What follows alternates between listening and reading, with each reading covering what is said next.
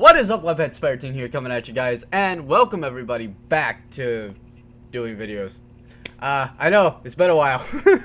I do apologize for not doing this for a good hot bit. I recently started a new job and it's been kind of keeping me away a lot longer than I've been wanting to, but yeah, with this new job actually, I don't want to deviate too much from doing games because I love doing games, but I also am thinking to go back to, oh god, years ago when I used to do like vlog videos, and I can update you guys kind of better by doing that on what this new job is and why it takes so much out of my day and why I don't really get a chance to do this with you guys as much. But that's not important. That could be later. Today, guys, we are doing something extremely exciting. We are going to be playing a horror game, obviously, as you guys could tell from the title. We're going to be playing Killer Frequency. This is a really cool game I've seen since last year on Steam, and I finally have had enough to get it, and I was like, okay, I've been dying to play this game. I've stayed away from every fucking YouTube video I've seen pop up of Killer Frequency. Even Jack did an episode of it, and I was like, I want to watch it so bad, but on one hand, it's fucking 5 hours long, and on the other hand, I want to play it for myself. So, we are finally going to get into it. I am super excited, so let's not waste any more time. Let's get right into it, shall we? Alright, and welcome guys to Killer Frequency. You're on the radio with your host, Spider Teen. Let's start a new game and get right into this, shall we?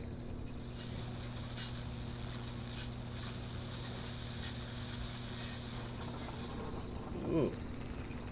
Move with WSAD. Move camera with the mouse. Ooh. Okay. Pick up objects by pressing left click to pick up object. Oh, okay, and then hold right click to put it back. You can hold two objects, swap objects between drop object, F to drop an object, R to throw an object.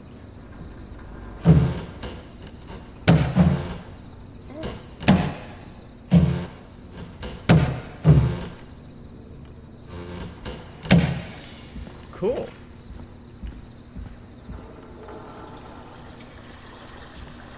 Who's taking a piss?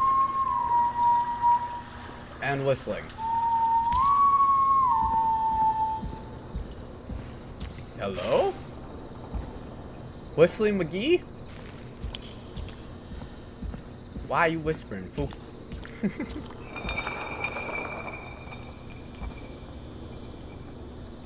Can I crouch? Hey!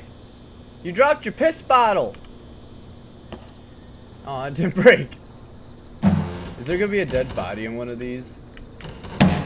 Oh, okay. Apparently the game said no, not allowed to look. Huh.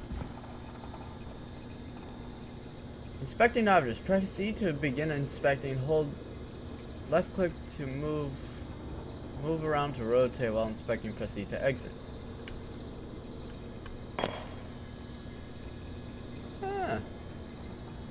K-Fam.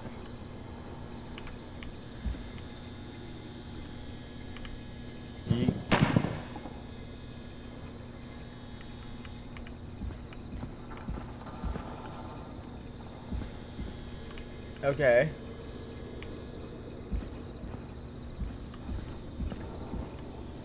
Crouch. Press Control to toggle to crouch. Oh, I can crouch. Okay, cool. Gotta be sneaky, or the whistling man's gonna come touch my bones. Opening doors. Okay.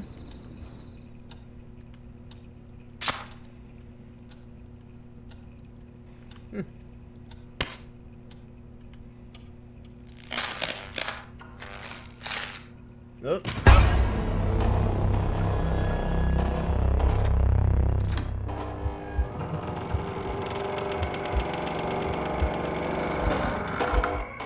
Oh, hi.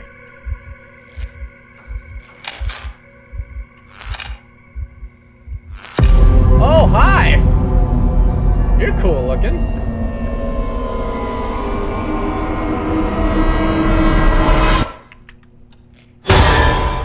Okay then.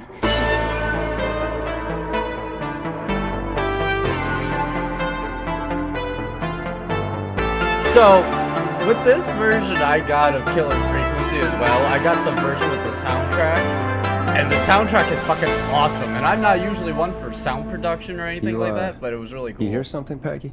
Huh? Hear what? I thought I heard someone yelling, or I don't know, a howl. Forrest, is this a joke? No, I almost swore I heard something. Oh, and here I was thinking you'd finally started to ease up. No. You probably just heard some cats outside. Cats? You know, 4 legs, whiskers, tails, not dogs. I know what a cat is, but I mean, does Gallows Creek have a stray cat problem or something? Not since the rats moved in. Anyway, you ready to do the pre-flight checks? Seriously? Do we have to do these checks every time? And do you have to call them that? Reggie pays us to check the equipment before each show, and he pays us to call it a pre-flight check. But if you're sure you don't want to... Let's do the checks. All right, fine. Let's get through this. Alrighty, this is your captain speaking. Really? Come on, let's have a bit of fun with it for once. Buckle in, folks. We're about to hit some tubular rents. Let's start with record playing. Okay. Grab a record, stick it on the player, and hit play. Easy. Okay.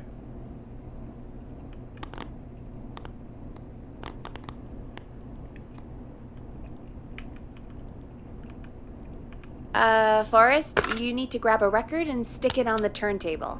Got it. Great! Now turn it off. Okay. Alright, up next, phone line buttons. Your captain will be waiting to take your call on line 1. All right, Peggy. Ready for you on line 1. Who's Peggy? This is Captain Donald Key calling. Call me Don. You get it? Yeah, it's a riot. I thought it was Great, funny, and Peggy. button 2 works just the same. So, let's move to the Peggy button. You mean the producer line? Like I said, the Peggy button. Press it when you need my help during the show. Is there a Peggy mute button? I haven't invented it yet. Now come on. The Peggy button is the 3rd one on the phone line. Press I for labeled Peggy. it for you. Press for Peggy. This is your brain, Forrest. Sorry I made you such an unfun turkey. I'm a turkey now, am I? Okay. Are we almost done? Sound Blaster next. That's an easy one. Oh. There we go. Always good for a cheap laugh. Alright, we're almost done. Just the volume sliders left. These should let you affect pretty much everything. But let's test it with a record. Play a record and change the volume with the music slider. Okay.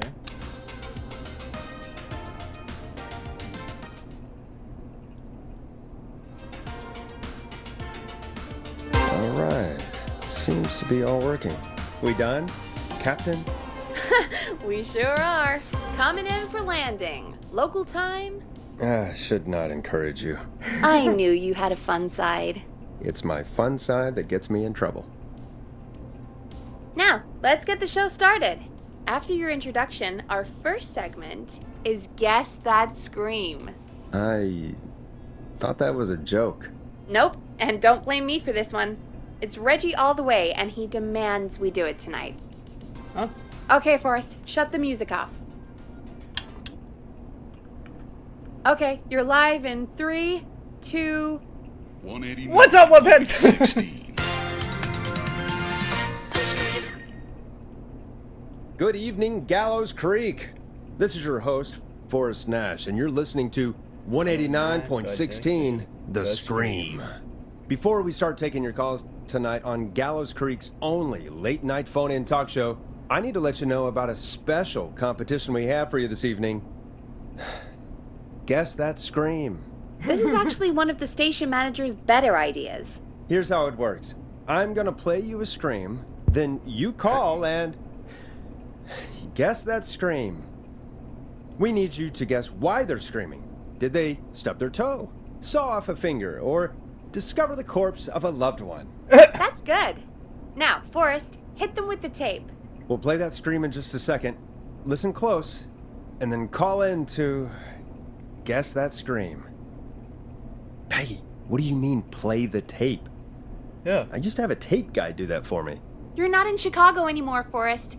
Here in Gallows Creek, you get to be your own tape guy. Come on, I gave it to you yesterday. Forrest, you do have the tape right. You knew we were doing this tonight. Peggy, let's be real. Guess that scream is a terrible idea. No, I don't have the tape. It may be a stupid idea, but that doesn't mean it can't be fun. We're going to need a screen Hey, tonight, Forrest. Some things that are fun are you're the come one at the from mic, stupid ideas, so. I used to go out all across America, and now I'm just screaming into a mic in a backwater town. Jesus. Come on, Forrest, just do it. That's enough dead air already. Just think of a scream and let it rip. Oh, God. Sorry about that. I'm back. Had to step away there for a second. Listen close, and then call in to guess that scream. The perturbed Yeti scream, the falling off from cliff scream, the drowning.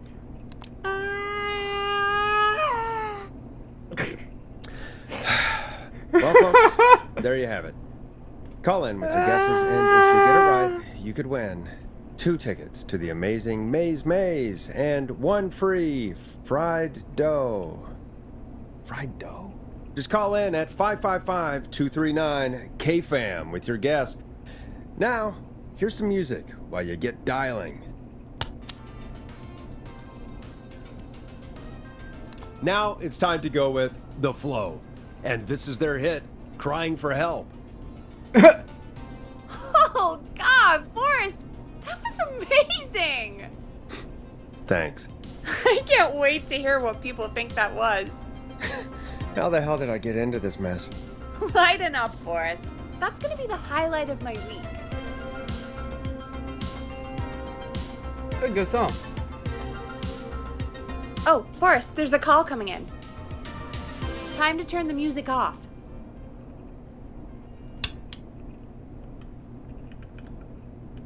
Okay. Is this thing on? Hello? Test, test. We have a call waiting. Welcome to 189.16, The Scream. Caller, you're talking to Forrest Nash. What's going on with you tonight? Forrest, thank God I made it through. My name is Leslie Harper. I'm the 911 operator and police dispatcher for Gallows Creek. Hello. Welcome to the show, Leslie. Are you calling in to guess that scream? As a 911 operator, I bet you may have an educated guess. What? No! Look, I found a body and I need your help. 911 is calling me to report a body. Interesting setup. All right, I'll bite. What's the punchline then? Forrest, I recognize her voice. I'm pretty sure that actually is our 911 operator. I think this is real. Peggy, God. I'm not gonna be happy if this is a prank. I don't do prank segments on my shows. It's in my contract. Forrest, I really don't think this is a prank. I don't do pranks. Leslie, I'll level with you. I find this hard to believe, but I'll hear you out. What exactly is going on? Sheriff Matthews is dead. What? Sheriff Matthews is dead? I couldn't get any response from the department. That's never happened before, so I came to the station and I found him. Oh, God. Poor This is Sheriff not the one I wanted, Matthews. but okay. Do you know what happened to him? Someone got him. Someone got up very close and I really don't want to say what they did to him. Did he fight back? I don't know. I think he tried. He's surrounded by bullet casings. I think he tried to shoot at whoever it was, but I don't understand. Where are the other officers? Do they know? Have they secured the scene or whatever cops are supposed to do? no. I checked everywhere. Deputy Martinez is here, but she's knocked out, tied up, and locked in a holding cell. I called you right after I found her. Damn. God. Wait. Please don't tell me that this hick town only has 2 cops. Don't be ridiculous. We have 3. But Officer Gunderson is on leave in Cancun. Leslie, do you have any idea who could have done Of course this? not. Don't be serious. Not a clue. You have 3. I didn't see anything on my way over. Leslie, you need to call over to Henderson or Quiet Ridge. They need to send someone over from their department. I tried, but I can't call anything but local numbers. Something's wrong. I'll have to go there myself, let them know what's going on, and bring help back with me. But if you leave while there's a murderer on the loose, who's gonna man the emergency line? That's why I called. Forrest, I've routed all 911 calls to come in to you. Okay. You can count on me. I'll do what I can. Thank you, Forrest. You're the only person with experience manning a phone line around here. You're the only person equipped for the job. Besides, there are I lots agree of with transferable Peggy. skills between the two. I don't know about that. It's like an interview. You ask questions to get information you can use. Keep people talking, you know? Guide the conversation and know when to jump in. You do know that I'm so good at interviews, they sent me from Chicago to Gallows Creek, right? So I've heard. But that doesn't matter. And besides, there are 2 of you. You can talk to each other, discuss ideas, work together. Hell, Rub let's each have other's some feet. on-the-job training right now. I have an emergency. I need to get an unconscious Deputy Martinez out of that holding cell. It looks like whoever attacked her threw the keys into the cell after they locked the door. Is there any way you can reach the keys? No. There aren't any bars to the cell, and the door itself only has a food tray slot. And that's too narrow for me to reach through. There's gotta be another way in. There's gotta be another set of keys somewhere in that office. You Those think? can't be the only ones. Of course. Yes, there must be another set. Where might another set be? Maybe On Sheriff Sheriff? Matthews had a set of keys on him when he... You know. I couldn't see any at a glance, but I didn't really look up close. 1 second. Oh, I think I might be sick. Sorry, Sheriff. Sorry, Sheriff. I'm just gonna turn you over and... Oh. Please don't stare at me. Oh, wait. That might be them.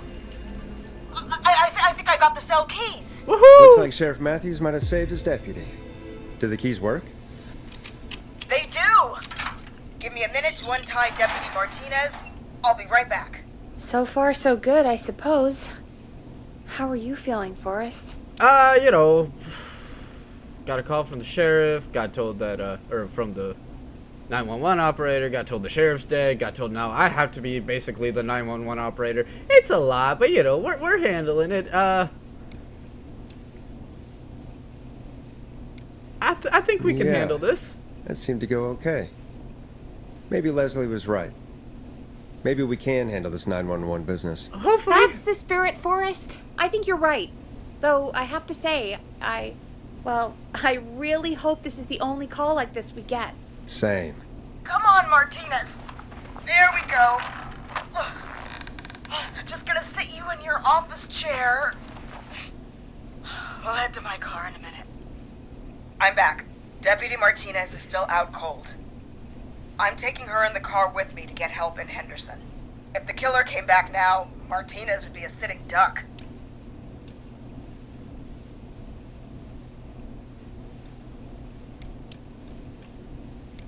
That's a good idea. We don't want to take any risk right now. Thank you, Forrest. You and Peggy just worked together like you did earlier. You can do this. Yeah. Now I'll be back as soon as I thought I broke What? something. My car! My car is on fire! We don't mean it's know on fire? water, let the How the mother hell? burn. Did it just go up Burn, in smoke? motherfucker. What Burn. happened? Wait, It's the whistling What? man. no way. This can't. Oh, Forrest, we have big trouble. What's happening? What's that noise? It sounds like whistling? Whistling? It can't be. Oh Why? my Do you God. guys know how to whistle I in can this see town? him, but he's dead, right? Right? With that mask. No. How the hell is he? Who, Leslie? Who? The whistling man. The whistling man? Who's the whistling man? Did I just He was a completely serial guess killer that? back in the 50s. Wore that mask. But he's dead. He's... What the hell? Oh, God. Do you think he attacked Sheriff Matthews and Deputy Martinez? He's coming this way. Ooh, ooh. Stay inside and lock the doors. Thank you, Peggy. Right. Forrest, come on. You need to focus. I was. We need a new plan. My car's Yeah. parked. We need to think. Take a police car. There should be police cruisers at the sheriff's office, right? Like, you should take one of those. Yeah, that could work. Let me check if Martinez has any... I'll just reach into your pocket there, deputy, and... Yes, got him. Woohoo! Keys for squad car 3. I saw that parked out front when I got here. Nice one, Forrest. Good thinking. Thank you. Wait. How am I supposed to get us to the car? The whistling man is right there. Deputy Martinez surely carries a gun, right?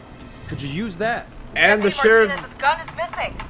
Oh. I guess the whistling man must have done something with it. The sheriff must have a gun, right? Can you see it? There was a gun next to him. Let me grab it. Yeah, but if. Yeah. Shit. It's empty. Yeah. He must have emptied it trying to defend himself. She did say that there was. There must be a weapon lockup in the station, right? Could you grab something from there? I saw it earlier, but as you might have guessed, it was locked. But maybe one of these keys I got earlier will help. Let me see. No. No. No. Shit! None of the keys work. Are there any other weapons lying around that you could use? I didn't see anything earlier. Let me check Deputy Martinez's belt. Pepper spray? Taser? Fucking baton. All right. It looks like the whistling man left her with a baton, pepper spray, and a taser. I can only hold one if I'm carrying Deputy Martinez. Which should I take? Okay, okay. So, if you take the pepper spray, you have a ranged weapon. Same with the taser. Baton, take the taser. I mean, it's gotta be the taser, right? Got it. I'm just going to grab Deputy Martinez and then... Wait. Do you hear that? No. No, I can't hear anything. Exactly. It's gone quiet. No more knocking. Be Be careful. I don't like it. Me neither. But it's an opening, and I've got to take it. Okay. Deputy Martinez, if you can hear me, it's time to move. Just lean on me. Yep. There you go. She's Are fucked. you sure about Oh, this, God. Leslie? No time I think I like might the have killed present, her. Right? So, here we go. Again, you're hooked into dispatch now, so I should be able to radio you when I reach the car. If I reach it. Speak to you soon. Good luck, Leslie. Good luck, Leslie. That's one brave woman. Yeah? God, I hope she makes it through this. You know, I've got to say, this really wasn't what I expected when I came into work today. Well, they always say you have to be ready for everything in live radio. Oh, yeah, no, definitely. Yeah, when I came to work today, I expected, I just think we play got music. Leslie back on the line. Uh, I'm putting the call through. Hello? fuck around Forrest? and oh, she's Peggy? back. Okay, never This is mind. Leslie. Are you there? Over. That's a big 10-4 there, good buddy. I'm guessing you made it to the car then? Sorry about the CB chat. Old habit. But yes, we made it to the car. Deputy Martinez is in the passenger seat, still out cold. I don't see the whistling man anywhere, and I don't plan to wait for him. I don't So blame I'm you. going to get us moving. Jesus! God damn it! Get back! Get away from her! Leslie, what's happening? The whistling! No! Get off her, you son of a bitch! Shoot her with the taser! Yeah! Take that! Fuck yeah, Leslie! Leslie, drive! Don't worry, Deputy Martinez. We're out of here. Leslie, are you two okay? Did you get away? Yeah, I agree with Peggy. Woohoo! Forrest, that taser, definitely the right call. No shit! Oh my god, I can't believe we escaped. Well done, Leslie. You saved a life. Just another day for you. Oh my god, yeah. But let me tell you, I prefer doing it from your side of the phone. Leslie, how long do you think it's going to take to get help? Gallows Creek isn't Nowheresville, but it's pretty damn close. It's going to take a while, maybe 2-3 hours each way. So, Slightly less if I put my foot down. 6? You keep that pedal to the floor then. We'll see when you're back. You don't have to tell me twice. Get the fuck out of this Anyway, town just to once come right I'm back in- to this fucked up town. I think Deputy Martinez is starting to stir. Oh. Forrest, Peggy, I've got to go. I'll be out of range soon, but I'll radio back as soon as I can once I got the cavalry. Yes, ma'am. Try not to crash. We need you back in one piece. Good luck, Leslie. Feel better soon, Deputy Martinez.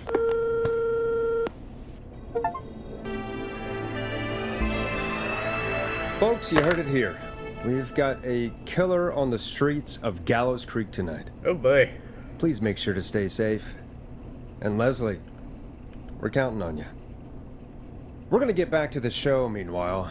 If you have anything on your mind or have any information about this Whistling Man character, then give us a call. We'll talk here on 189.16 The Scream! For now, here's another hit record for you all to enjoy.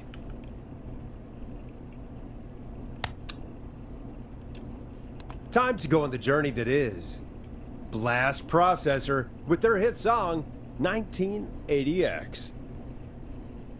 This is not what I signed up for, Peggy. This is actually insane. Did she really say it's gonna take her 4 hours? This guy's gonna kill half the town in 4 hours. Forrest, that's not helpful. I know, I just... But she said 2 to 3 Who each is way, this so that Whistling could Man either be character 4, anyway? 5, or 6 hours. He was a serial killer back in the 50s. Edward Marshall Mooney. Ooh. Went around in a freaky mask, whistling, and Killing killed people? about a dozen folks in Gallows Creek. Damn, 12 people. No reason for it. No motive. He just did. And he's come back tonight? Probably not. Police chased him up to Ellis Point one night. We call it Whistling Point now.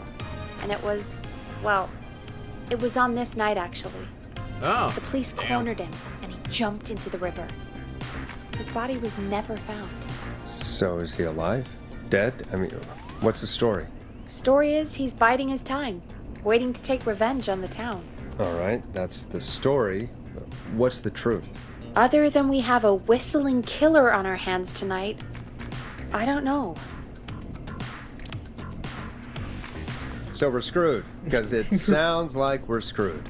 We're not screwed. Things just aren't great right now. At least we got the word out, I guess. What kind of listening figures do we get at this time? On a Thursday after midnight, could be around 35? 35. Isn't 3,500? Huh. I didn't realize Gallows Creek was that large. No, 35 people. At best.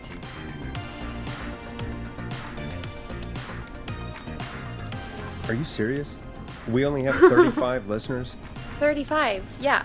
It's a school night. And what's the population of Gallows Creek? I don't know exactly. A little over 1,000? Oh. How many did you get before? You know. Before my career exploded and I ended up on a midnight hour talk show in the town of 1,000 people? Yeah. Before that. Around 5 for most shows on the low end. Big Gas could pump that up to 10, 15, easy. 5,000 on the low end? We could only dream of that. 5 million. Million? Damn. Yeah, sometimes that's just the way it goes. At least the Whistling Man hasn't killed me yet. I guess. Yeah. I Positives. guess we're gonna learn a lot about perspective tonight, huh? Oh, we have a call coming in. Take it when you're ready. Hello, caller. You're live on 189.16, The Scream. Is everything, all right?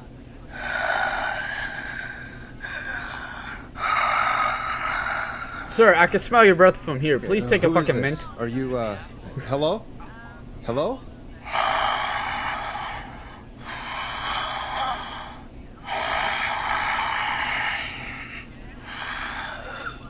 Okay. What's your name and why are you calling in?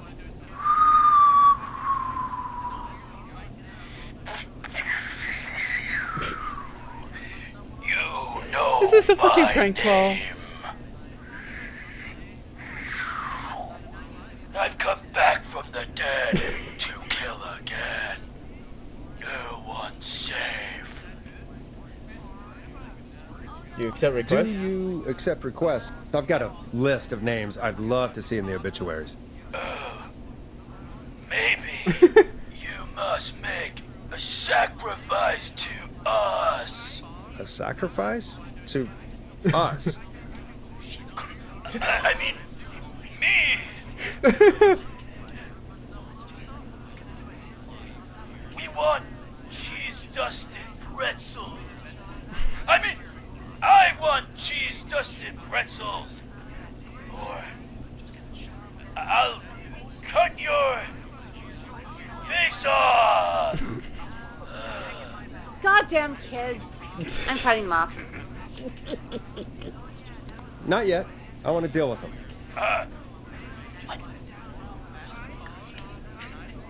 We also want a mega gulp.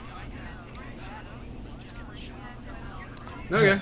Okay, so cheese dusted pretzels and a mega gulp behind the gas station. You got it, Whistling Man. A wise choice. See you soon, Forrest Nash. Needless to say, I won't actually be going out to the gas station to buy anything for these kids. And none of you should be going out tonight either. We've got an actual killer out there. Yes. Anyway, this next one's dedicated to all of you staying inside with your doors and windows locked.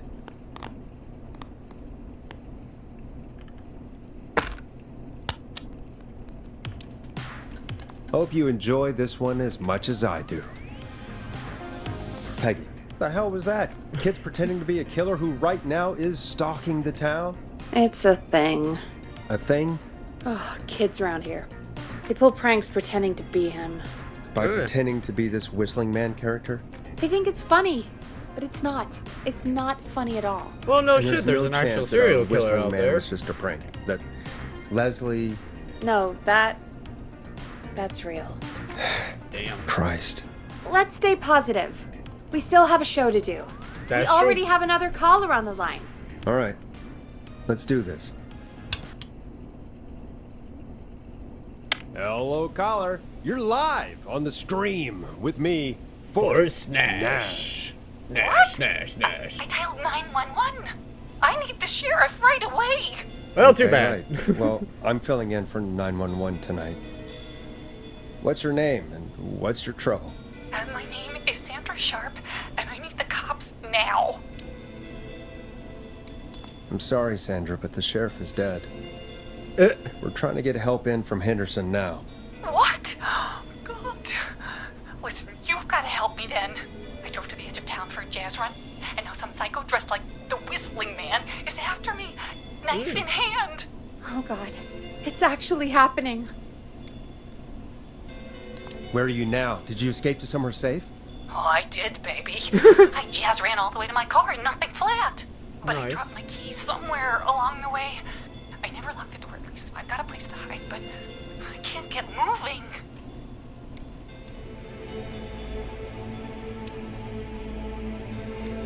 Sounds like you lost him.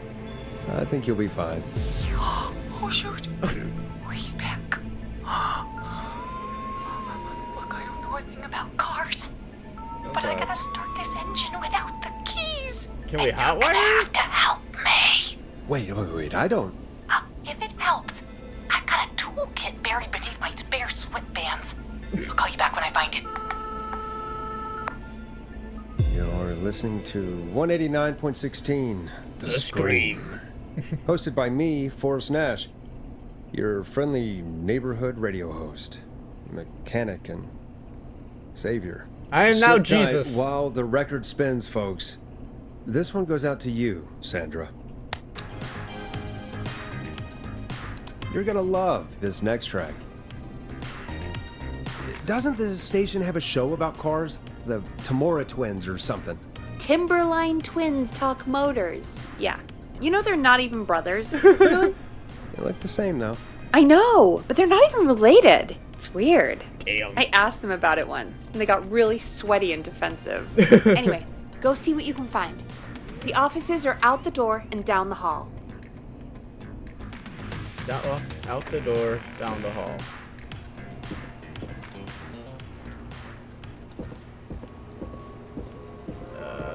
In here?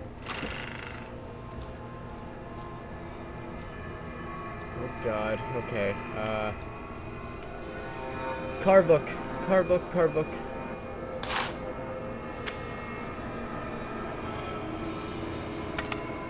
Ooh.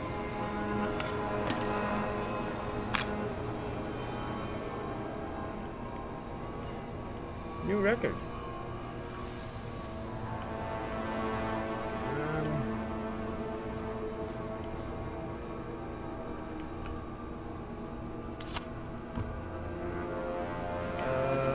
Car book. We need a book about.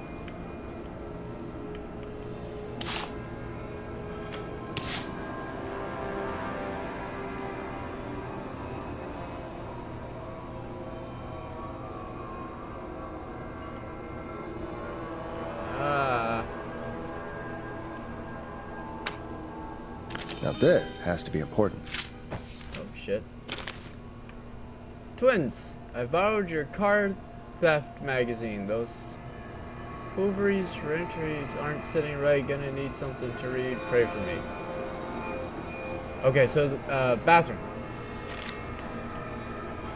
To the bathroom.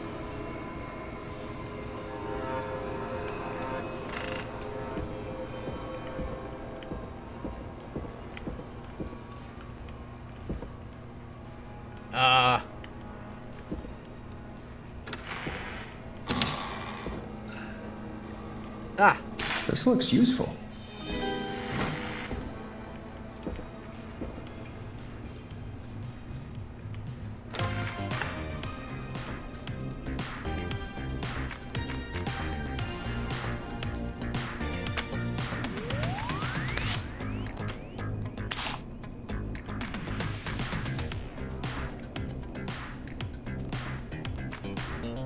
Okay.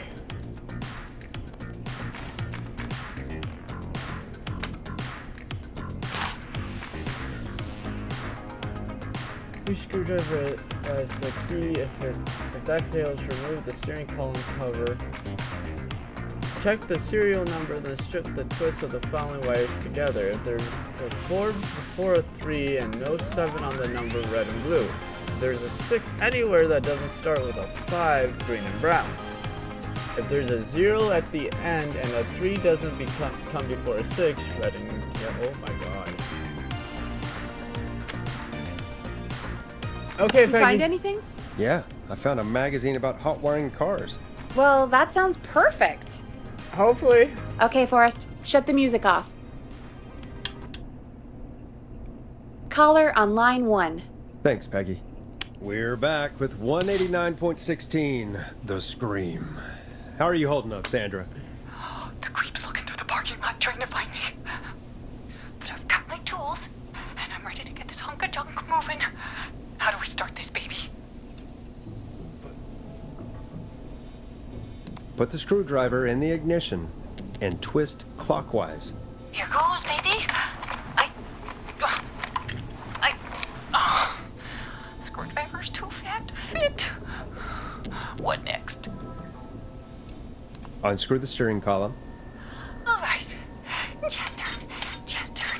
1, 2, 1, 2.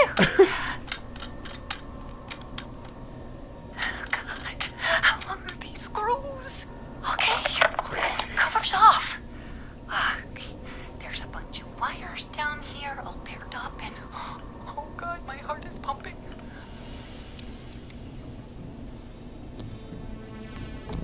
You're doing great. Okay, I can do this. Yes. There's a red wire, a blue wire, a yellow wire, a green wire, and a brown wire. What's the serial number on the steering column?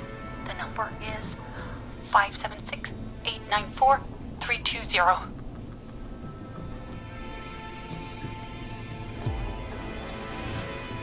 Okay. 574.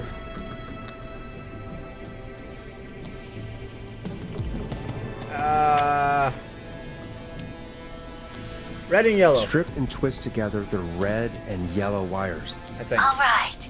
We take the red and the yellow and we twist and we turn. Oh, perfect. I also see pink and purple wire. What next? Strip the purple wire. Do not touch. Brush the.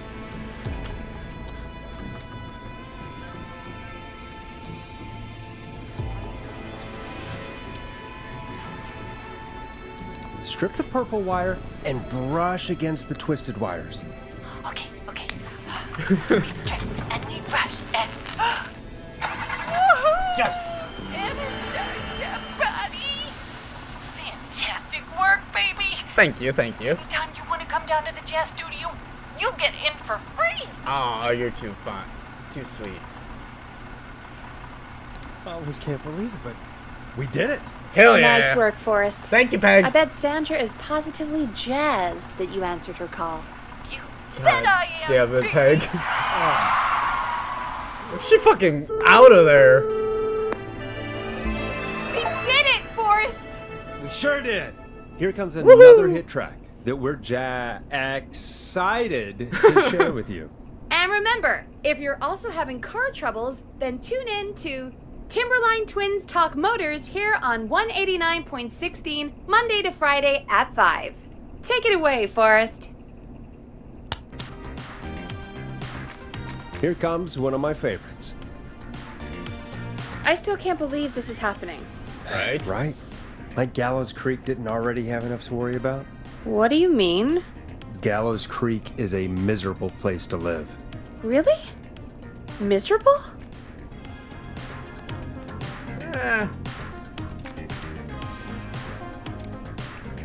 It's nothing personal, Peggy, but it's not Chicago.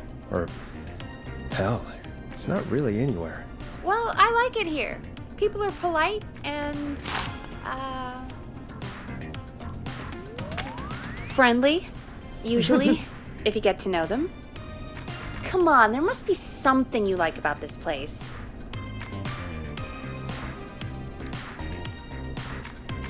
I guess some folks have been okay. You're not terrible, after a while. Not terrible after a while? High praise coming from Forrest Nash. Yes, You know it what I is. mean, Peggy. I do. It's Forrest Nash for I think you're swell. Anyway, Yeah. I hope the killer is done for the night. And that Leslie gets back soon. Doubt it. Me too. Can we at least call off that stupid Guess the Scream contest now? Yeah, that'd Every probably time be he a talks, good I idea. just want to like shake my head like he's actually talking. 42 minutes later. Caller on line 1.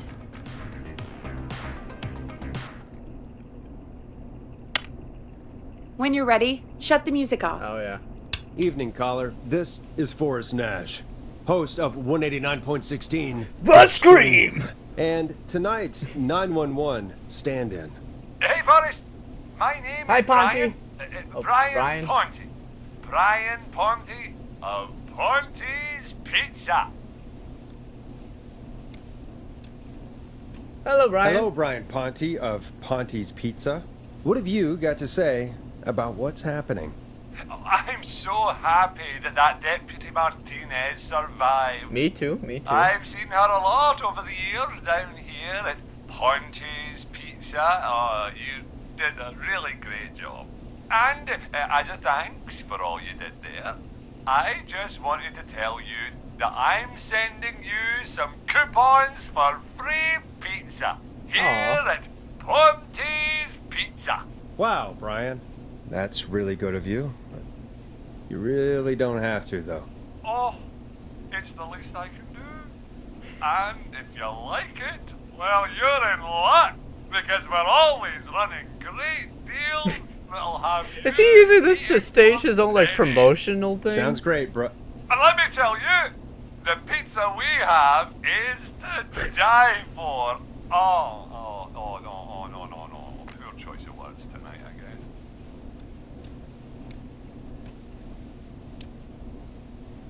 That was pretty tasteless, I have to say. I'm sorry, Forrest. Well, I just hope I didn't put you or anyone else so close. off coming on down to Ponte's Pizza. Hey! Great special this weekend. Fuck Our yeah. famous beer and pizza deal. Wait a minute. Come on down to Ponte's Pizza this weekend. You've just got to pay for one slice to get yourself. God damn it, you're just calling in to advertise your shop. Peggy, hang up on him. I figured Done. that out a Oh, hot second real before quick, you did, before I Forrest. forget, it's probably time we played a paid ad. Now, a word from our sponsors. You know how to play an ad, right? Nope. In-flight check time. Christ. Our captain would like to remind you that the station is required by law to play advertisements from our sponsors. Grab a cassette and stick it in the player.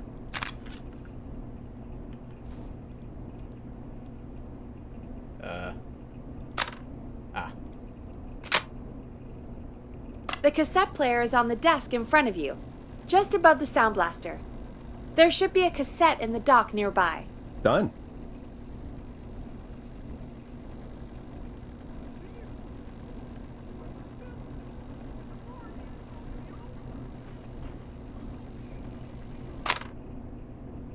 Okay.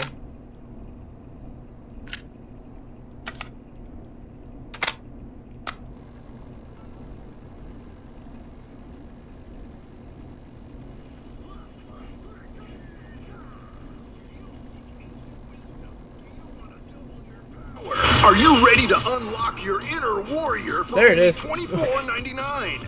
Then step into Master Robbie's deadly dojo of Kung Rate and receive direct by video warrior instruction from me, Master Robbie. Damn.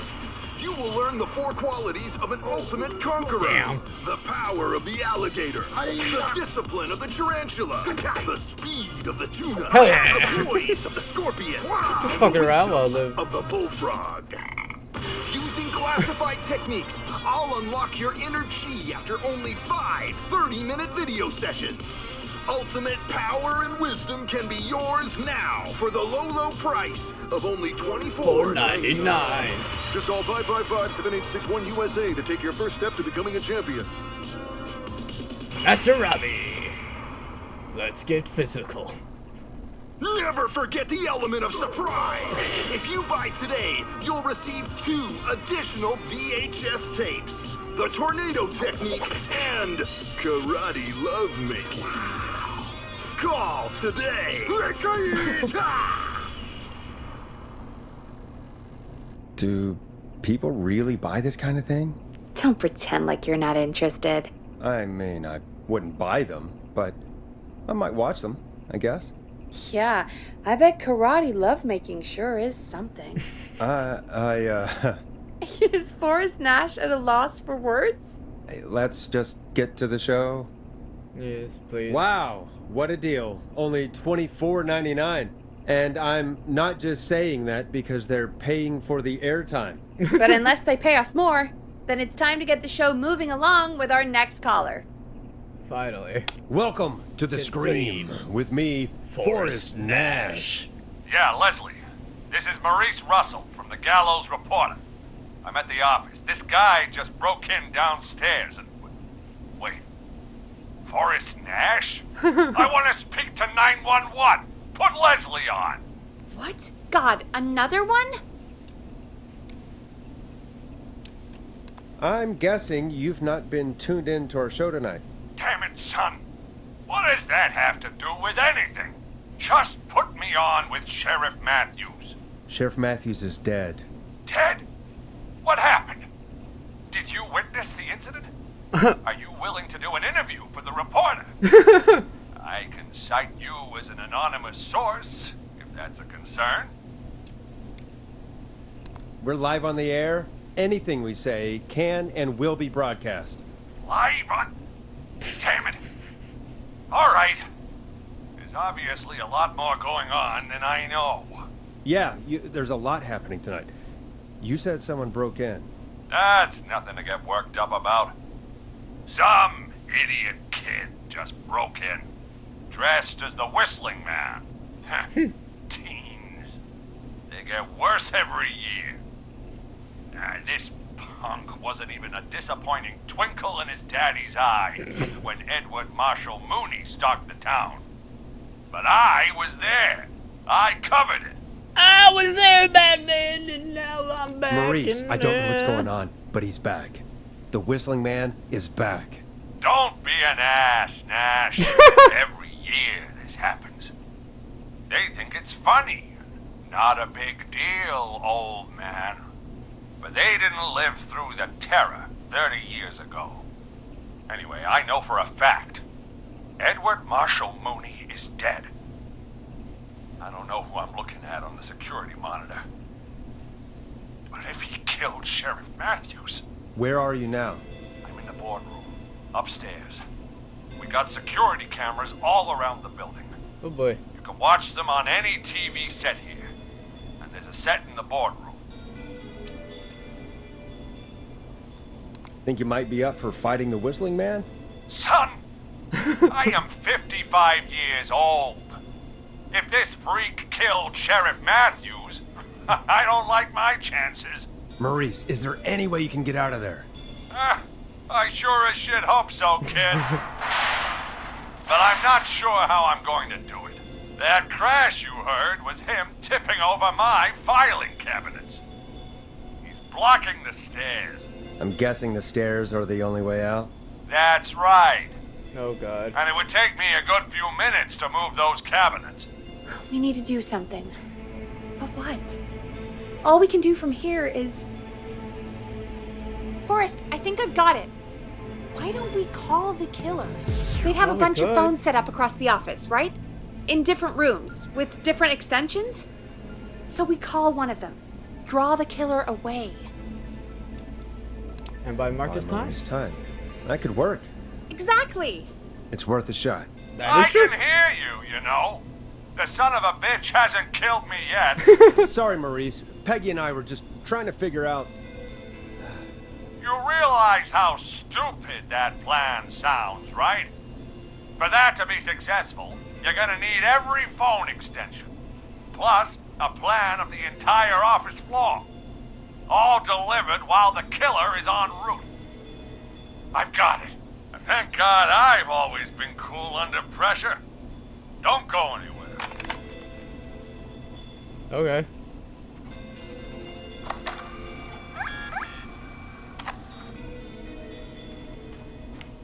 You don't think the killer got him, do you? Mr. Russell, I'm here. The freak's going to be here any second, too. Go check your fax machine. Don't let me down. tell me where the fax machine is again, Peggy? The fax machine's in the office on the other side of the hall. Thanks, Peggy. Be right back. Run! Okay, go to the office on the other end of the hall. Grab the fax from the machine. Easy. Is that this thing? This must be it.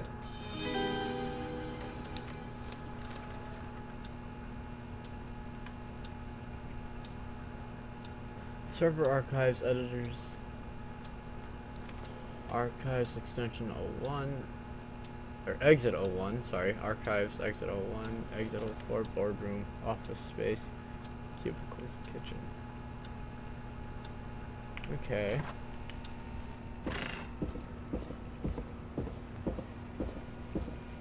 I think this is all we need?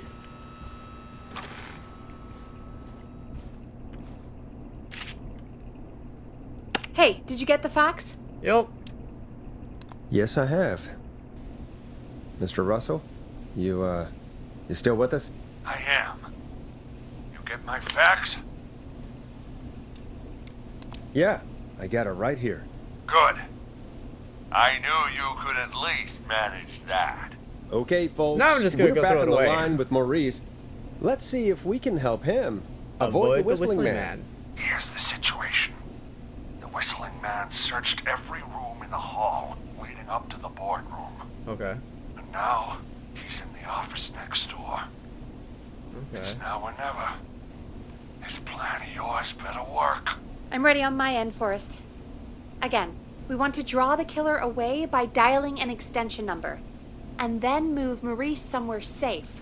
So, what extension should I call?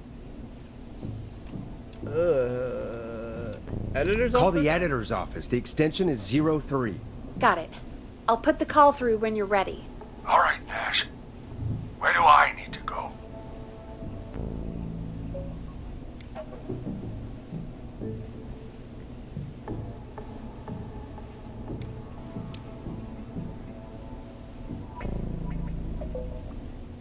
Where was he again? Was he?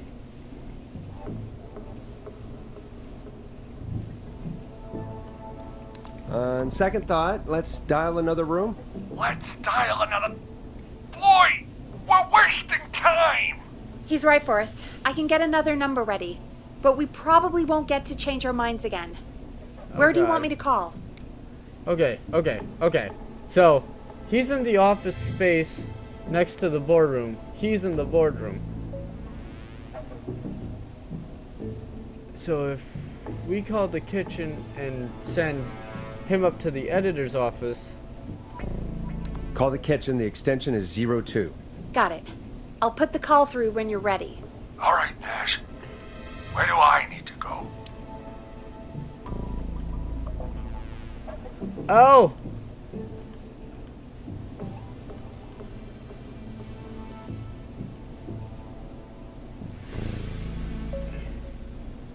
Okay, hold on.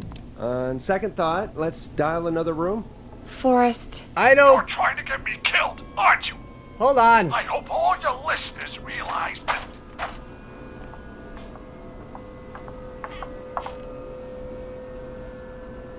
Damn it. Never thought I'd go out like this. Gallows Creek, here's a last word from me. If...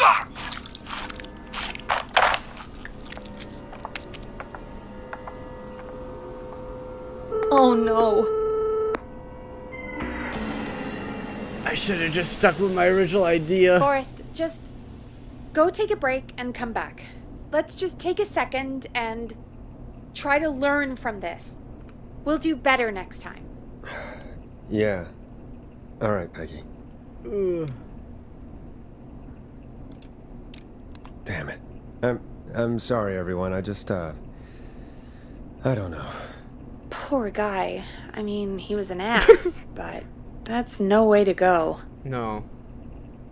Let's put on a song. Give us some time to recover. I think that would be for the best, Peggy. Folks, we'll be back soon. If you have any stories about Maurice that you'd like to share, give us a call after this next track. It's funky, it's groovy, it's Stab in the Twilight by Knife and Easy. Well, this is gonna be a long night. Oh, really? I feel like it's going pretty quickly to me. I could ask you some questions to speed things along. You're gonna interview me. You sure about that? You're not so scary. Besides, we've been working together like a week now, and you're still all shrouded in mystery. Maybe I like being a mystery. Did it occur to you that maybe I like being a mystery? Too bad. Question 1. Tell me about your family. What? Come on, Peggy, that's too general. Okay. Did anyone move with you to Gallows Creek? Nope. Now that's too specific. Too specific?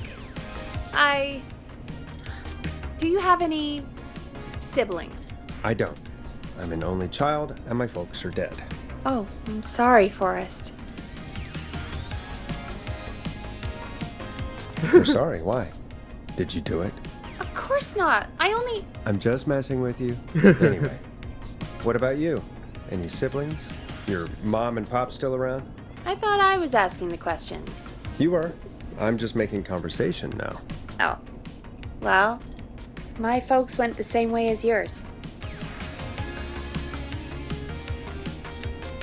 Oh. What happened there? My dad walked out when I was about 13. Ooh. He'd been a wreck for a while. Then he got himself into a wreck, and, well, that was Dad. Mom didn't take it well. She remarried pretty quick after that. She wanted to forget Dad so bad, she even made me take my stepdad's last name. So I'm Peggy Weaver now. Anyway, Mr. Weaver got sick one day, and my mom didn't last long after he went. I'm sorry to hear that, Peg. Don't call me Peg. Yeah, sorry. I was just trying to be... It's okay, I know. I'm sorry. I'm defensive about that name. Any siblings? I've been Funny calling you her mention Peg that kind now. of this whole time, haven't I? No. Not anymore. I had a sister, but I haven't seen her since before my dad. Ugh. Hold on. Someone just rang the door buzzer. Really? Think someone needs our help? Maybe. You want to go check it out? No. You sure you don't want to go? No way. I'm locked up tight in here. I'll pass you the key to the stairs. Gee, thanks, Peggy. You suck, Peggy. The buzzer's on the front door. See you in a bit. I don't want to do this. Why don't you come do this? Oh, Okay. God. Down to the first floor, then check the door.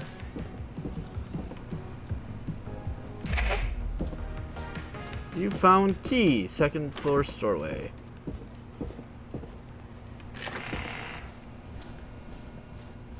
Wow. That was ominous. A tape. Play on air. That's not gonna be something like kind of stupid, is it? Hold on. Maybe. Okay. Oh God. I hope it's not something stupid. But you never know with kids nowadays, especially if it's this whistling night shit or whatever.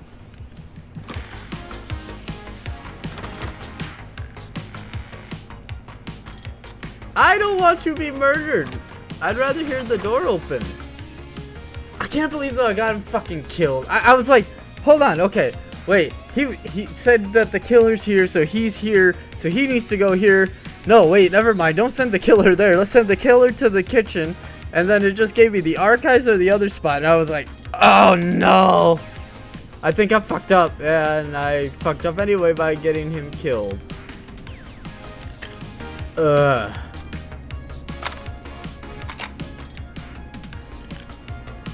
Who was there? I didn't see who it was. God Are damn they it. still out there? No. They left as soon as I went down there. They pushed a cassette through the door. It says, "Play me on air." All right. Well, turn the music off and play it.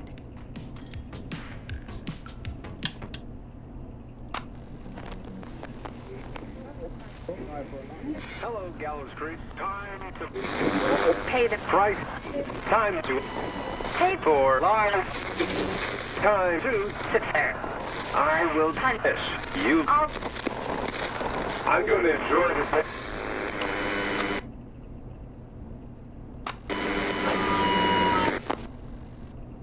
I did not enjoy that. No. What the hell was that? Oh, Forrest, we're still on air. Say something. That, wasn't the ad tape we meant to play. Sorry, folks. It won't happen again. There's no way the killer got from the newspaper to here so quick. I know. Ugh. 104.5 WKGX. Thank you again, Mrs. Mackenzie, for the helpful tip. The bagger at the grocery store cannot whistle. We'll remove her from the suspect list. Let's go to a break. I need you for a second. All right, folks. we need to take a quick break. This one's for all those folks out there keeping the hatches battened. You'll like this next song. All right, Peggy, what's up? I pushed a cassette under my door. Go play it. Oh, God.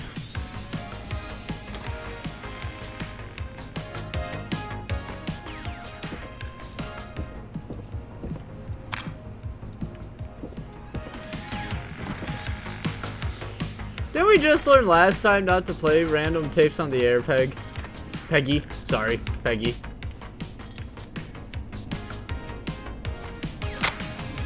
Or try your call again. Straight to voicemail? My God. Are there any professionals at KFAM? This is Gina Franklin. I'm calling because your backwater station has not honored our agreement.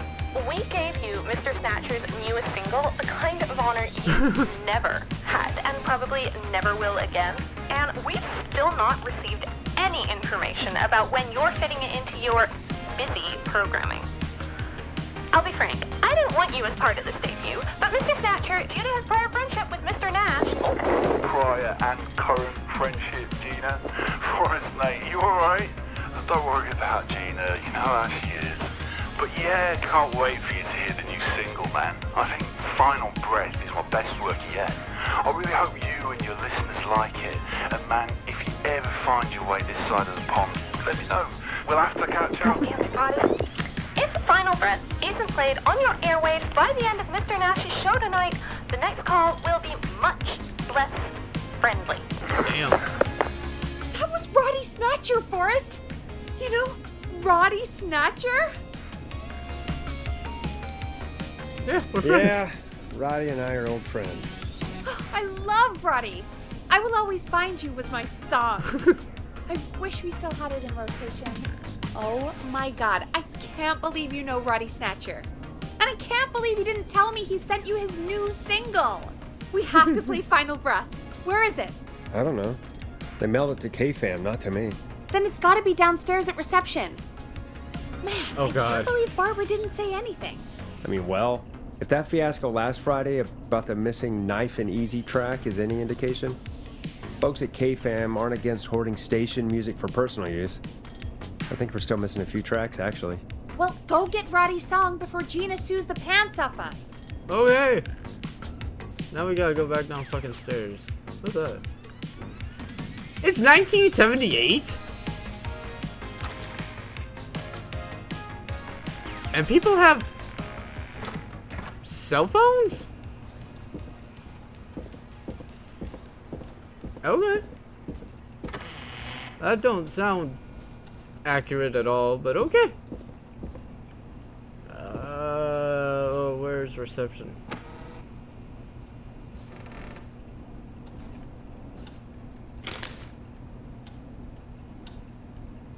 What is this?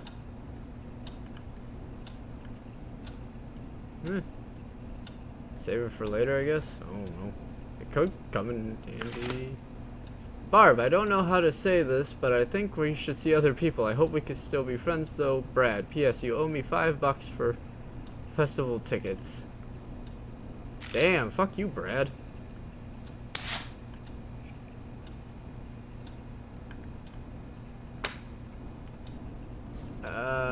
So many locked doors, so few keys. Okay, where's reception?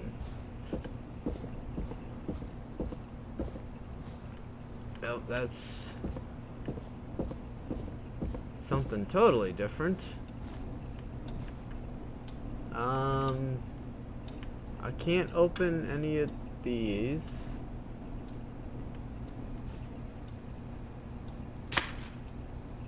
I can't read that. Oh. This must be it. Final Breath. Woohoo! My tiny selection grows. Shit, did I drop it? Where'd it go?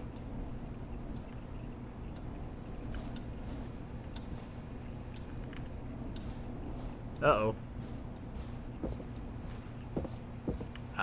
Peggy? Peggy, I think I fucked up. The record's missing. But we got some weird bass.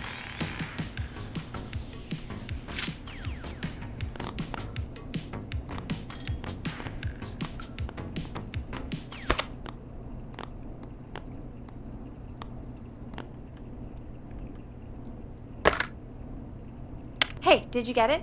Got it. Let's get this on the air. Gallows Creek. I'm pleased to say we're in for a much-needed treat.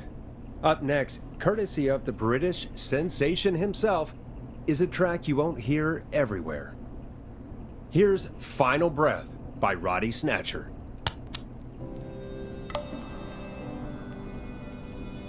Wow.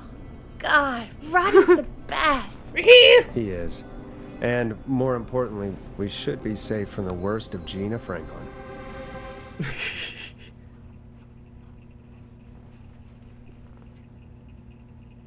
And I think that's every time I've seen him live. Peggy, you just talked through the whole song. Oh, whoops. It's okay. I can just play it on loop later. Oh, shoot. I just noticed we have a caller waiting. I really hope it's nothing serious. Okay, Forrest, shut the music off. Evening, caller. This is Forrest Nash, host of 189.16, The Scream, and tonight's 911 stand-in. This is Murphy. What's up, Murphy? Hello, Murphy. What have you got for us tonight? Two things, Forrest. Oh, okay. First, happy birthday to my son, Fernando. Aw. He's 3 today. Aw. Man, being his daddy has changed my life. I've learned how to live, how to laugh, most importantly, How to love. how to love. Aw, happy birthday, Fernando. Happy birthday, Fernando. Thanks. And now, my other thing. I'm putting the word out to this so-called killer. You think you're tough, huh? Big man with a big knife, huh? Reuben, come face me, a true warrior, at the Gallows Waste Disposal Plant. Oh, God. Guess what?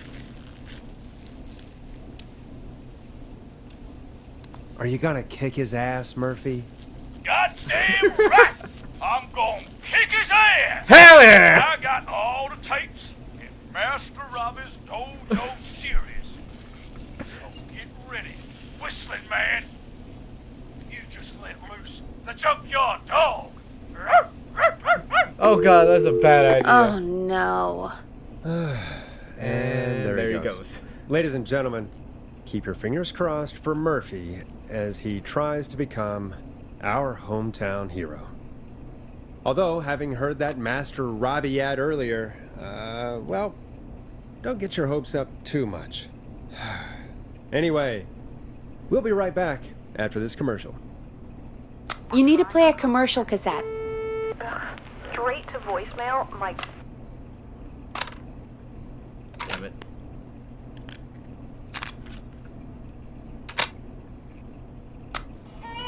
The world-famous annual Gallows Creek Harvest Festival is back! Woo! We got it all out on Giblet Field. We got the Little Miss Harvest Pageant, Princess Harvest Pageant, Harvest Queen Pageant, Cotton Candy, Corn Dogs, Cornhole, Corn on the Cob, Crokinole, Country Music, Can Jam, Jams, Jellies, Jamborees, Juggling, Roller Rickies, Roller Disco Lessons. Oh, hell yeah.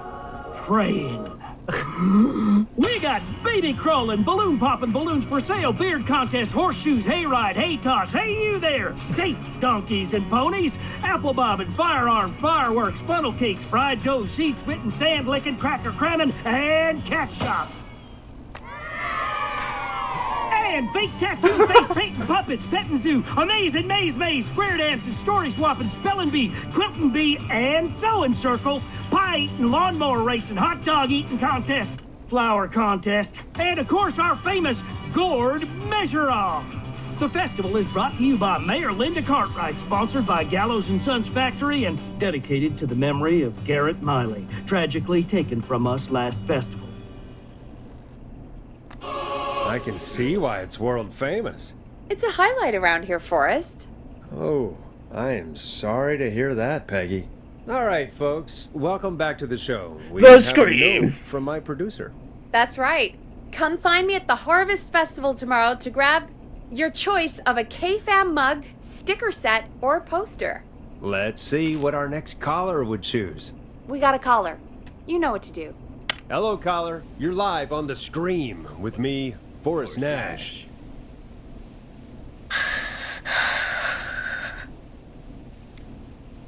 Hello? Who is this? Are you okay?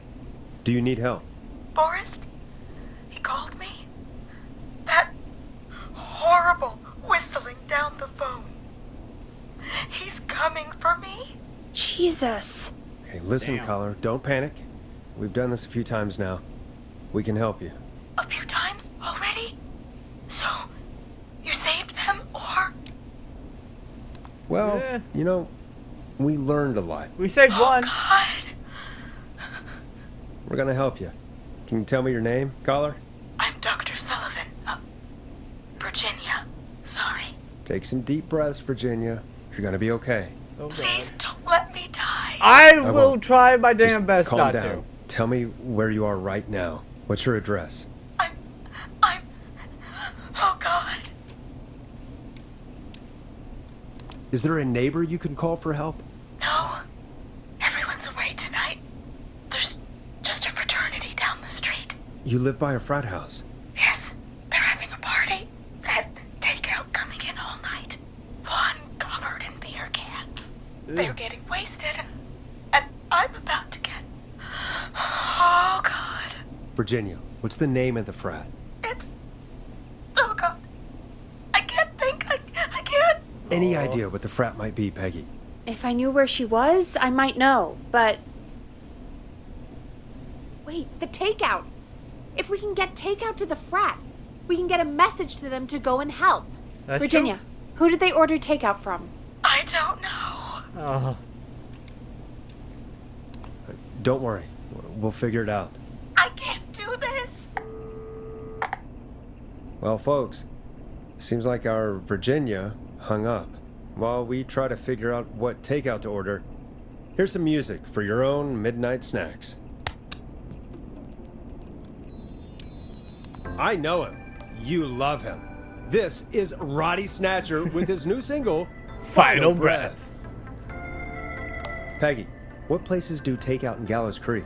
Off the top of my head? Well... There's the barbecue place, Grilling Spree, and you can order from Chalupa Cabras. Oh, and of course we have Ponte's Pizza. That's it, I think. All right. We'll call each place and ask who they deliver to tonight. That's not going to work. Takeout client privilege. Is that a thing? What? There was a lot of competition back in the day. Things got ugly. It's a long story. But what we can do is this. We figure out where the frat boys ordered from, call the takeout pretending to be from the frat, place an order, and include a note asking them to call the station. There's no other way, is there? Not that I can see. Well, let's not waste any time then. That's the spirit. You got any suggestions on where to look? Check the offices for anything food related. And maybe the kitchen downstairs. You'll need a key for that. I'll just slide it under my door now. Thanks, Peggy. God, where to start? What would make me order from somewhere if I were a partying frat boy? You want it We cheap. have a food critic, right? Chad or Brad or... I'll just have to look around. Okay, wait, let's logically think of this. If you're in a frat, you're gonna want cheap food and like Chalupa Cabra.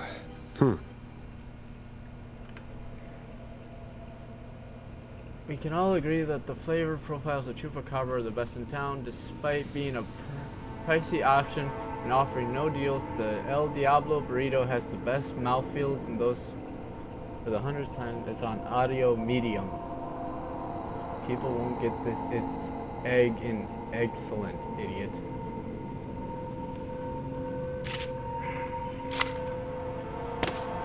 Okay.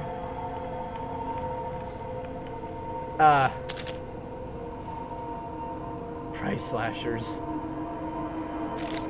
No, wait, okay, hold on, let me think here, like, logically. You're in a frat. You're having a party, there's a lot of people, which means you need a lot of food. You're in college, so you don't have a lot of money, so you want deals. They're having beer come to the house. Wait, As much as it was funny and kind of annoying, didn't Ponti's Pizza say that they did deals and beer deliveries? So, okay, fam. So logically,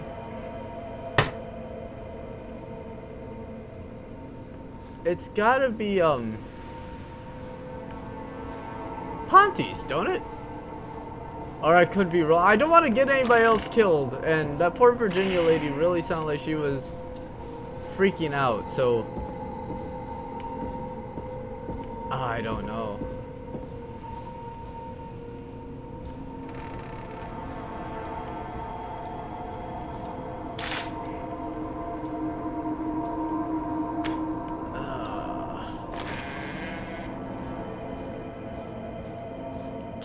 Kitchen.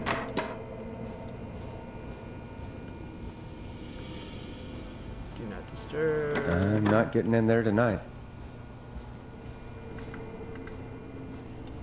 Okay. I want to say Ponti's. I could be completely wrong here, but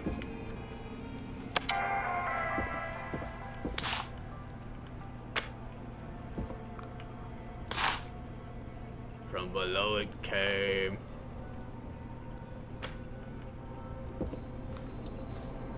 Midnight. Aw.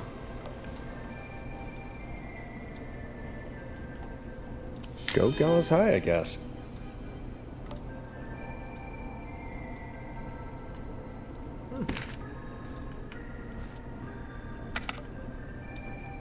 Seven days. The fucking ring.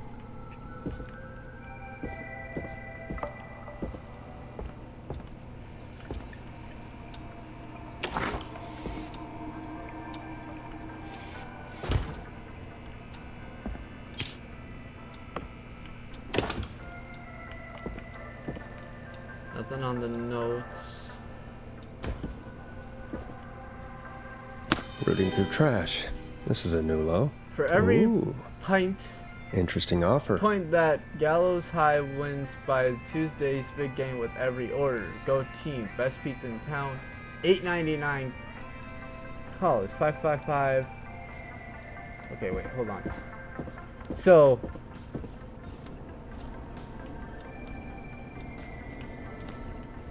one free beer for every point that Gallows High wins. And this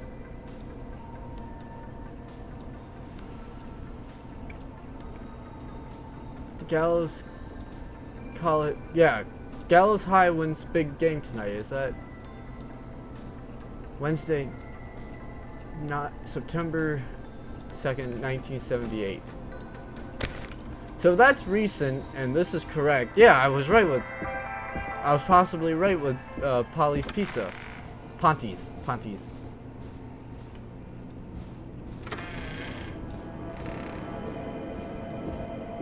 I should be really shutting these doors behind me, but no.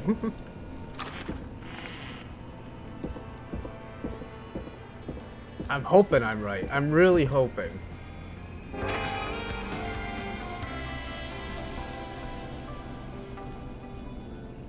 Hey, find anything useful?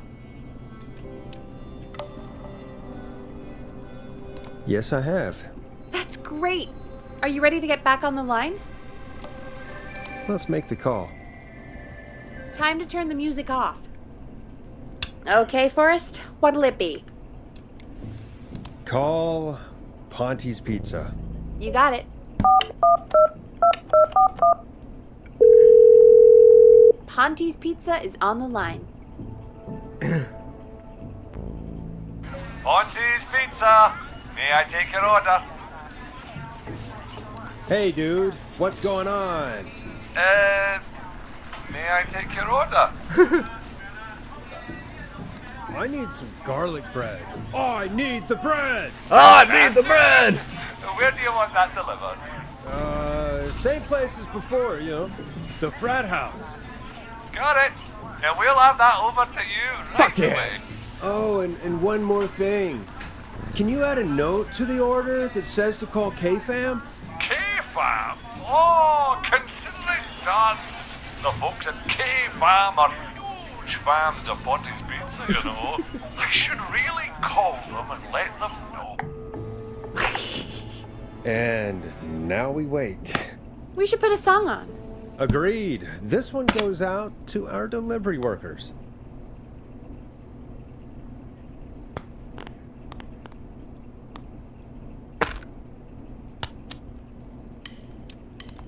Listen in to this next track from Late Night Lurkers, if you dare.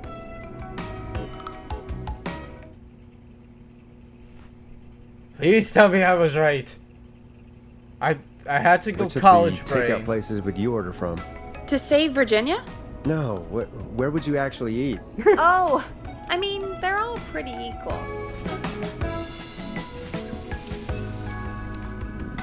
You mean equally good? Yeah, not Ponty. He's not Ponty. Right, so between Grilling Spree and Chalupa Cobbers. I mean, it depends. Do I want a plate full of meat? Or do I want really, really good nachos? It can change depending on the day, you know? I want Fair nachos enough. now. Well, maybe I... Hold that thought, Forrest. We've got a call coming in.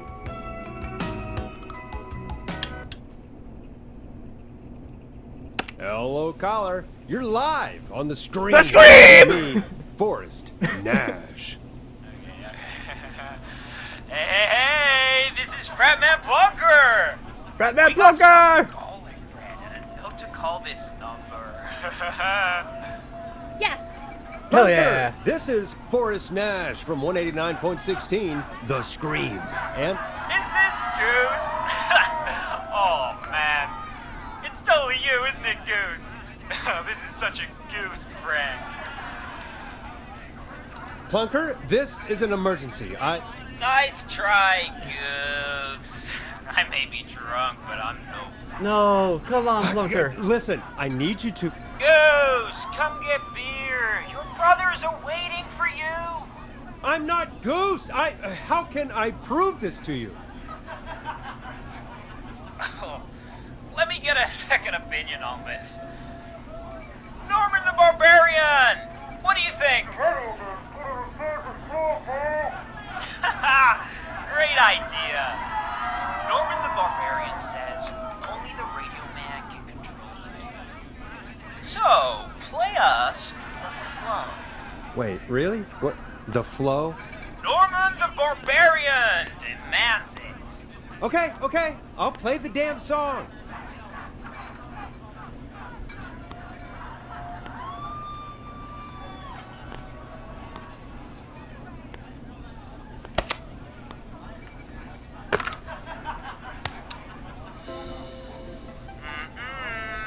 That's not what we asked for, Goose. God damn it!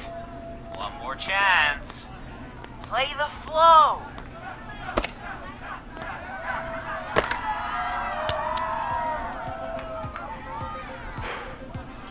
Oh, shit. Okay, Radio Man. Got my attention. What is it? Thank God.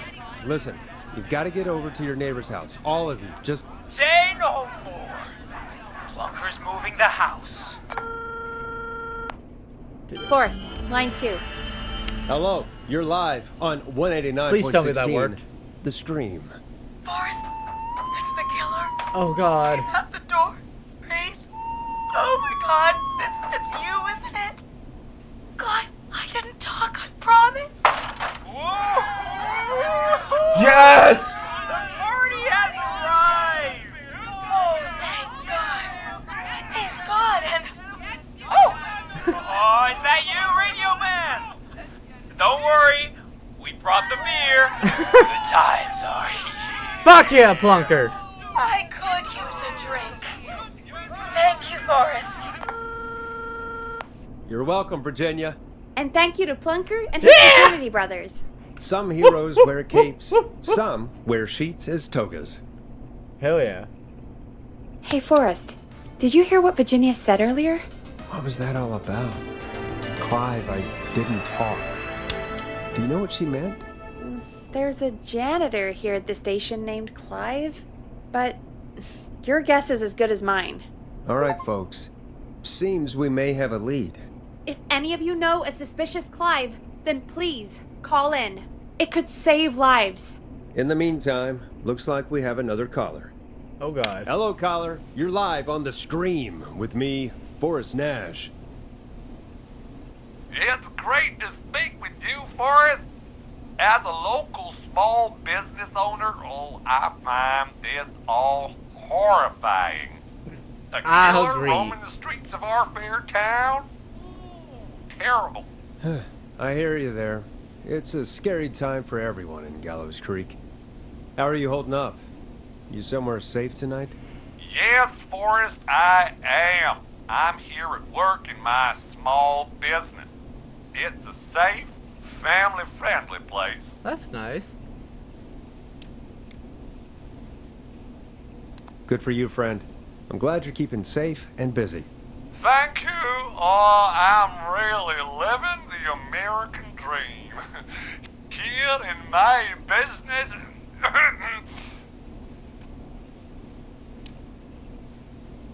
You must really, really love your work. Oh, I do. My small business really is my whole world. What's your small business? Oh, well, I'm not really big on promotion, but since you ask, it's Ponty's the best and only pizza place in town! Come on down! Fucking Ponty! Ponty! Cracking deal on our 2-for-1. God damn it, Ponty, no! No free ads! I mean, I guess we can't be that mad at him.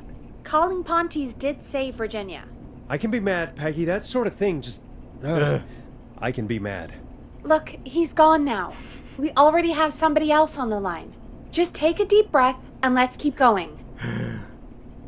Evening, caller. This is Forrest Nash, host of 189.16 The Scream! And tonight's 911 stand-in. Hi. Hello? Am I on air? Sure are, caller. Sure. What's your name? And what have you got for us tonight? Name's Eugene Stein, and I've got a heart full of love, Forrest. I'm hanging out in the middle of the maze, listening to your show, looking up at the stars and waiting for her. Aww. You got a special lady coming out to see you. Yeah. Molly. We planned to get lost in the maze tonight. To take our first journey together into the love labyrinth. That's why I'm calling, actually. Love labyrinth? I thought she'd be here an hour ago. And since I've listened all night to how cool you play it, I thought you were the perfect guy to ask. Should I call her up and ask if she's coming, or wait and see? For real, kid? If you've been listening all night, do you really need to ask me? Yes, that's why I'm calling. I'd go home to your parents. Eugene, you really need to go home to your parents. My parents are dead, actually. Damn! Oh, jeez. Yeah, I guess it's not the night. Hang on. I hear some rustling. Oh no. I guess she came after all. Molly! I'm in the middle! It'll take a little while to get here, but thanks again, Forrest. It's been good talking. Wait a second. Molly can't whistle. No, this is supposed to be the best night of my life! Not the worst. Oh shit. Can't you just run through the walls? It's only corn. It wouldn't be the maze if he could just walk through walls, Forrest. She's right! Listen, Eugene, breathe, hide, and call back in a minute. We'll get you out. I'll do it for Molly. But please, hurry. Oh god. Well, listeners, while Peggy and I deliberate, here's a track for all you lovers out there. Hope you enjoy this one as much as I do. How the hell am I Okay. supposed to get him through the maze? That's what I was just You know thinking. Barbara, our receptionist? She's a Maze fanatic. Shame she isn't here. I was supposed to go with her last week, but she changed her mind. Damn. Why'd she change her mind? She went with that jerk Brad instead. I'm so sorry to hear that, Peggy. It's fine. I'm not the one who had to go out with that jerk Brad after all. We don't like Brad. Maybe we Fuck should Brad. call Barbara then? If she's so big on the maze. We could, but I don't actually know her number. But she probably has Maze stuff somewhere. Go and see what you can find. That'll hopefully be enough. Which one is Barbara again? Barbara! You know, Barbara! Forrest, I've seen you speak to her. Help me out, Peggy. She's the receptionist. Sits at reception. Never does any work because she's talking to Brad all day. Ring any bells? Right, yeah. Sorry, I guess it's just the stress of... No excuses. Just go and find something to help us. Okay. Wrong way. What can we use to help get through the maze?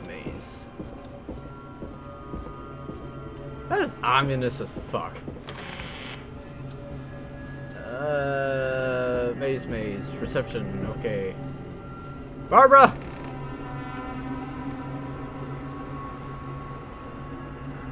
Oh, come on, Barbara.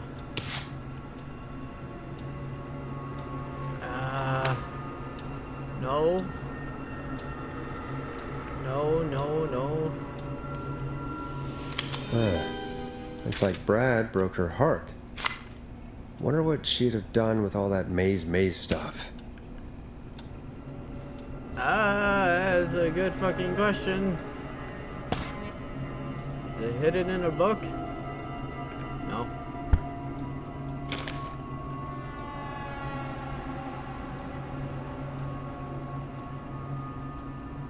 Ew. Jesus.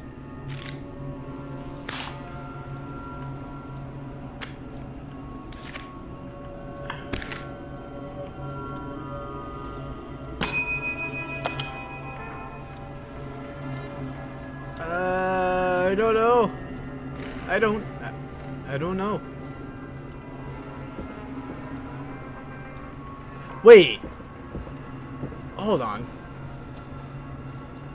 I might be stupid, but did I bring up, Bingo. Yes! Here's what I was looking for. I brought it up!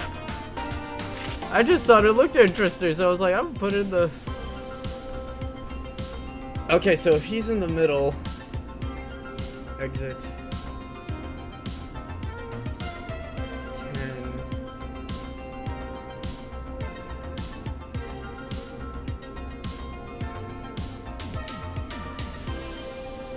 Oh god.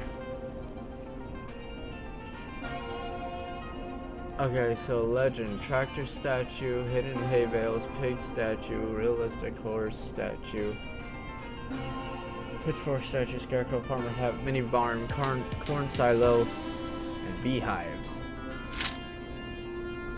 Any luck? For Eugene? Yes. For Barbara? No. Brad canceled the date. So Barbara left her tickets and a map for the maze behind. Ugh, Barbara can do better than... Never mind. Let's save the kid. Eugene called while you were away. He's on line 1. Alright, Eugene, let's get you out of there, man. Welcome back to 189.16 The Stream! I hope you lovers like that track. And I hope we can help our lover in the maze. Eugene, you're back on air. I'm lost, Forrest. I just ran and I don't know where I am. I'm at a crossroad, facing a tractor statue. There are hay bales painted gold on my right.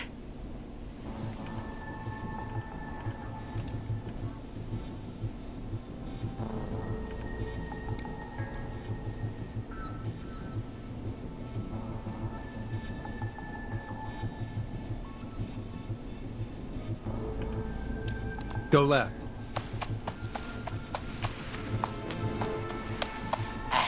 Okay. I went left, then tried a right. I have a pig statue in front of me and a creepy rocking horse on my left.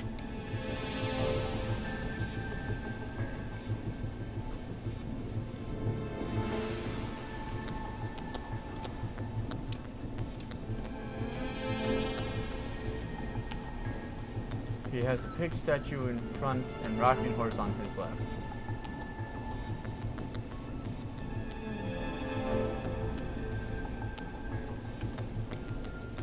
Go backwards.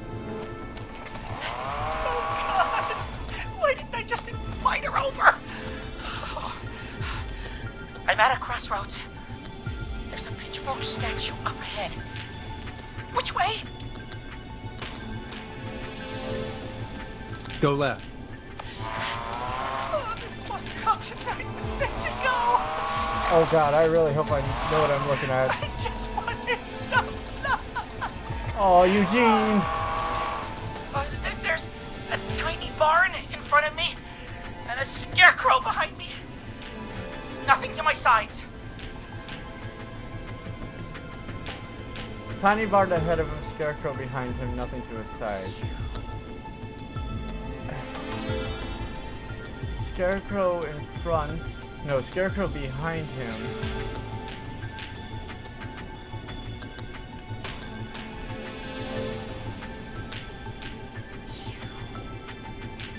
Go right. Go left. Okay, here I go. This, Oh doesn't no. look right. No, I'm going back to where I was. Don't do that! Jesus! Oh, shit! He's cutting through the walls! Where do I go? Tiny barn ahead of him, scarecrow behind him, and nothing to his sides. Tiny barn ahead. So that's the mini.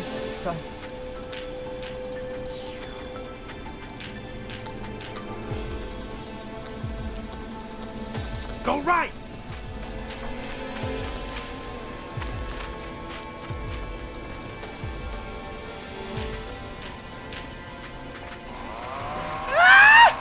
Just past the corn silo! Oh, I didn't see anything else!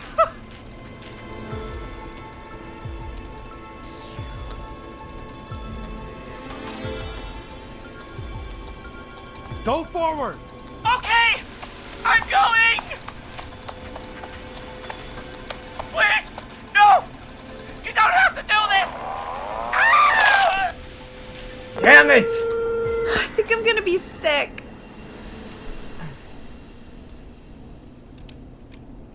Poor kid. I mean, he shouldn't have been out, but still. What makes someone do that to a kid? By the way, why do you think Molly missed their date? Do you think she's okay? Unfortunately for Eugene, I think she probably never left home. Oh, I did read that wrong. That went in a square. I thought. Thank you for calling in, Fuck. Mr. Walton. We'll make sure to add the town librarian to our list of suspicious Clives. Remember, report a Clive. Next caller is up, Forrest, so take it away. Caller, you're through to Forrest Nash on 189.16, The Scream. Hey, wonderful show tonight, Forrest. Thank you. That's really wonderful of you to say. What's your name, caller? You can call me Dawn. Could you play my tune, Forrest? Your tune. Sure. Long Ride Home. That old song. Sure. We got it. I think I played it the other day. Thanks. It'll be good to hear it again. All right, folks. Coming up is that old classic. Forrest, I don't think you're gonna find that song. What do you mean? I played it a few nights ago. I know, but, we don't have it anymore. What are you talking about? I threw it away. You threw it in the trash? No, I threw it out the window earlier today. Peggy, that's a bit extreme, isn't it? Brad was annoying me all afternoon. He played it on repeat because he knows I don't like it. So I grabbed it and threw it right out of one of the office windows. Not my finest hour, but I can only take so much. All right. So, what do we do instead then? Let's just play a different song. We've got more important things to think about anyway. Gotcha. Okay, folks. Here comes some unrequested music. Sorry about that, Dawn. Maybe try again tomorrow night. Sorry. Enjoy this classic by Smooth. It's their hit song, The Word.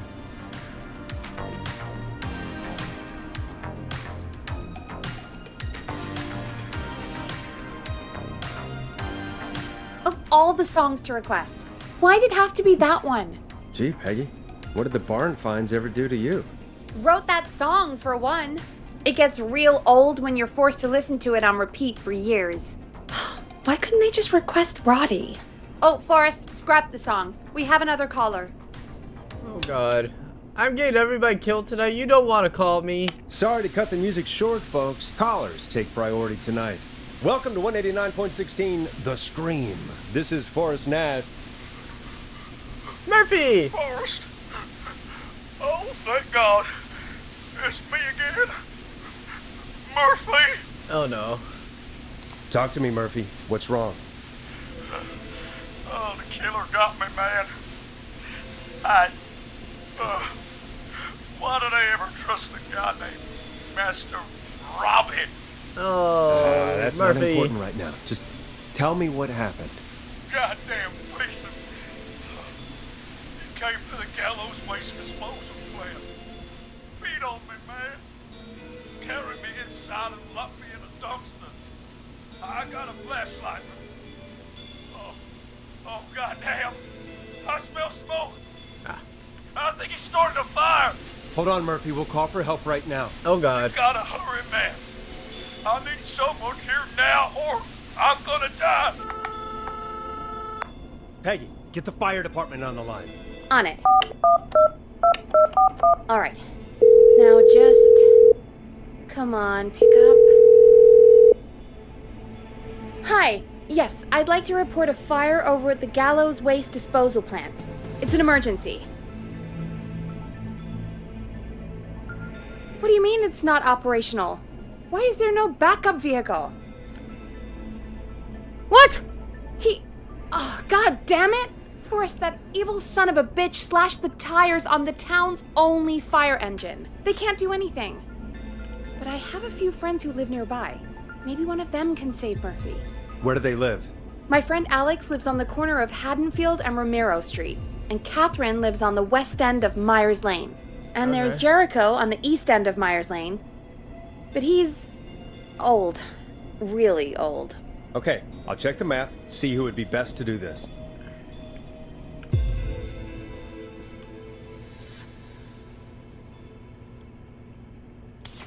Oh god. East side McCarty Street will be closed from the 2nd to the 9th September for maintenance. Residents will be unused to access the connecting road between Rogers Avenue and Hayden Field at Road. Thank you for your patience. Okay, so McCarty. So the east side of McCarty. Unable to access the roads between Carpenter and Haydenfield. So Peggy! Oh, if I push this, does that mean that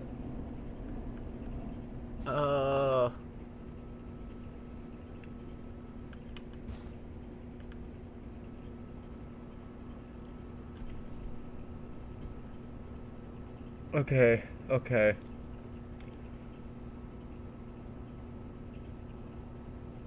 Oh god. Okay. All right, Forrest, who should I call? Who can help Murphy? Call Catherine. Call Catherine. All right, give me a second.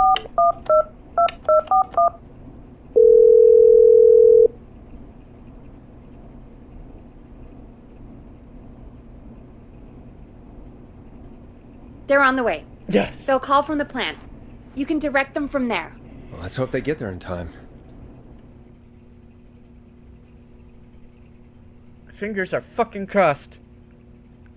Call coming in. It's Catherine. She and Murphy are now both on the line. Hello, Catherine. Are you there? What's happening at the plant? The whole damn thing is up in smoke. God damn it. I'm going in. Go, Catherine. Oh, my reception is terrible in here. God, my eyes sting.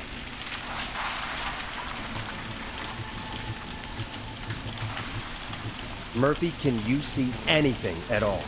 Yeah, I got a little flashlight. Looks like old cans, bottles, and newspaper. So recycling. What does it say on the newspaper? It's the Henderson headline. What was that? My reception is terrible in here. Please, Forrest, tell me where to go. Recycling. Go to recycling. Recycling. Got it. Come on, Catherine.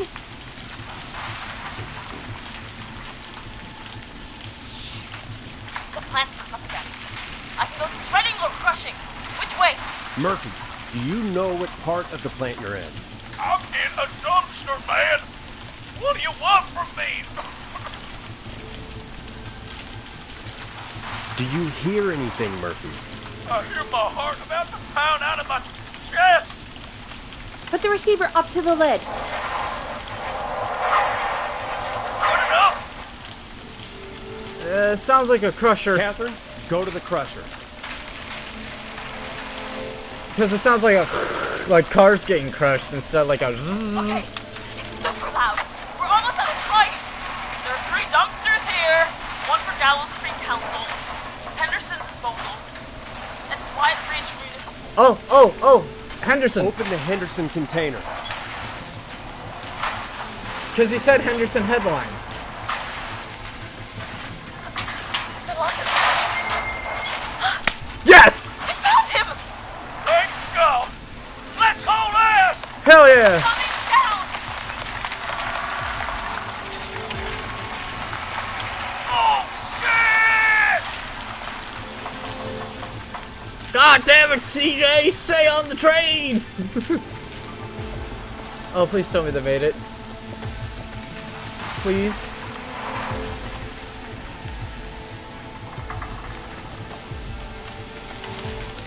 We made it! Yes! Oh man, Yeah! you saved my life.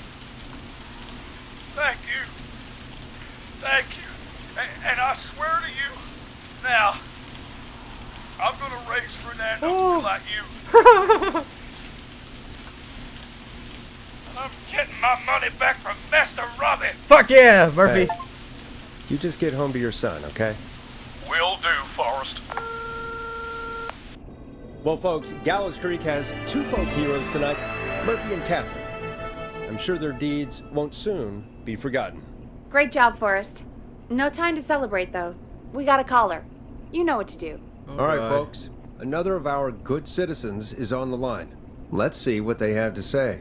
Welcome to 189.16 The Scream! With me, your host, Forrest Nash. Getting a lot of people Forrest, killed. Teddy Gallows Jr. here. Who? I just want to say that my thoughts and prayers are with my Gallows Creek neighbors during this awful time. Oh, it's Okay. mayoral candidate and scion of the town founders, Mr. Gallows. Are you in danger? We need to be a town of law and order. We need cops who have the tools and funding they need to keep us safe. Cops are dead, though. Teddy. We... I know you're an outsider to our little town here, Forrest. But you're really stepping up to bat for us all tonight. Thank you. I just want to say thank you for taking a swing for Gallows Creek. Jackass. Alright. Right. Thanks, Teddy. Now, are you... Teddy, you lowlife. This is not the time to promote your damn campaign. I just want to make sure our town is safe and prosperous. Oh, God. That's why the Gallows Family Factory, founded by my father, Theodore C. Gallows, God rest his soul, which employs over 200... Teddy, unless you've got an emergency, I'm cutting you off. You know what? I do have a problem. Okay. A problem that's ruining our town. It's not gonna be an actual problem, is it? Yeah, how about the goddamn serial killer? The problem is that woman, our current mayor, Linda Cartwright. What? Oh, here we go. She just isn't one of us. Linda Cartwright is un-American, unstable, and... You're not better than anyone, Teddy.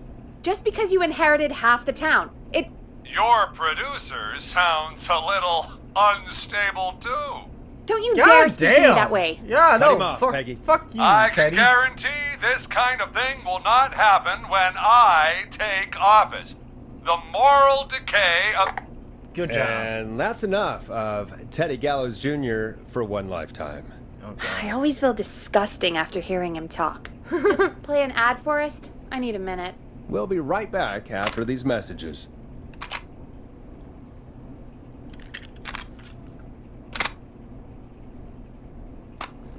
Teddy Gallows Jr. Oh, God damn it, no! A devout Christian and a proud patriot. Teddy Gallows Jr. is Gallows Creek. Like his father and all his fathers before him, I don't want to play Gallows this. Jr. No, has worked hard to create jobs. Fuck no. Hell no. No. Fuck you, Teddy.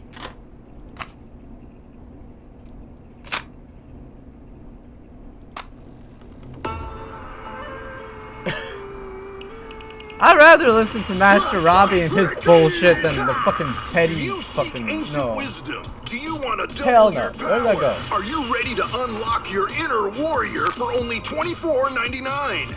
Then step into Master Robbie's deadly dojo of Kung Ra-Te and receive direct by video warrior instruction from me, Master Robbie. You will learn the 4 qualities of an ultimate conqueror. The power of the alligator, the discipline of the tarantula, the speed of the tuna, the poise of the scorpion, and the wisdom of the bullfrog. Using classified techniques, I'll unlock your inner chi after only 5 30-minute video sessions. Ultimate power and wisdom can be yours now for the low, low price of only $24.99. Just call 555-7861 USA to take your first step to becoming a champion.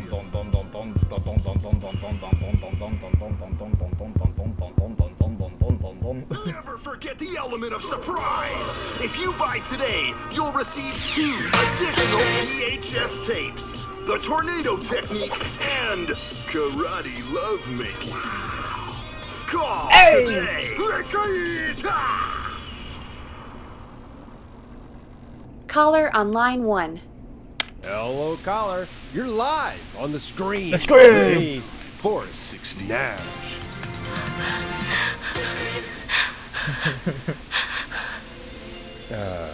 Hello, caller. Who is this? I need the police. I'm Forrest Nash. I'm standing in for 911 tonight. What's wrong? There's a guy hunting me and my friends. Oh God. I think he's killed some of them already. That's him. He's just outside. I can see him from up here. Okay. God damn it. She's just a kid. Where are you? Are you somewhere safe? Oh fuck no, she's not. Oh my god. Stay with me, kid. Focus. I can't do this. Yes, you can. Focus. Tell me, what's your name?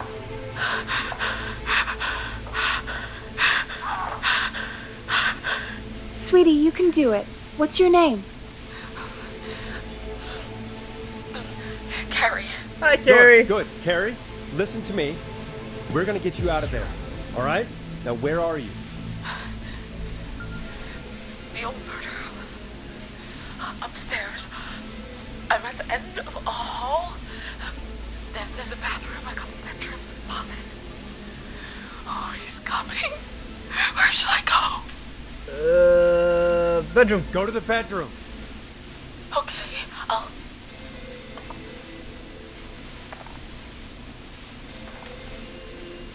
He's here.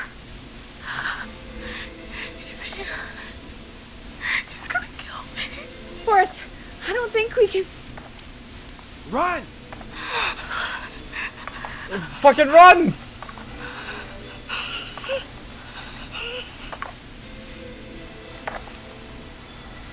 That don't sound like running, bitch! Oh no! Oh no! Oh no! Ah!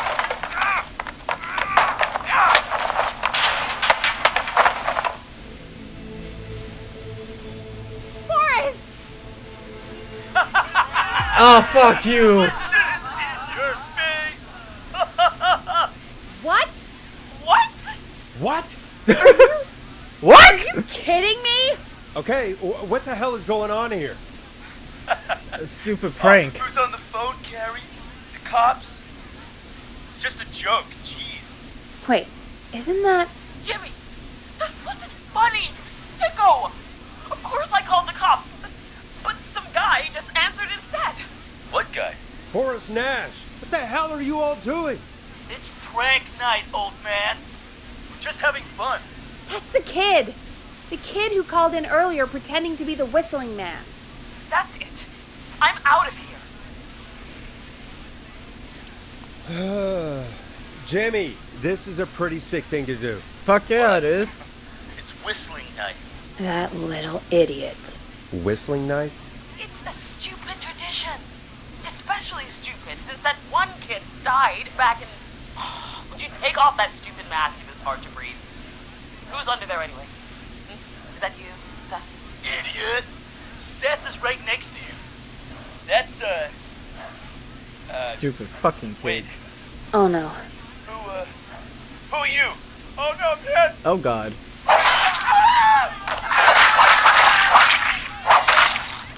Damn. Everyone, get inside! Oh, holy shit. You two, barricade the door. Scott, Heather, you barricade the back. As long as he's out there and we're in here, we're safe, right? You buy time, but not much. Forrest, we have to... Heather, I already called the cops. Forrest picked up. He's the best we're gonna get. Who is with you, Carrie? My friend, we drove out to the old murder house and... Got Of pranked course, on. The van! Who's got the keys? Jimmy had them. Jimmy.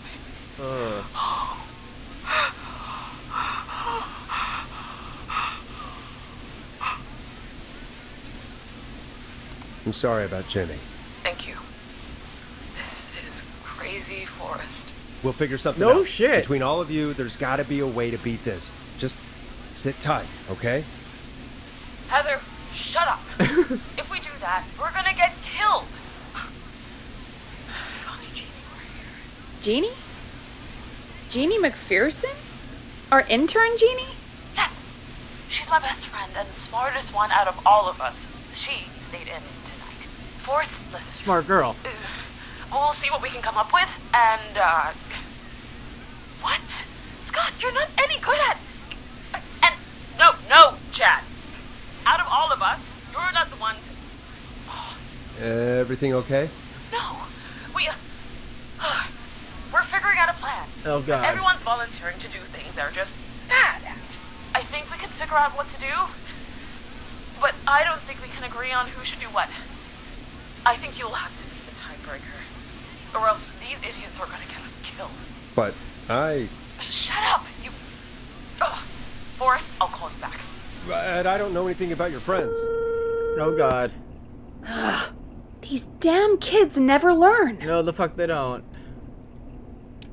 Are you okay? They do this kind of thing every year, Forrest. People get hurt. All right, folks. We're gonna work out a way to save Carrie and her friends. This next one goes out to all the trapped kids out there. It's David Scopo with Moonlight. Peggy, You mentioned something about their friend working here? An intern? Yeah, Jeannie. Seems a nice enough girl, but a bit head in the clouds, you know? As most Not teenagers sure why are. we took on an intern. We really didn't have the office space for one. Poor thing got tucked away in a dark corner somewhere downstairs, I heard. Alright, I'll go see if I can find her desk. Hopefully she has something we can use.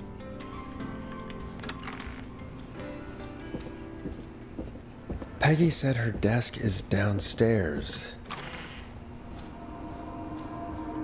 Is it the little desk here in the corner that we saw earlier? Jeez, they really tucked Jeannie away.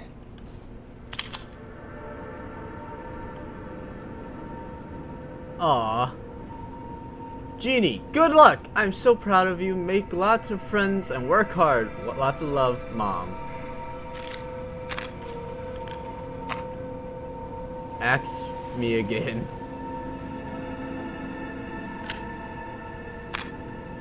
Act 3, final decapitation.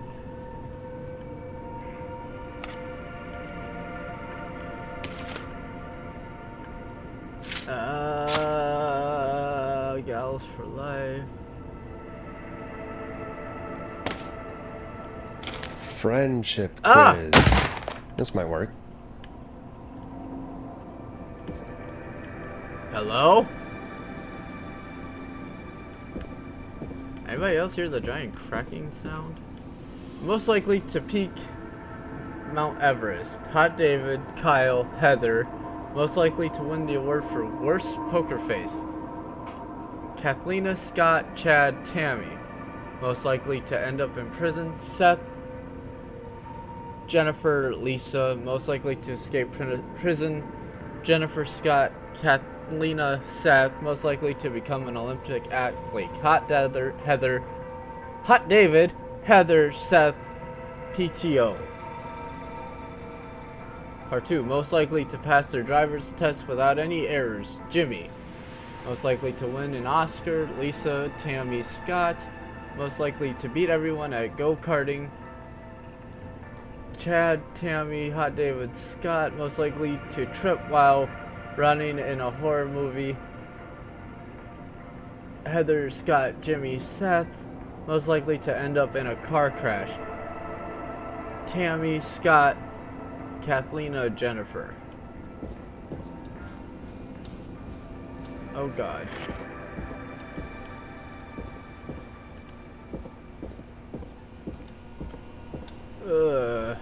I do not feel comfortable with doing this. Hey, you find anything that'll help us out? Yeah, I found a friendship quiz with all these kids on it. If you think that'll help, then good enough. Carrie's on line 1. Whenever you're ready. This is Forrest Nash, back again with an unlucky caller on this unlucky night. Carrie, are you there? Yes, we've got a plan, but we can't agree on who should do what. You want me to be the tiebreaker? Exactly. I'm ready. Oh, What's God. the first step? Okay, first things first. We'll need a spotter. Someone who can keep an eye on the killer. We'll need someone on the roof. Okay, it's so gonna be climbing. a hard climb. Okay. We're deciding between Heather, Kyle, and Hot David. Heather's got this. Yes, Heather, he picked you. Now please, stop talking about all your cheerleading trophies. Part 2. The Whistling Man padlocked the gate back to the road. Before we drive out of here, we need someone to pick the lock. Seth, Jennifer, and Scott all want to do it. Jennifer. Jennifer. Jesus, Jennifer, you carry a bump key? Why didn't you say so earlier? Anyway, that brings us to part 3. Getting the van keys. I'll volunteer for this. I don't know Jimmy as well as you guys, so it'll probably be easier that way. Then is part 4. This is a very detailed plan. I'm impressed. I agree. Yeah, it's weirdly easier to think when you're about to die. You're doing great. What's the next part? Part 4, we need someone to lead the Whistling Man away. We need a fast runner. For this one, we're trying to decide between... Who was it again? Hot David, Cynthia, and Scott. Hot David. Yeah, you spend a lot of time running shirtless. You got this, Hot David. Sweet. Okay, let's recap. We get the eyes on the roof. A runner distracts the killer while we grab the van keys and pick the lock on the gate. Now the tricky part. The getaway. Ooh, what's the plan there? Well, we can't all outrun the whistling man. But he thinks we're just a bunch of stupid teens. So, let's use that against him. Part 5. We trick the killer into a trap. Someone can pretend to be injured. Who would make the most believable lead? Who you got? We got Lisa, Tammy, and Cynthia. Cynthia. Cynthia. Right, Cynthia. Will do. That should take care of the killer. And then it's time to get out of here. Finally, part 6. We need someone who can drive us through the woods and back to Gallows Creek alive.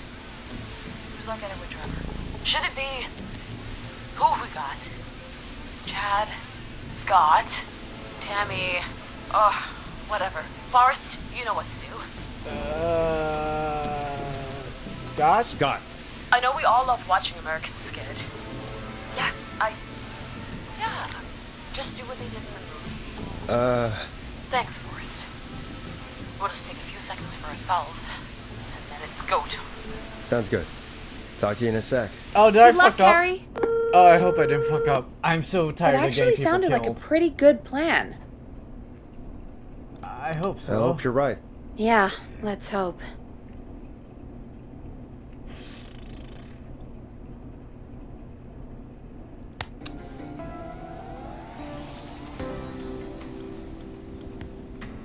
Oh, the kids are back already.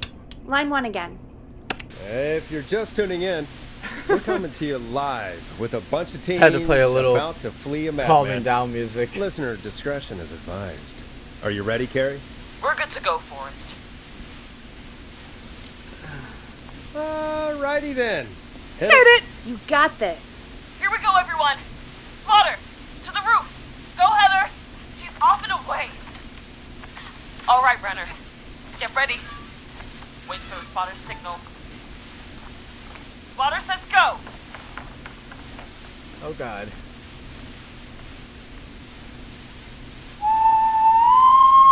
Wait.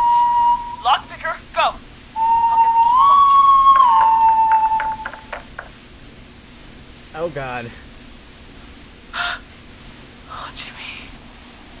Oh, his face is... The keys, Carrie. You need to get the van keys. His face is lying next to him, Forrest.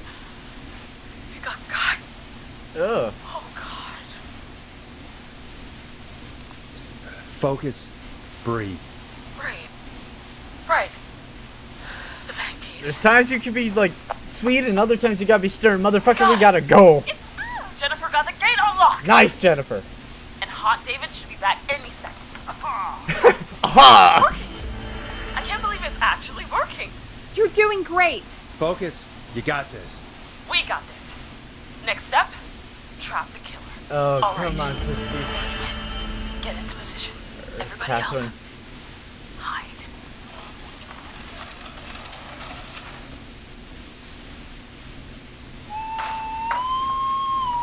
Okay, performer.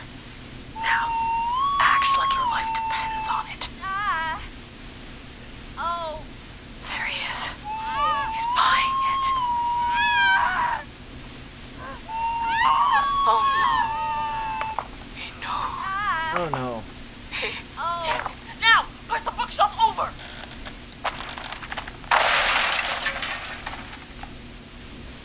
Oh my God, they both went through the floor. Oh, God. Spotter! You need to climb down now. We gotta go. He's coming down. Yes! Heather! Quick, everyone to the van. Driver, take the keys. Come on, Scott. Don't get him killed. The damn gate swung shut.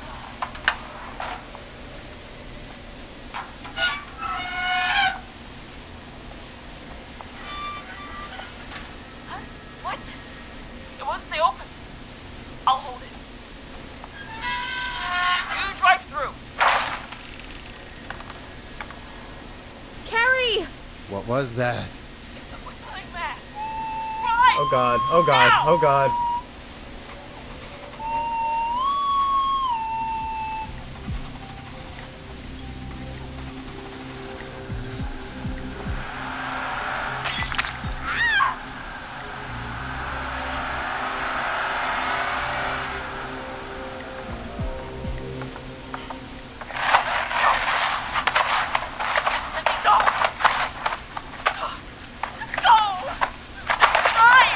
Oh my god.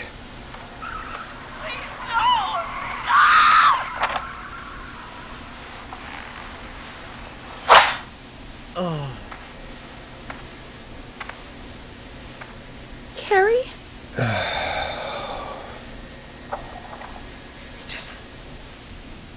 He just stared at me. Carrie! Oh, Jesus Christ, Carrie. Stared at me and walked into the woods. I don't understand. Thank God you're okay. Can you get somewhere safe? I can make it home. Ugh. Thank you both for helping. If you hadn't, It was your plan, Carrie, and it was a great plan. Don't forget Jeannie. Her friendship quiz saved the day. told you she was the best. I need to get home. Breathe, Carrie. You're okay now.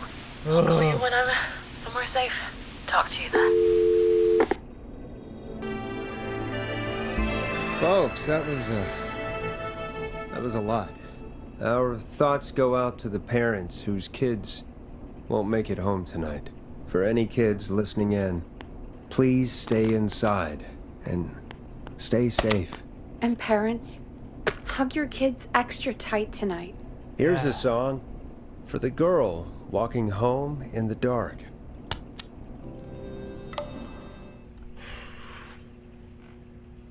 So wait, did I get that actress Hey, we had a call come in. killed?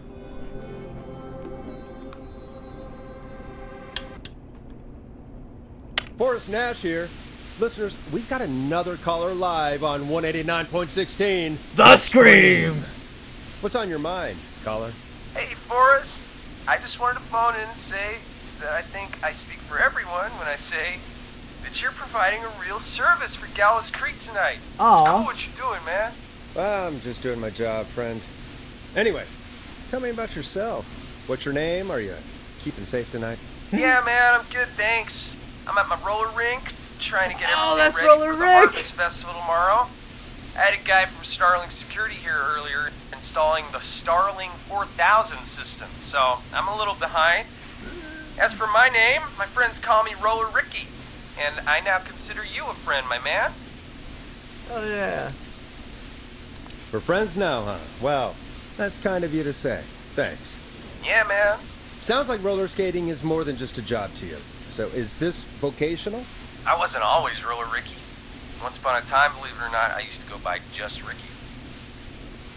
Yeah, back then, things were pretty rough. I used to roll with a bad crowd. Not all bad, but there was this one guy. Anyway, some bad stuff went down. I harbored a lot of guilt for a long time and turned to the bottle. I don't really talk about it or even know how to talk. It's just how it was. That bottle took the best years of my life. Or so I thought. It's never too late, Roller Ricky. Hell How did you turn things around? Peggy. I joined a support group. Aw. I opened up about my problems.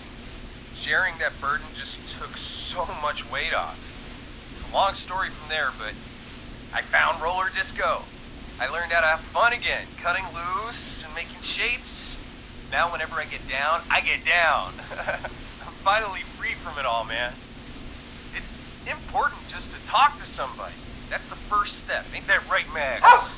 Oh, puppy! Aw, hello, Max. Puppy! Yeah, welcome to the show, Max. Oh. Max is my emotional support dog. He's a rescue dog, but I always say he's the one that rescued me. He's the best dog a guy could ask for. Of course, the first thing I did was teach him how to skate. He's better than me now, a real pro. Max can skate. Yeah, man. At first they said it Yeah, couldn't be man. done, and then they said it shouldn't be done. But Maxie loves the rink, man.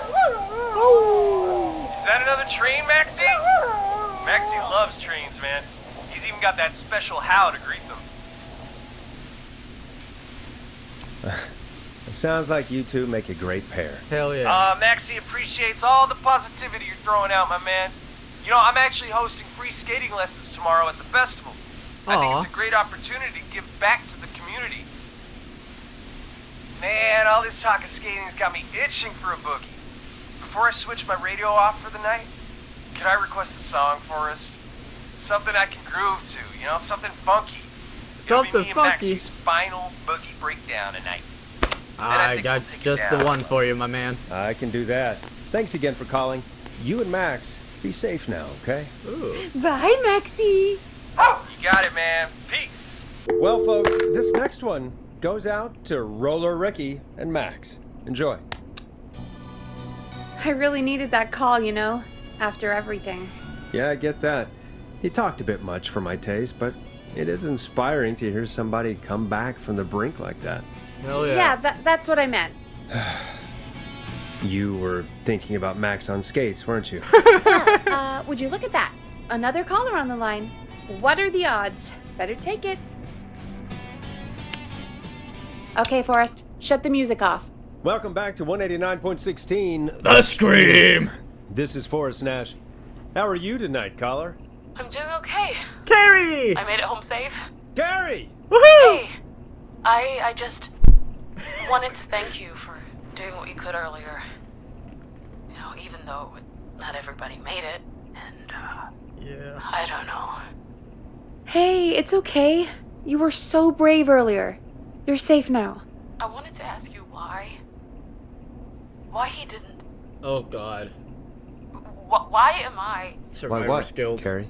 Why did he spare me? After what he did. Why let me go? Maybe he wanted Maybe the he only pranksters. wanted to hurt the pranksters. Maybe. Did he just think everyone was making fun of him? Did he always hate these hazing rituals? I mean, if he did, why wait all these years to... Why do this now? These stupid hazing nights have to stop. I agree, Carrie, Peggy. you did so well tonight. Stay also safe agreed. and rest. Help is coming to Gallows Creek. We just need to hold on. A little bit longer. Hey, Forrest? Could I request a song? Of course, Carrie. What song? Any song by Blast Processor. And thank you. This next one goes out to Carrie.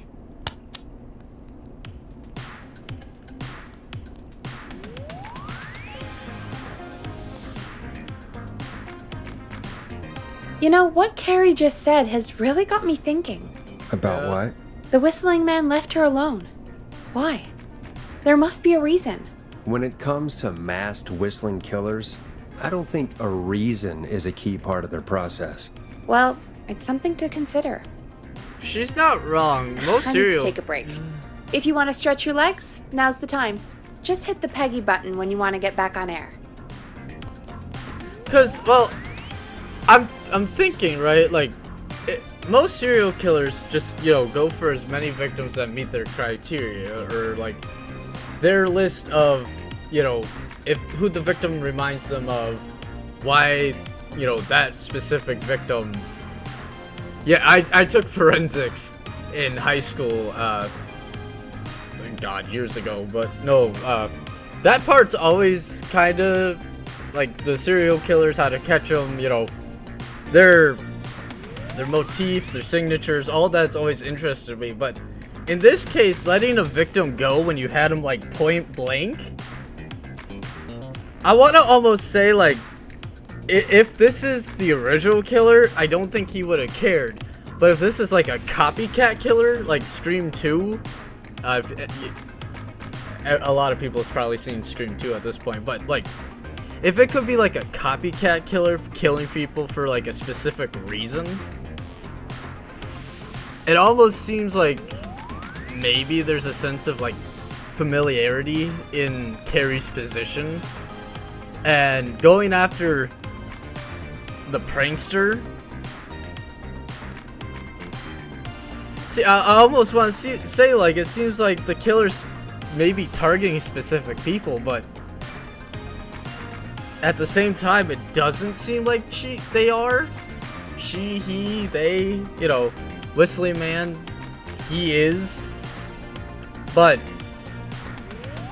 I don't know. It's interesting to think about. Like, why Carrie? Why have her point blank in, you know, range and not take the, you know, not follow through? I don't know. Again, I think too much on this stuff. I did take forensics, so I do think a lot about this stuff. But yeah. Anyway, continuing on. Let's get going, Peggy. Alrighty, we could run another segment, or... Oh.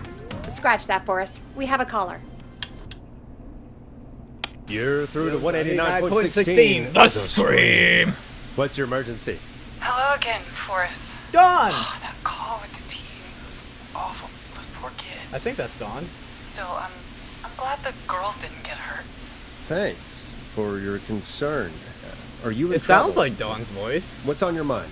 I wanted to ask you again to play my song, Forrest. Yeah. You said you were gonna play it, but you didn't. Your name was Dawn, right? My Peggy, yes. Oh, how remembered.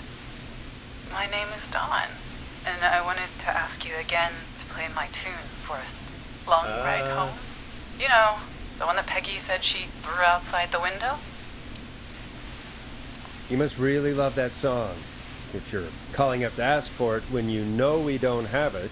Well, I do love it.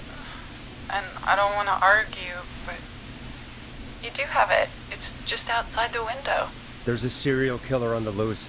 I can't just go outside hunting for a record.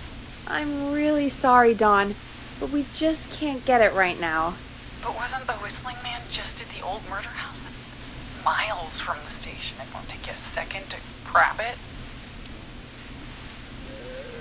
Don, I'm not sure if you've heard, but there's something unnatural about this freak. He's fast. I don't I'm not trust risking it. Dawn. Oh, but I think you will. Forrest? Peggy, I'm calling with more than a request. I know something. I think I know who's gonna be next. What? Oh, Are you serious?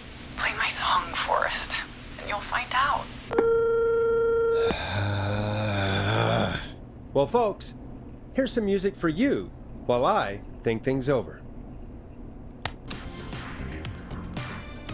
You're gonna love this next track. Is she serious, Peggy? She's serious about hearing that song, that's for sure.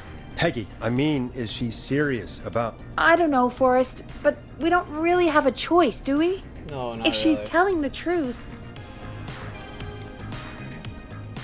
All right, I'll do it. You're a good man, Forrest. Thanks, I'll slide you Peggy. the key to the fire door. Wait, our fire door has to be unlocked? Yeah, you know, I never thought about it, but yeah. What the fuck? We should talk to Reggie about that later. Yeah, we Anyway, I'll hold the fort down while you're out.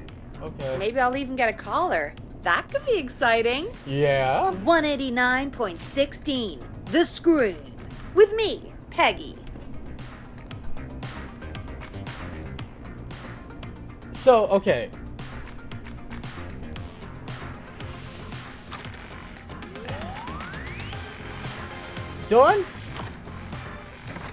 Dawn kind of has me a bit confused.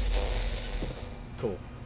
And I say that looking at it from like the standpoint of there's a serial killer out there, and you know, I don't know, her voice, her vocal, like not monotone, but like her vocal the way she's like presenting herself with her voice sounds kind of threatening, if that makes sense, where it seems like she knows something, like when she, you know, she just said that. You know, I hope she'll be happy when I'm brutally murdered by the Whistling Man. Out here. In the open. In the open. Alone. But no, yeah, her voice makes it come off like she's very threatening and Like, she says she knows who the killer's going after next. How would you know who the killer's going after? I don't know. Here it is. Long ride home. Woohoo! Like, I don't trust her. Like, I have a feeling, like, kind of deep down, like, you know, she doesn't seem very trustworthy. And of course the key doesn't work on this side. Fantastic. Great. Maybe there's another way back in through the basement. A door, elevator, or something. Freight elevator only. And that's broken too. Only the best for KFAM. Let's see if I can fix this. Looks like a power issue. I should check the fuse box. Follow the cables.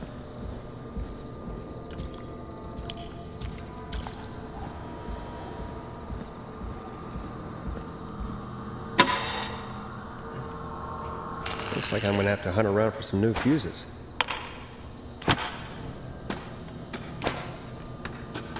Oh god. Oh, there's one.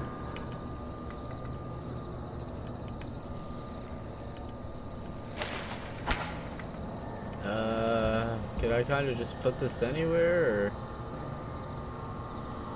Oh god, I can. This isn't creepy at all.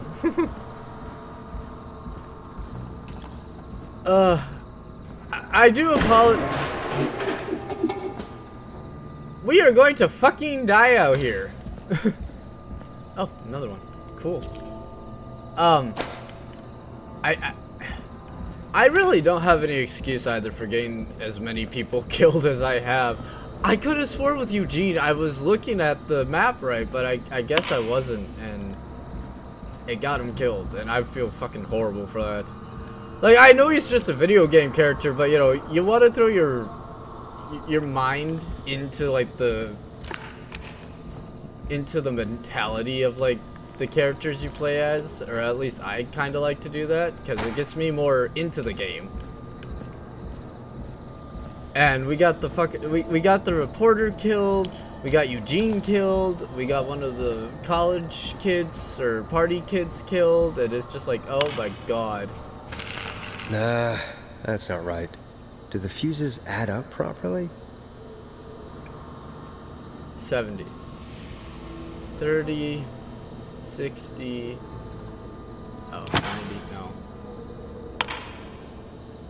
30, 60, 65. So it's not just any fuse. 70. Okay, cool.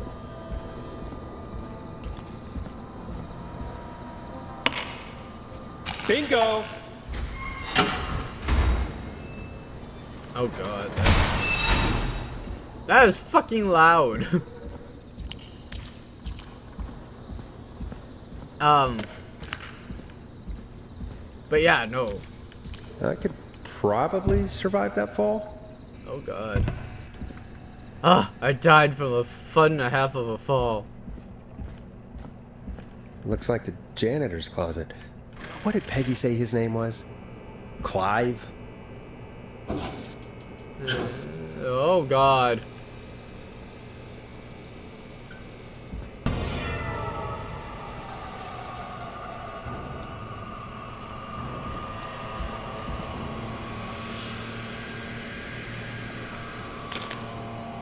What the hell? Peggy is not gonna believe this. No, she is not. Huh, there's a key. I'll just take that. Might be important.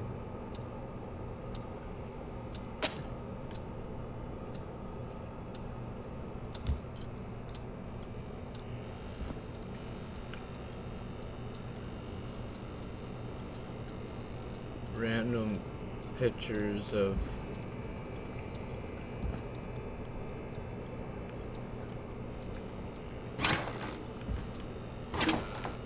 anything else in here?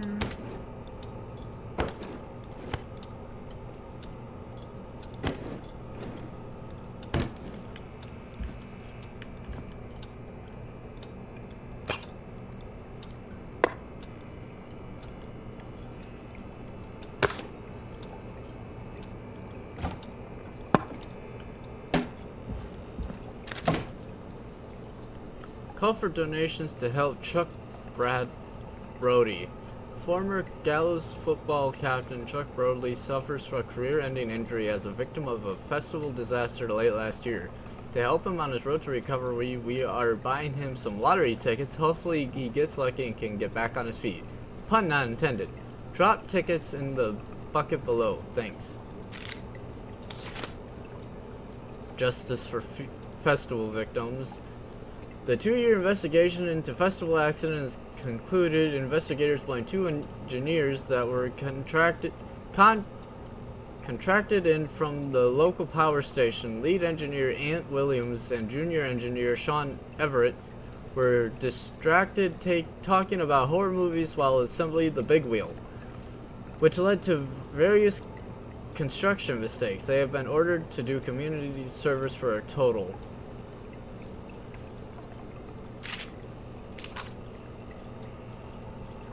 Greek Gallows game day. Greek Gallows High versus Quiet Ridge High. Division 2, Saturday, March 8th, 1969. Kickoff 3 p.m.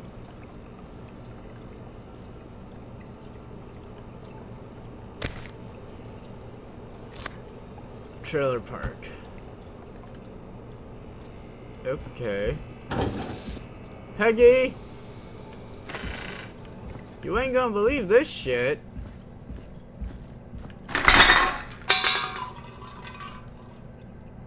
Well, it's a good thing I did that right now while I'm by my fucking... I'm sorry, is that blood? Nope. Nope. Hell no. I wonder how the show's going.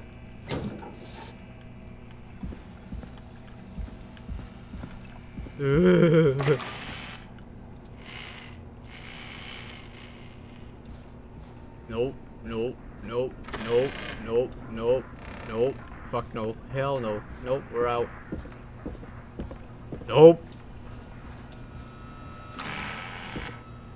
Peggy! I'm safe by you, ain't I? Peggy, are you the killer? Isn't that such a good song, folks? And now for... Jesus, Forrest, you've been gone for ages. I thought something had happened. Something did happen. Clive, the janitor, might be Clive, the murderer. What? I'll start from the beginning. The fire door locked behind me, so... Oh. 2:40 a.m. At the screen. Why did you heave that thing all the way up here? Because the basement's creepy as hell, and I don't like standing around down there. Fair. Alright, let's run through this again. We have a creepy board you found in a creepy basement, made by our creepy janitor, who you think is the creepy whistling man. Yep. And on the creepy board are the names Chuck Brody, Kim Walker, Rebecca Allen, and Ant Williams. Correct. Yep.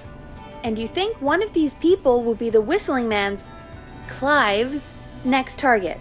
That's right. And we've got to find them. You said there are 4 locations listed there too? The hospital, the power station, the gas station, and the trailer park. Clive must think the target is at one of those locations. Forrest, you're gonna have to figure out if any of the potential targets are at one of these locations tonight. Hit the button if you need any help. Oh god. Okay. So donations for Chuck. So, okay.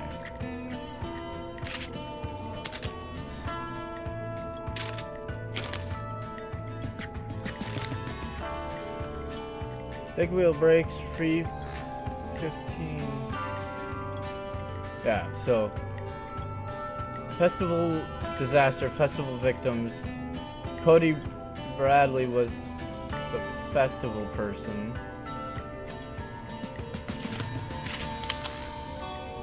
Tragedy struck Gallows Creek yesterday afternoon. A bus failed to stop and crashed into a fuel tanker. The deceased have been identified as Gallows Creek's locals Mr. D. Rudd, Mr. M. Hugginson, Mrs. P. Stein, Mrs. K. Stein, and Mrs. J. Milred. Police have asked for privacy for the families of the victims. The incident is not being treated as suspicious. Quiet ride, health, safety conversation. Do you care about your health and safety? Good. Then come down to the yearly convention. Get started as in a career in health and safety advising. Learn about health and safety in the workplace, featuring special mystery guests, the lead engineer responsible for Gallows Creek Harvest Festival in 1972.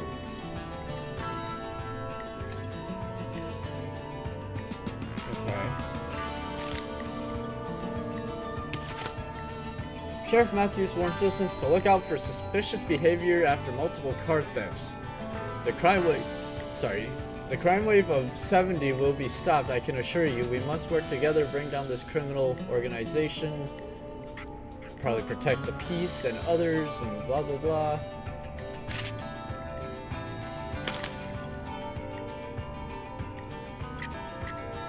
$24-hour gas station bought by local ex-lottery winner. Christine's Gas and Repair has been sold to a man who won the lottery 14 years ago. This new owner claims, I will keep busy in the evenings. He has asked to remain anonymous. Okay, so wait. So, Chuck Brody, I want to say is the one who has the gas station because, and I say this because he got lottery tickets to help with his, for the festival incident. So, if anybody, a lottery winner, he got lottery tickets, math adds. Okay. Flu for thought. Local doctor Kay Walker recommends all locals get their flu shot ASAP. Flu session is among us. 84 is no different to any other year. Make sure you are protected. I want to say then that Kim is gonna be the speaker because she's a local doctor. Kim Walker.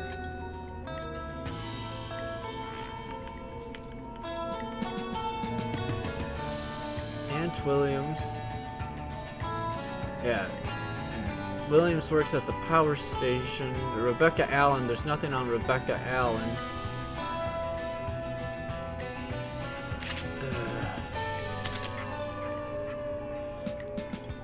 Oh, wait. Peter Stein and Kim Walker.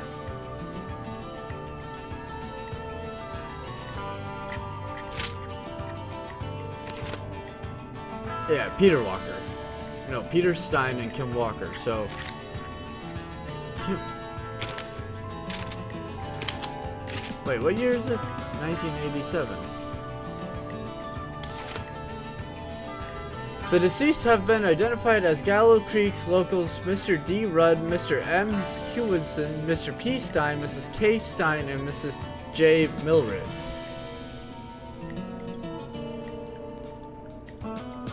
So she's dead.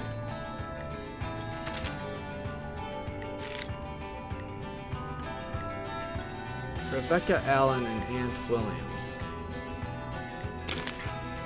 Crime syndicate impounded. Criminal operation shut down. 24 arrested. Inside information walks free. Inside informant walks free. Police today have finally put an end to the running car thieving crime syndicate. The arrests were made after a member gave up the information on co-conspirators to investigators. The informant, who asked to remain anonymous, will be hereafter be referred to as R.A., has walked free with no charge. Okay, so that's Rebecca Allen.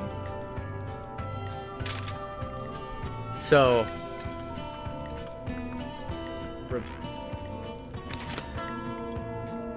I'm sick of people, of being a local celebrity. People are so mean to me. I only steal. Okay, so this is also Rebecca.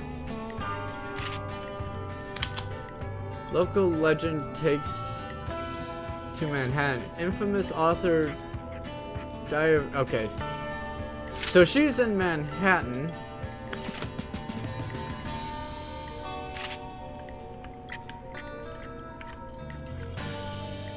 So you're at the hospital. Trailer park. Gas station. And power station.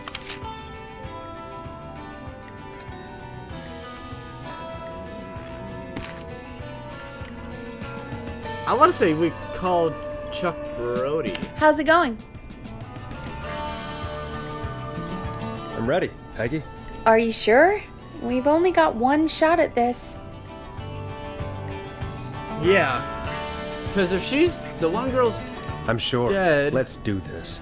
Okay. And he Name says first. he wants to work Who do you think the evenings. target is? Chuck Brody. And where will I find them? The gas station. Okay, I'm dialing. One moment.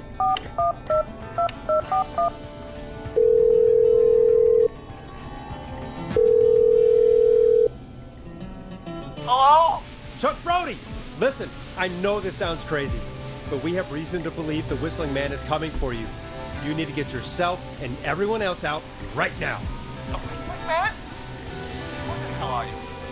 Who is this? This is Forrest Nash. Listen, the Whistling Man's back. We found a list with your name on it, and God. It's today. The year I finally let myself forget. forget what? Forget. No, man. I gotta get out of here.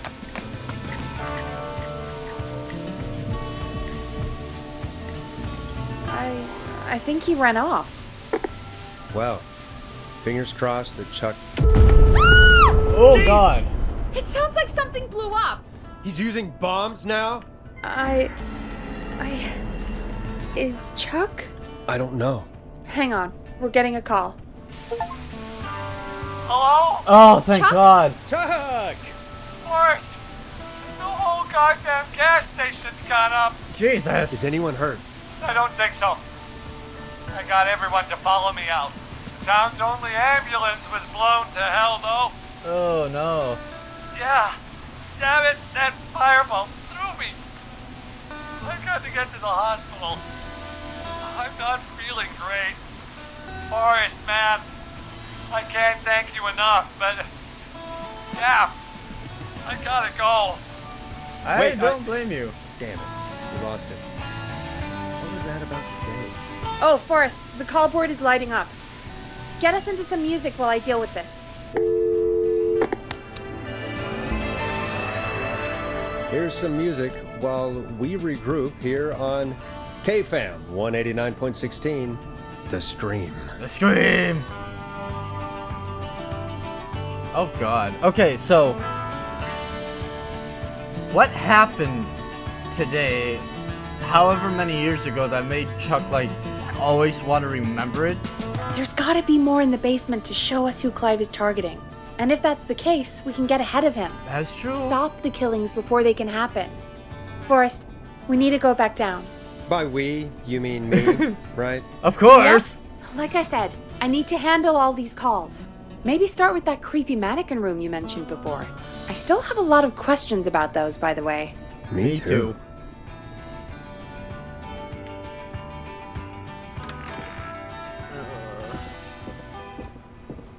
So... yeah, no, what was... so, what happened 20 years ago that made... Chuck? Always think about it and try to remember it?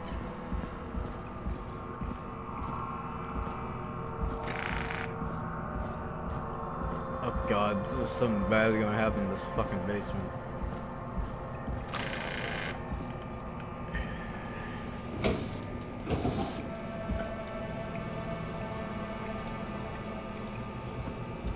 What the fuck?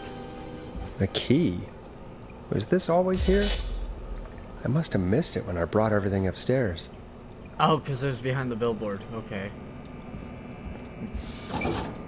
Storage, huh?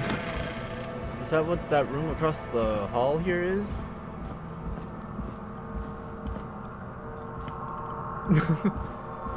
Watch your backs. Oh god, where'd the fucking music go? Hey, Forrest! Oh, you Peggy, son of a give me bitch! some warning before yelling down the intercom? Sorry. Buzz the intercom when you find something and want to discuss it.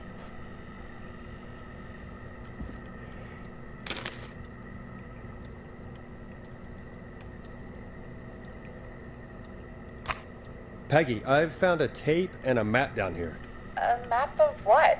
Looks like it might be to somewhere in this storage area. Weird. Well, maybe the tape will give us more information. Give it a play.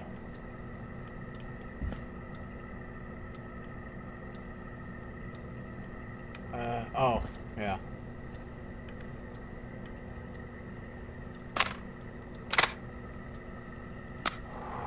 George Barrow, 1968. That's when this all began for me.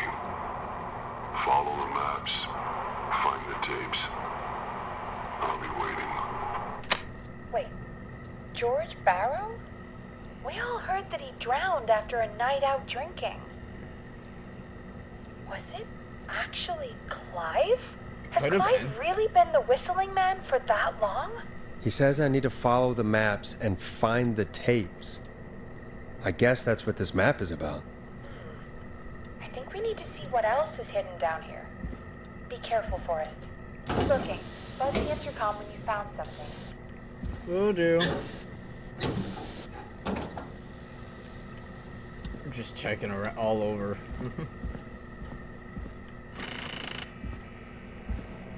Okay. Time of autopsy is 7 a.m. Cause of death is asphyxiation from drowning. The degree of rigor mortis indicates that the subject has been deceased for 5 hours. That puts the time of death.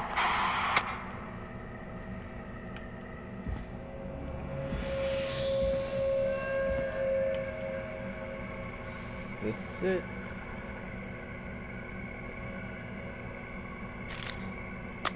Small lacerations to arms, legs, and face, typically obtained by running through This looks foliage. useful. Severe blistering to the feet, as 4 though a.m. the deceased had been from a running without jogger and stopping. Miss Sandra Sharpie reporting that a body had been found washed up on the reservoir. I drove out to the investigate and was able to identify the body at the scene, that of George Barrow. I connected the coroner's office and then the boy's parents. They informed me that they had not seen him since 7 p.m. on the 2nd.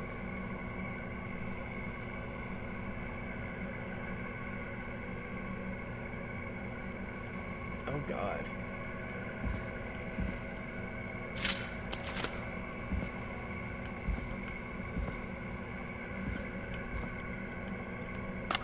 Preliminary toxicology results shows no signs of inebriation. However, a high amount of cortisol was found, indicating elevated levels of stress in the immediate moments before death.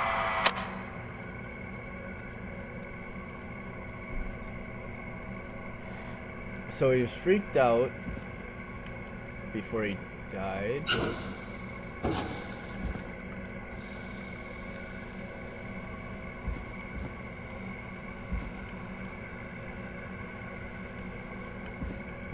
Looking for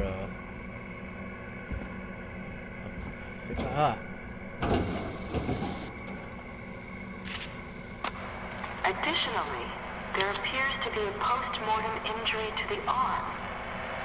It looks like it was trapped in a car door.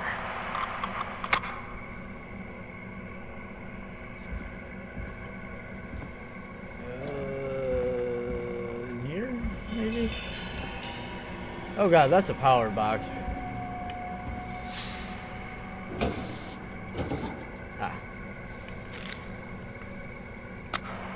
It is the coroner's opinion that the subject likely feared for his life and was chased, resulting in a fall from a height into a body of water where he hit his head, was knocked out, and drowned. Following that, he was moved. Dr. Solo,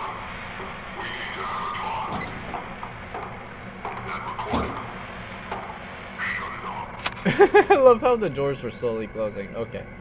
So we know that it's over there. So that was Clive walking into the room, wasn't it? If you're listening to this, then I'm probably dead. What the? I'm a man who likes to stay informed. I've got subscriptions to newspapers all over the country. A few weeks ago, I noticed headlines cropping up in those papers, one after the other. Each headline about a murder. Oh God. Each murder, the death of someone I knew almost 20 years ago. And each one drawing closer to Gallows Creek. Drawing closer to the anniversary. None of us are innocent, but I don't think we deserve killing. All I hope now is that I can save some folk from the worst. And I can, I don't know, do something to make up for what I did back then, I guess. I didn't kill anyone, mind you, but that's past mattering. Now, there's more I could say than I should say, but my employer made it clear that my family would pay a high price if I ever spoke out. So, hopefully I've said enough for you, listener, whoever the hell you are, to start putting the truth together. So... What the hell? Peggy is not gonna believe this. So wait, okay. I'm sorry, I'm stupid. So the lady was doing the autopsy and on George, the guy who drowned, who they say drowned because he got drunk and fell into the reservoir. But according to the lady, he was scared, hit his head when he fell into the water. Oh God, that sounds like the kind of similar to the plot of like I Know What You Did Last Summer, where you know like somebody died. In this case, it was George, and maybe they're covering up the actual way he died.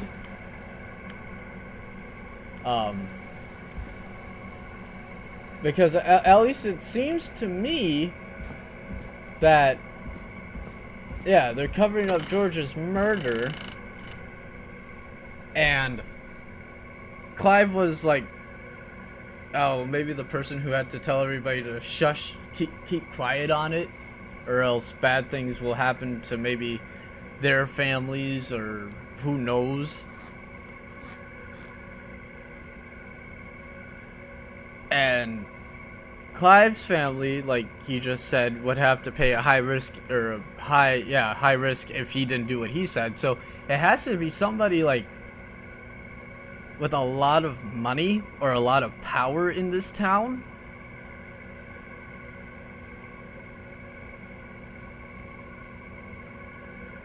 Huh. Okay, so I'm sorry, just curious. Because after, like, you know, saying that, a lot of money or a lot of power in the town, the only person that comes to my mind is Teddy, but I don't know. What have you found, Forrest? A lot of It's shit. an autopsy tape. Doesn't say for who, but I think it must be for George. Poor George. He was so young. Something's bugging me, Peggy. What do you mean? I swear I recognize the voice of the woman talking on the tape. I just can't place it. Seriously? Do you think you've met her before? I don't know. I mean, I just got here recently. I don't know.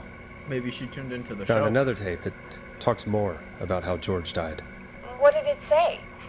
It sounds like he was running for his life. Sprinting through trees and bushes, getting cut up all over. What would drive someone to do that? I'm not sure yet. There's also a tape about a toxicology report. There were no signs of drinking or that he was on anything. What? But everyone said he went swimming drunk and drowned.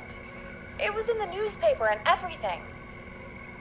I found a tape that introduces a new detail to the story. Post-mortem injury.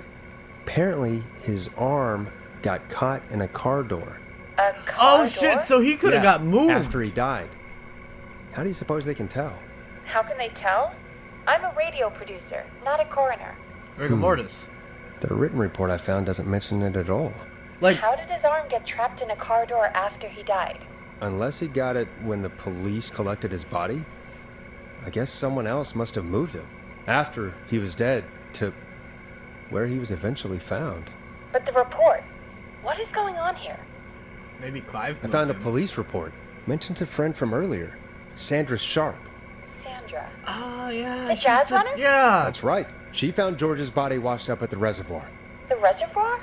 Yeah? What's strange about that? George got cuts from running through foliage, right? But right. There's no forest around there. Also, how did it wash up at the reservoir?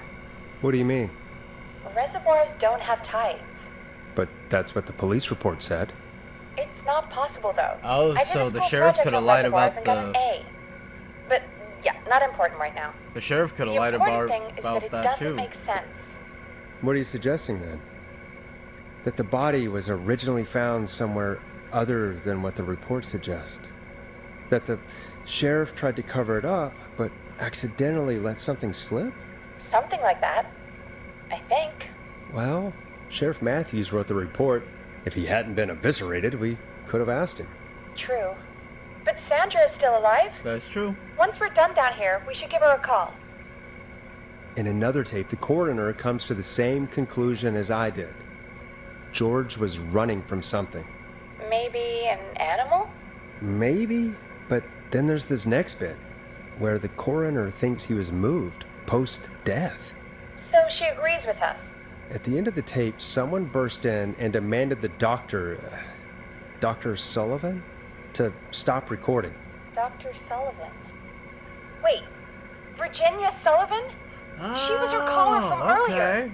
Well, then our caller was involved in a conspiracy around this boy's death. We need to call her back once we finish down here. It looks like she might know something about what's going on. So, I think I found Clive's last recording. I think Clive might be gone. Gone? I found a confession. Wait. Not for any killings, but for playing a part in covering up George's death. He left this behind in case he died.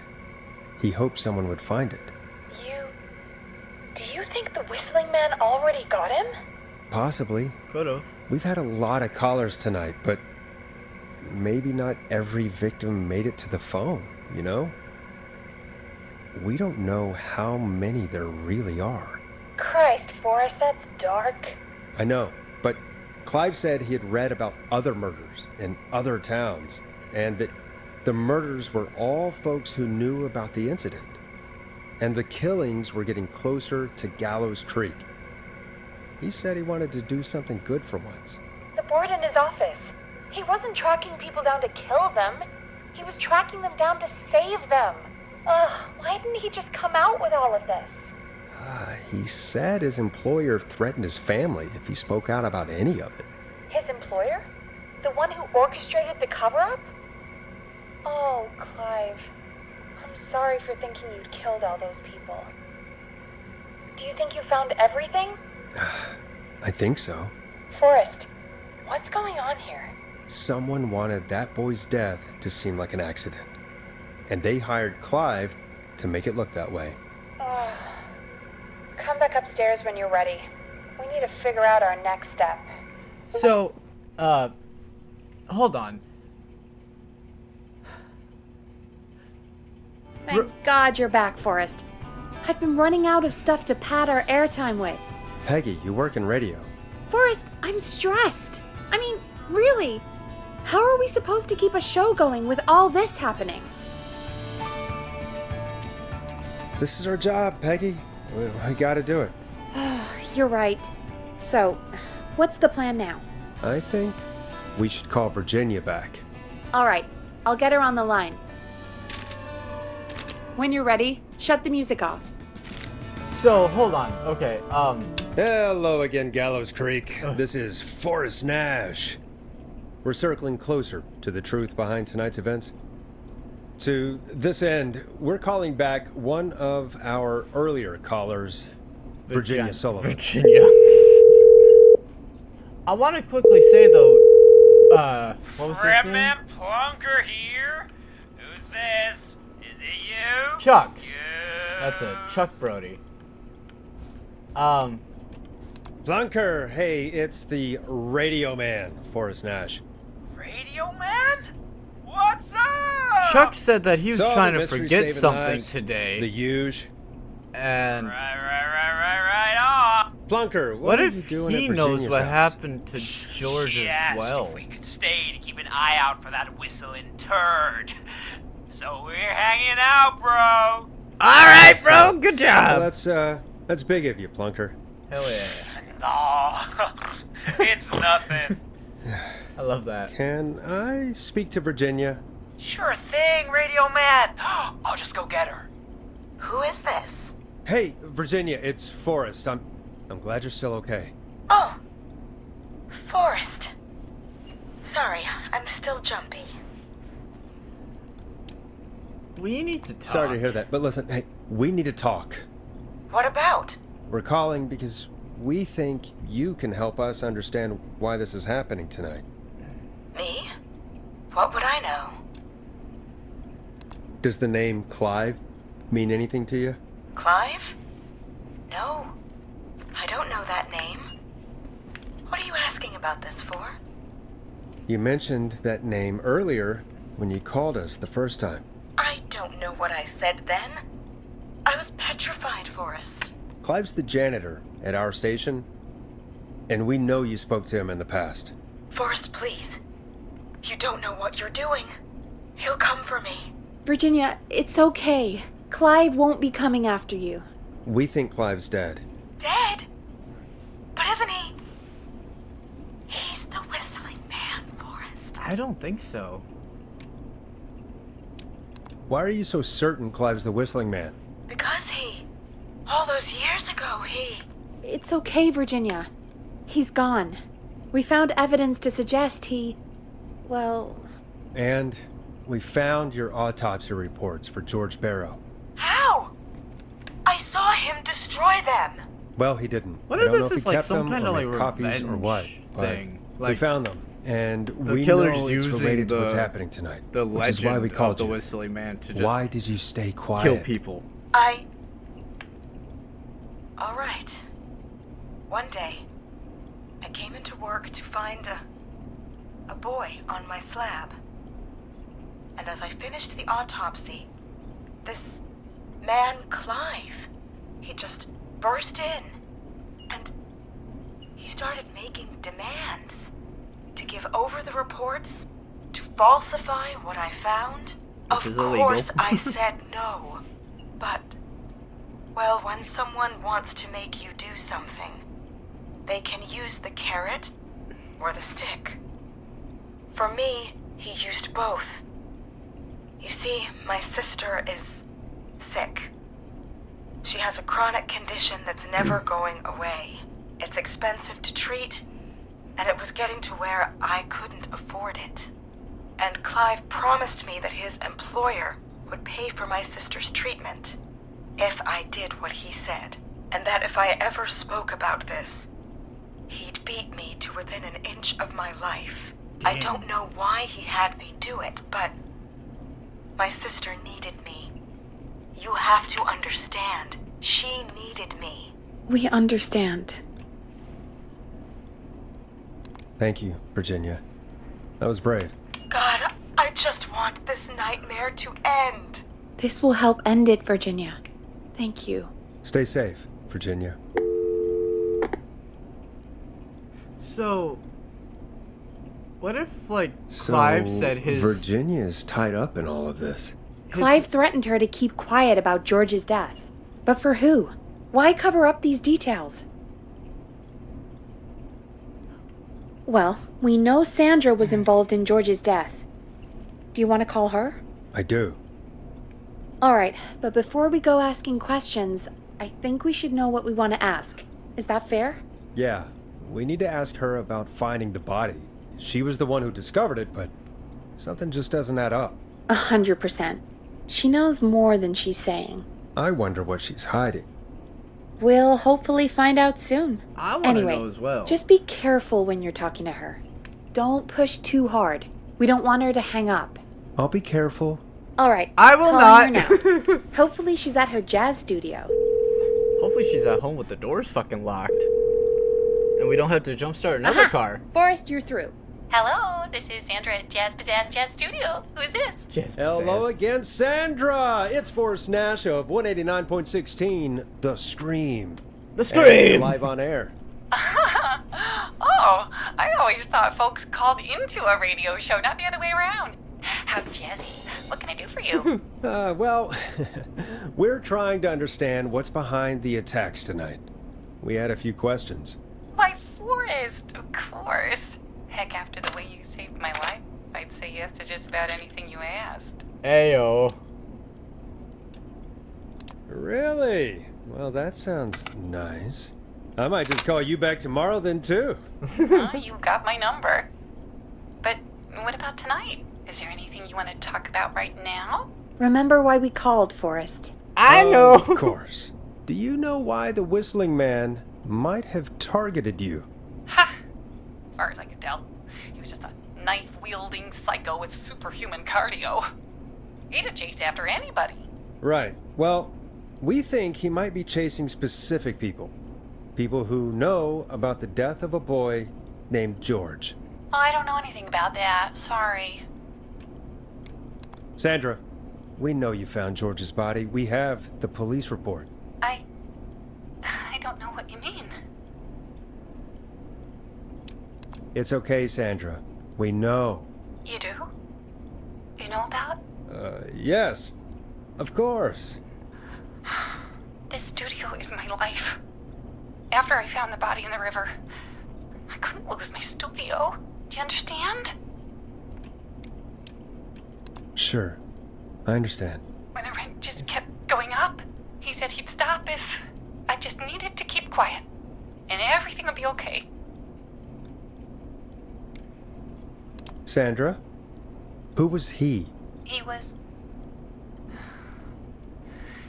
said if I told everyone I found the kid in the reservoir instead of the river,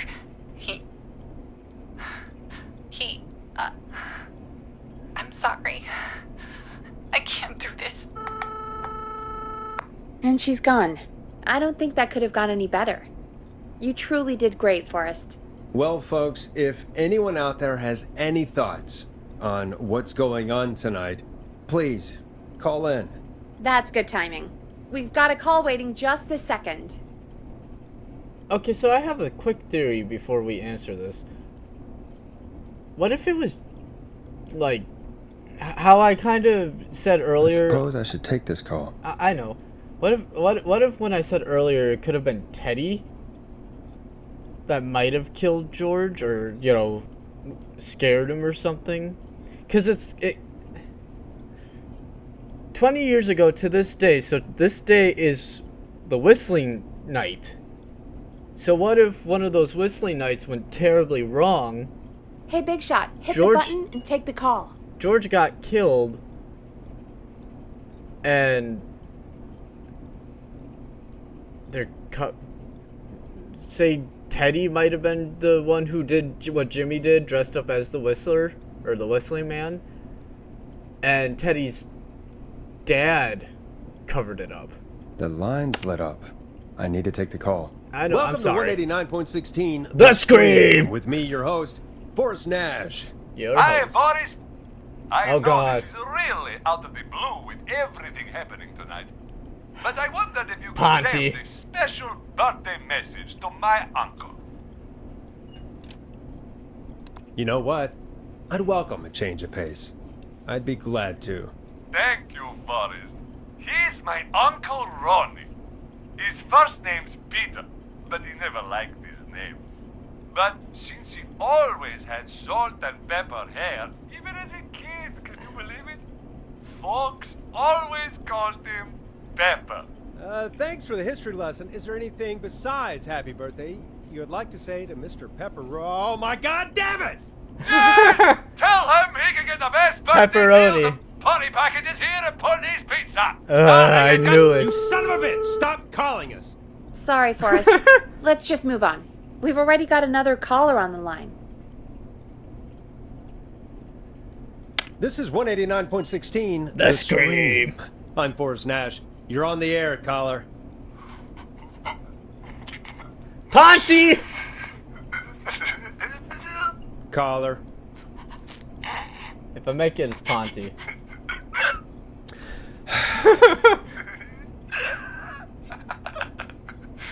Ponty. Ponty's Pizza always delivers. Come rain or sleet or whistling man, we'll be there. Oh God.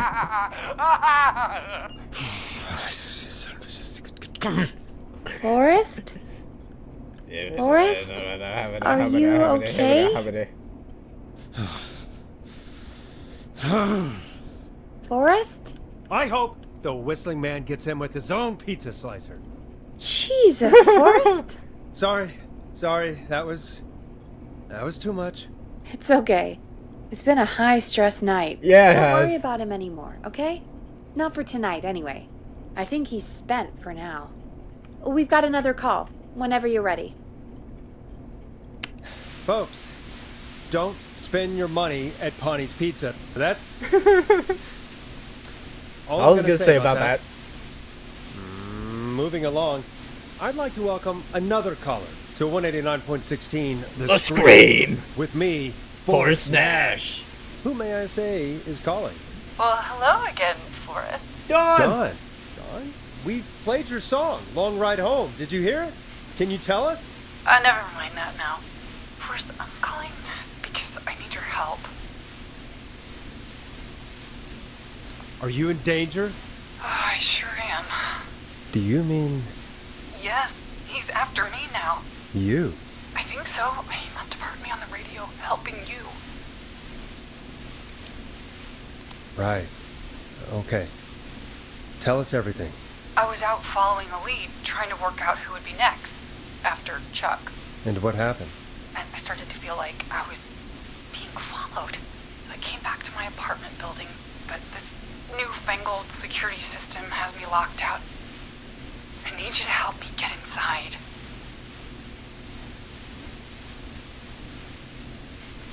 Can a neighbor let you in? I only moved in last week. I don't know anybody yet.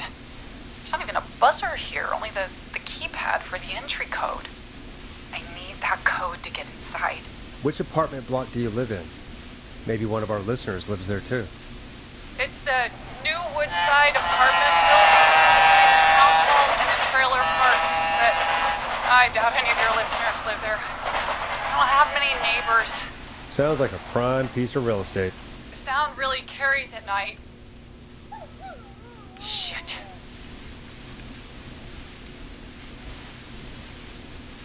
I'm guessing you're not a dog person. No, I'm not. It's my neighbor's dog. Boy, I wish he'd muzzle that thing and... Oh. And now he's blasting David Scopo out of his window. Listen, I can't get any... He's coming down the street. I don't think he's seen me yet. Forrest, please. I need your help. I need the code for that security system, or I'm gonna die. Can you get your neighbor's attention? That the Whistling Man will see me, Forrest. I can't do that. What's your neighbor's name? I don't know my neighbors, remember? Please, I need to get in. What's the name of the security system? There's a sticker on the box. It says Starling Security 4000. There's a keypad, and it looks like it wants a 6-digit number. We'll see what we can do. Thank you, Forrest. Yeah, of course. Don't worry, Don. Thank you, Forrest. I knew I could count on you. I'll sit out of sight. Call me back soon. All right, folks. Here's a little tune for you all to enjoy while I try to break Dawn into her apartment. You were pretty quiet there, Peggy. Forrest, was it just me, or was there something... Yeah, it wasn't just you. Something was weird about that. Yeah. Well, tell you what. We have a Starling 4000, or whatever, here at KFAM. Clive bought one for the station. Maybe we can find something to help. Well, I'm not sure who. But to help someone.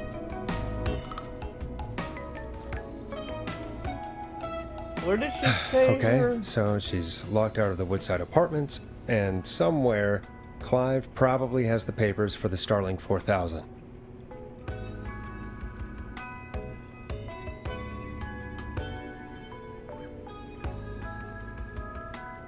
The Woodside Apartments is here by Town Hall.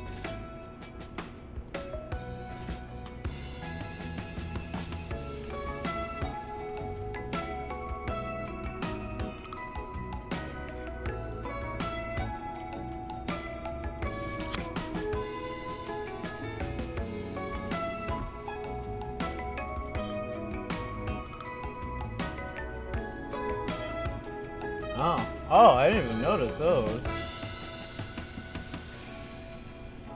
Something don't seem right, cause that was Roller Ricky and Maxie, but they're at their roller rink. Cause when that train went past when Dawn was talking.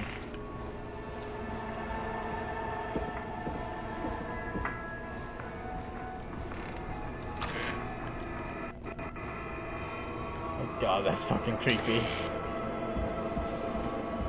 Sorry, I've lost my train of thought there for a hot second. But no.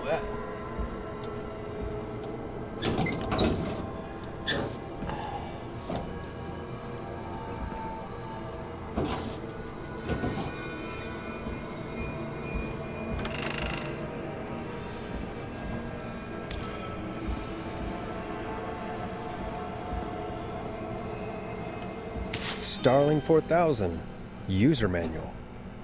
Ah, these codes should come in handy.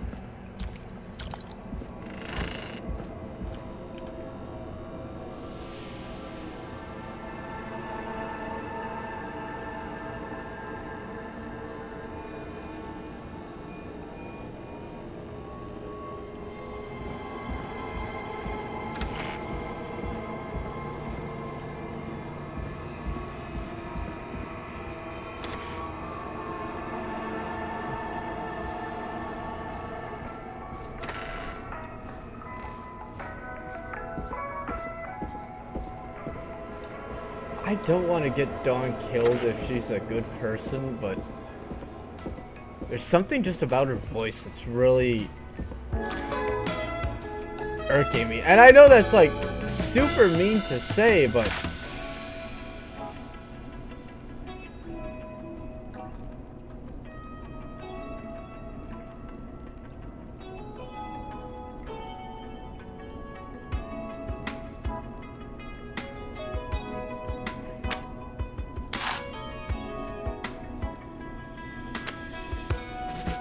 Welcome back, Forrest. Find anything? The Starling 4000 security manual. It's got a bunch of codes. Good. And did you find anything else? Nothing except the manual. All right. Well, I'll get Dom back on the line then, Forrest. I'll let you take it from here. Thanks, Peggy. When you're ready, shut the music off. I'm gonna do something. Line 1, whenever you're ready. Dawn, are you there? This is Forrest Nash from 189.16. The Scream! Oh, thank God you're back. I'm so afraid. What's the code to the gate?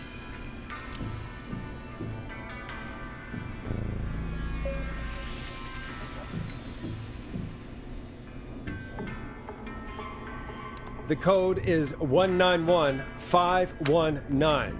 Thank you, Forrest. I don't like how she said that.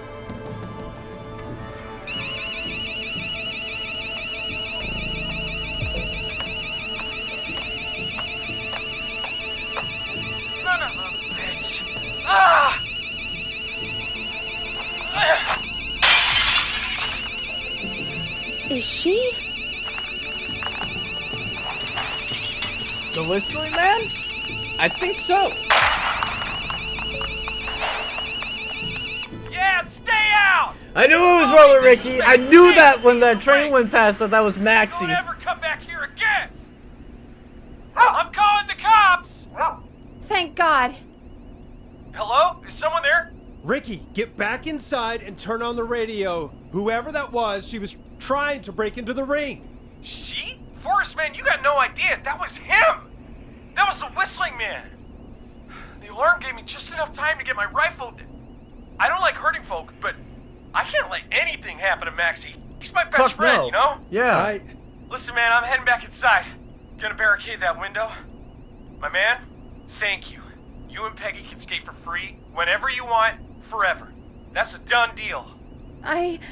Thanks, Ricky. Can't wait. You got it. Talk to you soon.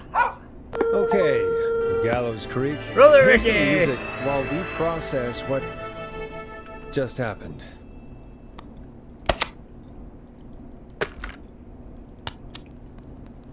So, the Whistling Man is a woman?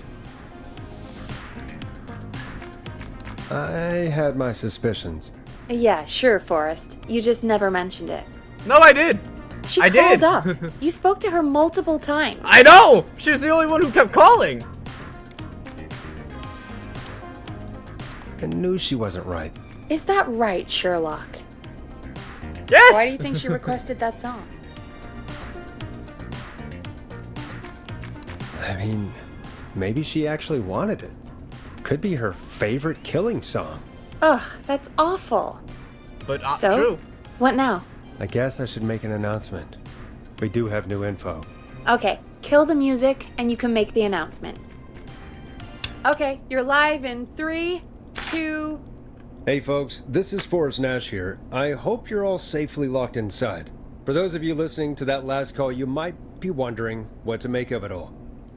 Here's our take. We now believe the killer is actually a woman. One who might manipulate you into letting her in before she attacks you. We're neighbors. Look out for each other and stay safe. The killer was calling themselves Dawn. This could be a fake name.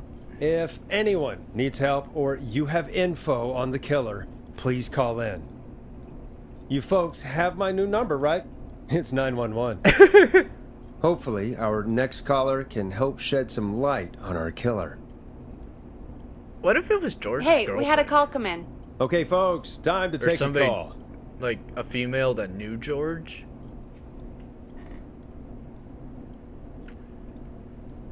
You're through to Forrest Nash on 189.16, The Scream. Hey, man. Murphy? Yeah, I'm straight. What's going on, Murphy? You in danger again? Nah, man. I've just been listening to the show here at home. And since you asked folks to call in if they could help out, well, I'm calling. I don't know if I can say as much as other folks have, but I figure I wouldn't be a good role model to Fernando if I didn't try to help, you know? You're a good father, Murphy. Absolutely. Fernando's a lucky kid. Yeah, he is. Thanks. He's trying. So, what do you want to know? Well, what can you tell us? I don't know, really. All right. Well, do you know anything about the death of George Barrow? Absolutely nothing. Okay. What about the killer herself? Herself? Man, I didn't get my ass kicked by a lady. The man I went toe-to-toe with was a man. You heard the last call, right, Murphy? Yep. So you know it's a woman, and you were trained by a VHS, Murphy. I know, but... Man, how could it have been a woman under that mask? Let's just move on. Do you know anything about the history of the Whistling Man? No, sir. Tonight's the first time I ever heard of him. What? I moved here 3 years ago, man. What do you want from me? Hey, man, no worries. Just thank you for trying. Right. Sorry I couldn't help you all more, man. Now, if you'd have asked me about gators. Forrest, we have a call coming in. Sorry, Murphy. I think that's all I we've could got tell time you for right everything now. about gators. All right. I'll catch y'all with the gator talk later. Night. Well, folks, that was a bust. But perhaps our next caller has more they can tell us. Let's find out. This is Forrest Nash, and you're... Please help me. My name is Casey Moore. I'm at 25 Nancy Drive. My best friend's been stabbed. He's God. bleeding everywhere. I don't know what to do. Please help me. Oh God. Somebody's been stabbed? Can you tell me what happened? We'd been out at the reservoir. We were heading back to his place when we heard this whistling all of a sudden. He just started freaking out. He screamed at me, told me to hide. I'd never seen him like that, and I just panicked and ran and hid in a bush. Oh no. Forrest. Yeah. Then what happened? He went up the road and talked to someone. I couldn't really hear or see anything. It sounded like he might have known the person, and they just stabbed him. Casey, was he talking to a woman? I don't know. They had a mask and wore all black. That's all I know. Please, we need help here. I'll get you help, but I need to know. Where did the masked person go? They left. They left him to bleed out. I waited until they were gone, then dragged him into the garage and called 911. Wait. Why didn't she make sure he was dead? I don't know. I think I heard them say something like, "It's not so funny now, is it?" before they left, but please, he needs to get to the hospital. I can't drive, so we need an ambulance. Forrest, the ambulance was destroyed in the explosion at the gas station. Yeah, I thought You that should get might all come the in. info you can. What's your friend's name, Casey? Jason Parker. Can you tell us where Jason was stabbed? They stabbed him in the stomach, and then stabbed him again in his leg when he was on the ground, and it's... Oh, the knife is still there in his leg! Do not remove the knife! Peggy, patch us through to the hospital. On it. Phoning St. Gabriel's now. Switch to line 2. Hello, St. Gabriel's Hospital. How can I help you? Hi, this is Forrest Nash from 189.16. We have a stab victim at 25 Nancy Drive named Jason Parker. He's been stabbed in the stomach and the leg. He's bleeding heavily. Oh, God, I'm sorry. But the ambulance is... well, you know. I know, but please, we need something, or he's going to die. Forrest, listen, you're going to have to get him here. We need to see him, and we can't get there ourselves right now. We don't have any way to drive him right now. And even if we did, he's bleeding out fast. All right, listen. We need to buy him time to get here. That means stopping the blood first, and then finding someone to stabilize him. To stabilize him, you really need someone with first aid training. Do either of you have any? No. Me neither. Damn it. I sure I'm really don't. sorry about this, but I have other patients who can't wait. All I can do is talk you through the procedure as quick as I can, and then leave the rest to you. Okay. Think you can handle that? Hit me. I'm sure we can handle it. Okay, from the top. If he's bleeding out, then you need to get him comfortable and try to stem the bleeding. Lay him down. Apply continuous pressure directly to the affected areas.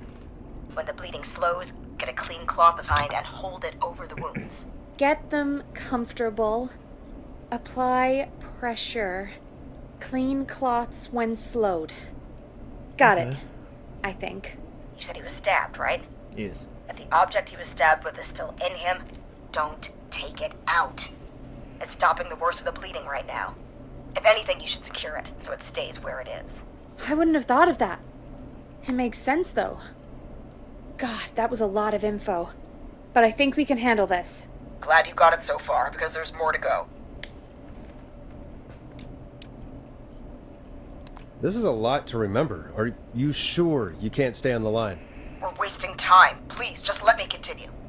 If he's lost a lot of blood, he may enter shock. If he does, act fast. If you applied a cloth and it's bleeding through, don't remove it. Just apply another on top of it.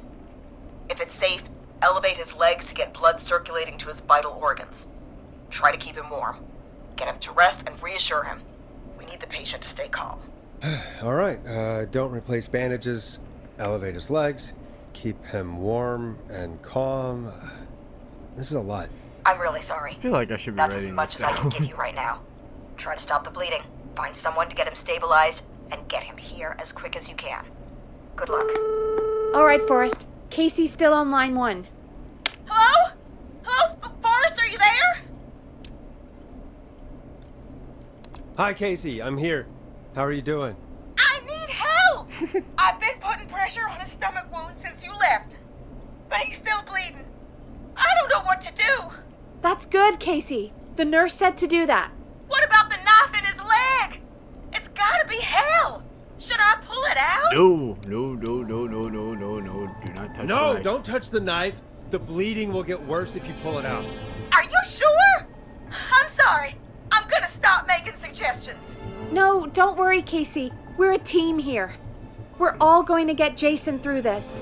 Casey, is his leg wound bleeding right now? I hate looking at that knife. Yeah. It's bleeding. His stomach is worse, though. I think we need to secure the knife so it doesn't move around. Do you have anything you can tie around it? Yeah. There's some laundry piled up on top of the dryer, some cloths on the hood of the car, and what else? I guess I've got my jacket. Yeah, cleaning Take rags. the cleaning rags and hold them over the wound. I really hope these are clean. Me too. Here we go. I'm sorry, Jason. It's secure. I'm putting pressure on his stomach again. I'm starting to think we might make it. Forrest, can I have a word?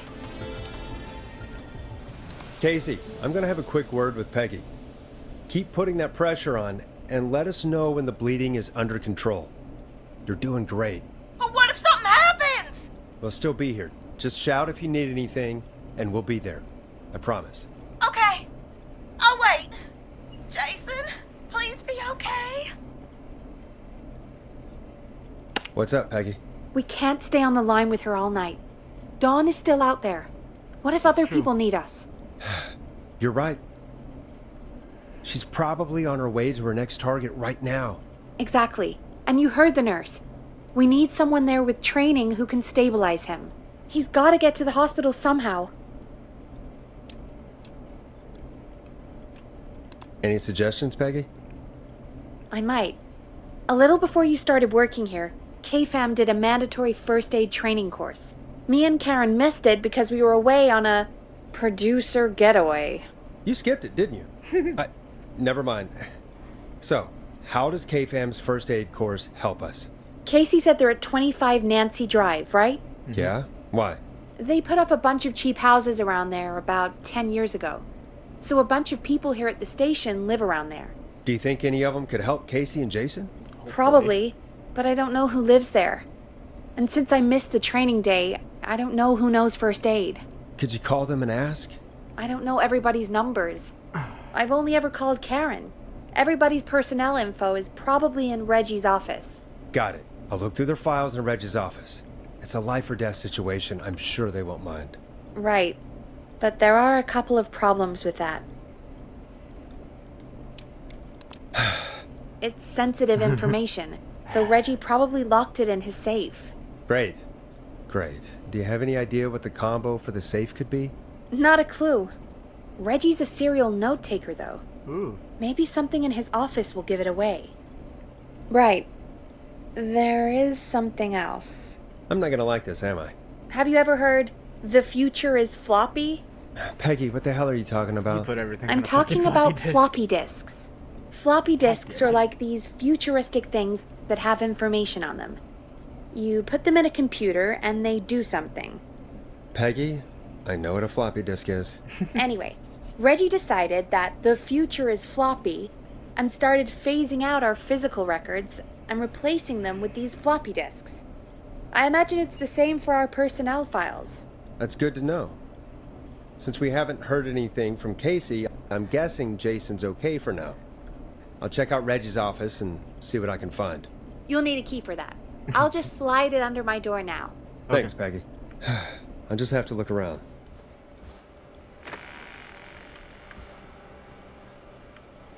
Good. I'll patch my mic down to the office, so you'll hear me over the intercom. Okay.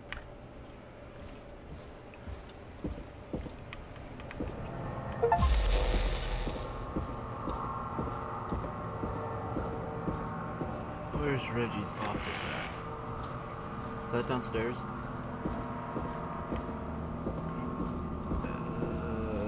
Important dude might be in the back. Yeah, staff. Coffee. Coffee? Oh, kitchen. Janitorial. Huh. Private. Looks like I need a 4-digit code.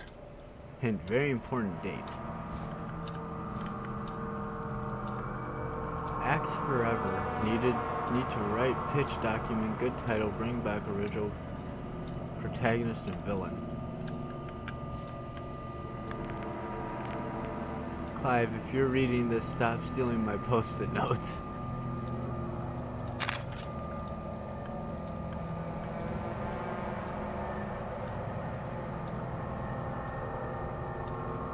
Alan cites UFO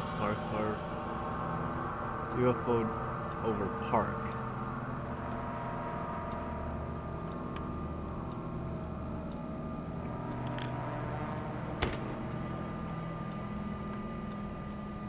Ask Jenny where those tapes are. It's been weeks now. Overdue.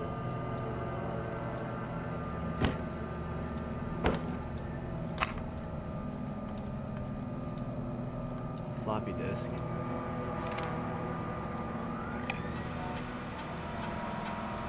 Could this be it? Deep Cuts top secret closet disc. Delivery killer who kills with a pizza cutter. Free slice on me. Terrifying, there's never any pizza. What happened to the original delivery guy? Maybe write him in a final girl's boyfriend. Okay, so that's just a book he's writing.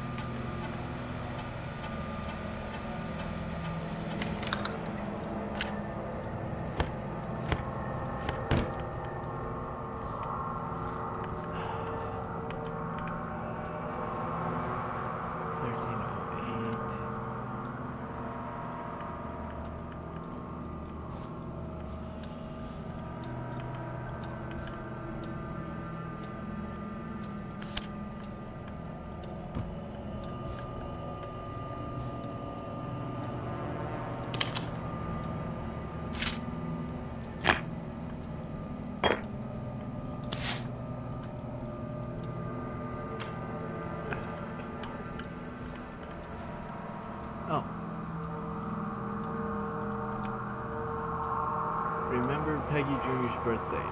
9/10, not 10/09. Last year was a disaster. Is it 10/09?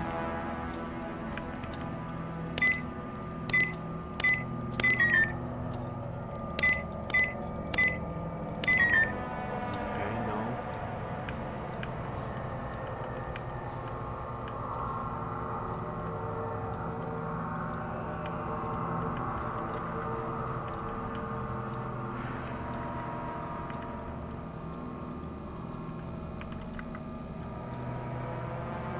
Wait.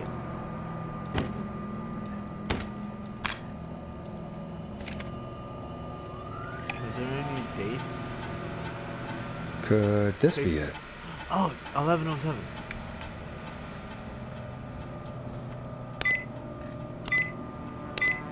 Nice.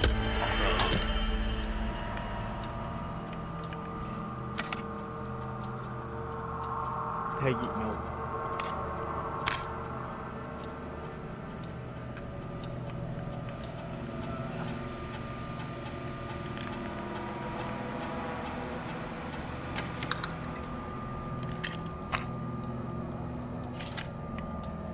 That load up.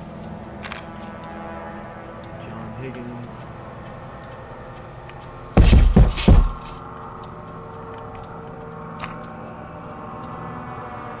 Forrest. Hey.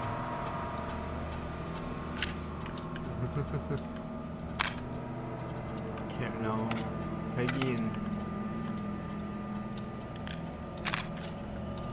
Barbara.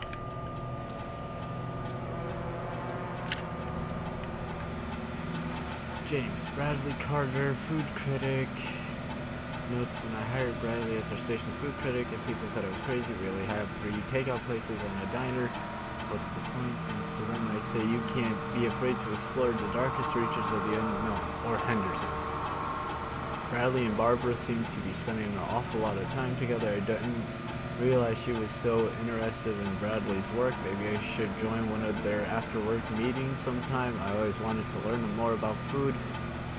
Brad and Barbara ended up missing most of the first aid training session. Brad made a joke about practicing mouth to mouth, and Barbara got really upset and stormed off. The joke wasn't that bad. Okay, so it's definitely not Bradley or Barbara. So where's Barbara? Because they missed some of it. So it's gotta be John then, right? John Higgins, news leader, 14 Nancy Drive. Andy's close. John refused to engage with the first aid trainer during the course. I didn't know he was a war medic, but it was station policy to send everybody regardless. John apparently has a bunch of medical equipment in his home that he preceded from the military at the end of his service. Is that legal? Like, do I need to report him? Spoke to John again about eating the free samples that Brad gets sent for his reviews. He said he'd stop, but he said that last 3 times too. Is it an un-American to reprimand a war vet? Okay, so yeah, we're going with John. But I am curious on what... I'm curious on what this says. Get a load of this, Peggy. Apparently, I'm I can't a believe lone we wolf actually type. got the Forrest Nash here in Gallows Creek. His motivation may be low. His demands are a bit beyond our means, and he's clearly blacklisted. You're right. from I'm sorry. any I need to focus on possible candidates. I can read the reputable rest of this station, later. but honestly, we don't have a reputation to lose. Forrest isn't really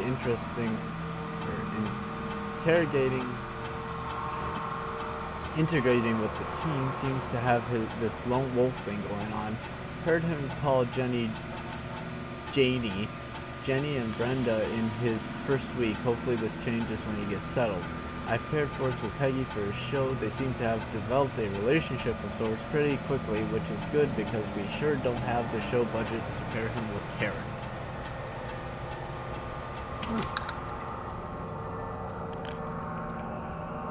Hey, Peggy, you there? Yeah, I'm here. Did you find what we need? I think I know who our best bet is to help Casey and Jason.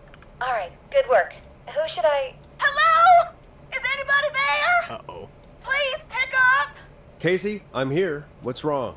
Jason started going pale. He's going I into tried to shock. get him to rest, but he just threw up everywhere. What's happening? What do I do? God, it sounds like he's going into shock. Casey, just stay calm. It's going to be okay. But the bleeding seemed to slow down. Did I mess up? Jason, I'm sorry.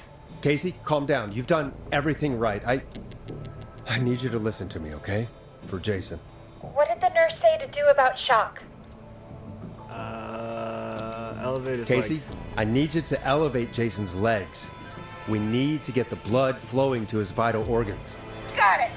Jason, stay with me. I'm just gonna move you. This might hurt. Okay. I propped his legs up on some boxes. I'm looking at my notes.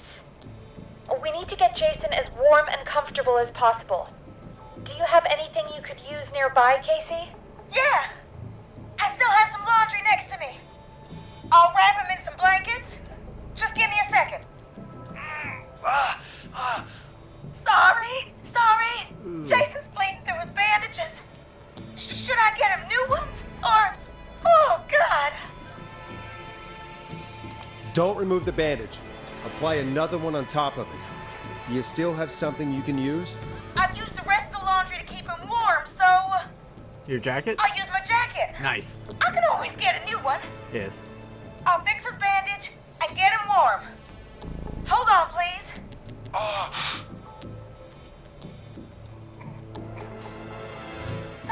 Sorry. I'm still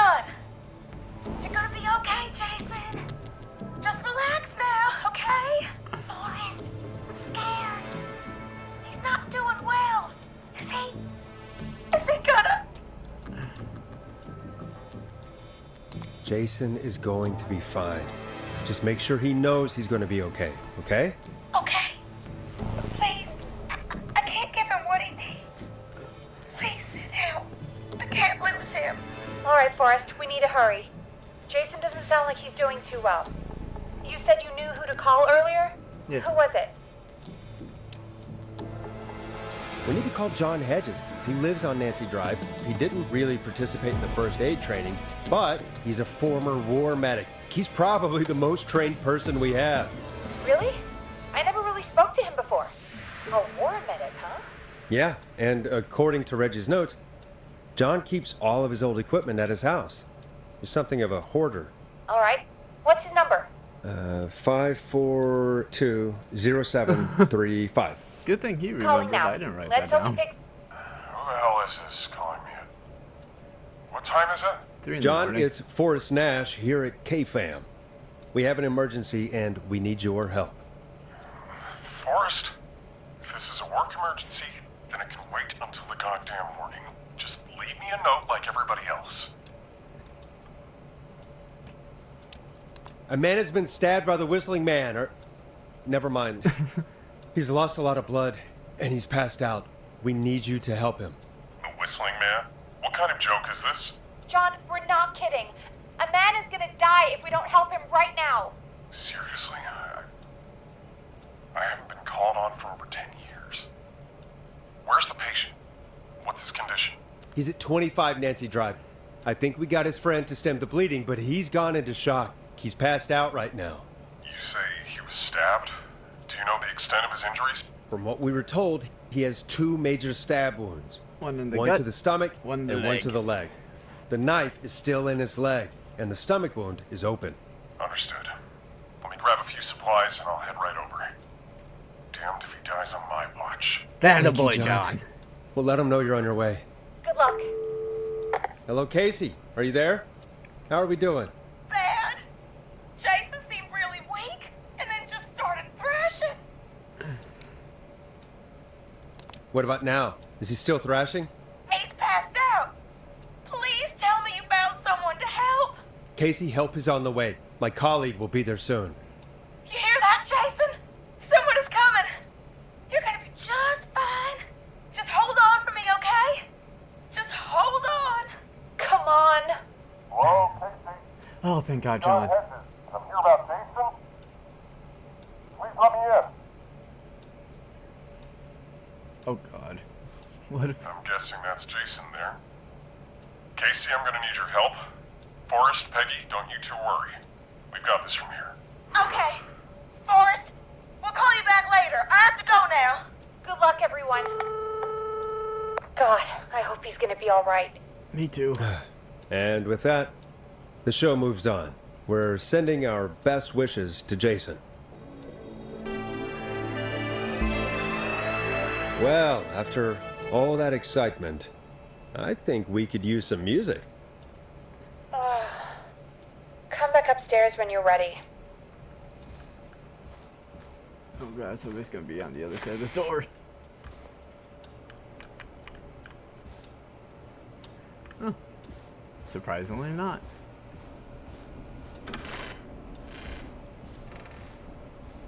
I for sure thought somebody was gonna be on the other side of this door.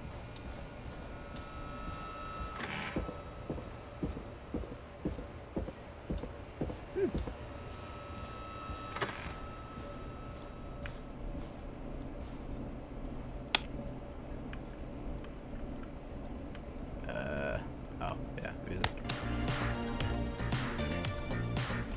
Here comes one of my favorites. It's getting pretty late. This might be your last break for the night, so try to enjoy it. Give me a buzz when you want to go back on air. Okay.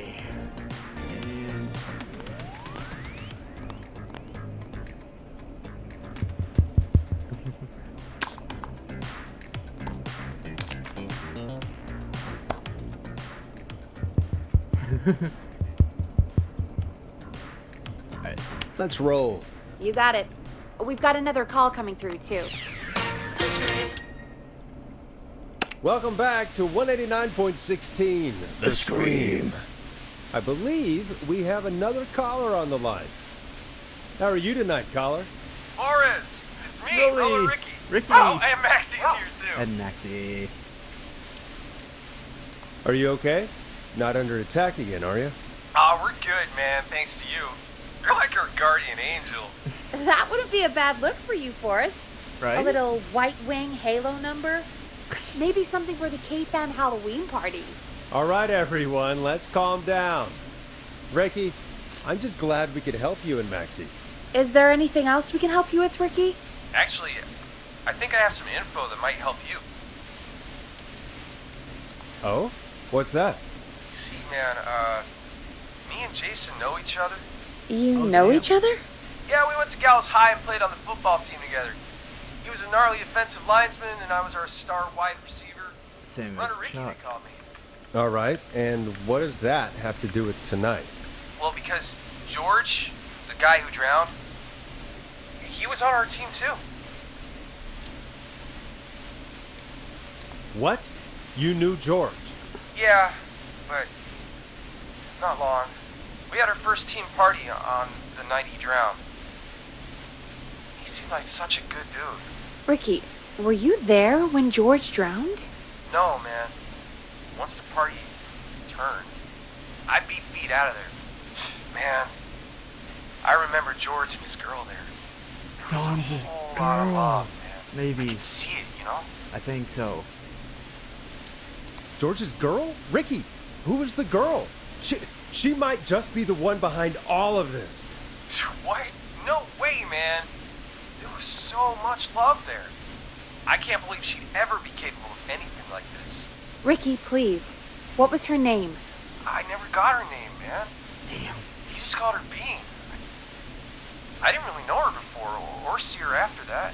Then what did she look like? Please, tell us anything you remember. I just remember a pretty girl, man. I'm sorry. Ricky, you said the party didn't last long. What happened? We were just having a good time, and then the next thing I knew, everyone was running for their life. I looked up and saw that goddamn whistling man in the trees. And I never ran so fast in my life. I ran straight home. Didn't know about George until next morning at school. I'm guessing it was whistling night, wasn't it? That the whistling man was just another kid. Yeah. I don't know how George died, but I always felt like if anyone deserved to die that night, it should have been me. Oh, no, Ricky, no. Yeah. Ricky, it wasn't your fault. You're not a bad person. I know that now, man. It took a long time to learn, but yeah, just thought I'd tell you all what I know. Thank you, Ricky. This helps. Thank you. You got it, man. Anyway, I think it's time for me and Maxie to free up your phone lines. Thanks for listening, man. I'll let you to it. Night, Ricky. All right, folks. Looks like we got a new lead in the case. Yeah. If anyone has any info about this mysterious bean, please call in. If she was George's girlfriend back then, she's probably in her mid to late 30s now. Huh. Oh, we have another call coming in, but hang on. What's up, Peggy? Everything okay? Peggy? You're gonna want to take this call off the air. Who is it? Just do it. All right, folks, it's time for another track. Here's one to help you sit back and relax. We'll be right back after this. I hope this is good news, Peggy. Who have we got? Find out for yourself on line 1. Hello? Forrest, I'm glad I got back through to you. Leslie. Sounds like it's been a busy night, huh? Surprise! It's Leslie, our 911 operator, leading the charge from Henderson to come save us. It's so good to hear from you. Are you okay? We're doing okay. Sarah and I are both happy to be headed back home. We're happy to have you too. Wait, Zara? Oh, yeah, I mean Deputy Martinez. Anyway, we got back into radio range a little while ago. We've been listening in, but haven't been able to get through until now. It's been non-stop since you left. Please tell us you're bringing help. You bet! Awesome. I'm leading a whole goddamn squad towards Gallows Creek as we speak. Turns out somebody had cut the phone lines. They had no idea what was happening. That's great news! That's crazy about the phone lines, though. Do you think the Whistling Man cut them? I'm guessing so. I don't know how the Whistling Man did it. But that doesn't matter right now. Listen, we're coming in hot, but we need your help. Okay. I know Gallows Creek isn't a big town, but if we don't know where the Whistling Man is, we can't get him. Her. That's where you come in. You can count on us. What do you need? It might be a long shot, but here goes. The Whistling Man already called up a few times. I bet she calls again. Probably We're will. still a little ways out of town, so if she calls, stall her. Buy as much time as you can for us to get in. And while you're talking to her, try to figure out where she is. We'll be listening in, so once her location is known, we'll head straight there and end this nightmare. I'll do my best. I know you will. Heck, I can see the headlines now. Forrest Nash's interview of a lifetime. Anyway, I'll radio the other cars and tell them the plan is a go. Hopefully the next time I see you, it'll be with our killer behind bars. Fingers crossed, Lisa. Take care Leslie. now. Leslie. We'll see you soon, Leslie. Oh, thank God. It sounds like this is almost over. We're nearly through this. Thank God. Best we don't waste any time then. Let's get back on air. You got it. Okay, Forrest, shut the music off. Bringing you back live now. Welcome back to The Scream with me, Forrest Nash. The line is lit up, but before I get to our next caller, I just want to say things are looking up. Yeah, it's they are. almost over. But for now, let's bring in our next caller. Evening, caller. This is Forrest Nash. Hello, Forrest. This is John Hedges. Oh, I'm here with Casey. I wanted to give you an update on Jason. John! Is he gonna be okay? He's a fighter. He'll be fine. We've got him stabilized and resting in a bed. We're preparing to move him to the hospital. Thank you so much. If you hadn't been there, then... God, I don't even want to think about what would have happened. Of course, Casey. We're just happy he's okay. John, Casey, you two did all the work. Tell Jason to get well soon from us, whenever he's up for it. Well, why don't you tell him yourself? Is this Forrest? Jason! We meet at last. It's good to hear you, Jason. How are you? Oh, well. I love seeing the achievements with, like, Got a hole in my everybody who stomach, survives. and there's a knife in my leg, but John gave me something to take the edge off. So, I might feel even better than either of you. Oh. Take it easy until you get to St. Gabriel's. I will. But, before that, I needed to call you. I'm guessing the Whistling Man is still out there? Yes, the Whistling Man's still out there. Why do you ask? You know something about the Whistling Man, don't you? Yeah, I do. Can we talk about what happened earlier? Go for it. We spoke to Roller Ricky not long after you were attacked. You spoke to Ricky? Is he alright? He is now. I mean, he was attacked earlier, but this call came after. Hey, guys, I'm really sorry, but there's a call on the other line. I just need to make sure we don't have another situation brewing. You fill Jason in on what happened. I'll be right back. Okay. Sure, Peggy. Sorry, Jason. Where was I? Yep. Ricky's fine. You don't need to worry about him. That's a relief. He told us about George. Sounds like everything's finally coming out now. It's been tough to hold it all in. Sounds like you've been holding back about something awful, Jason.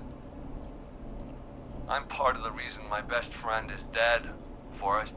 Oh, Jason was And there the that few night who knew too. about it said if I ever said anything, I'd find myself in jail for a long time. It was hell. And then the town just moved on, like he'd never existed.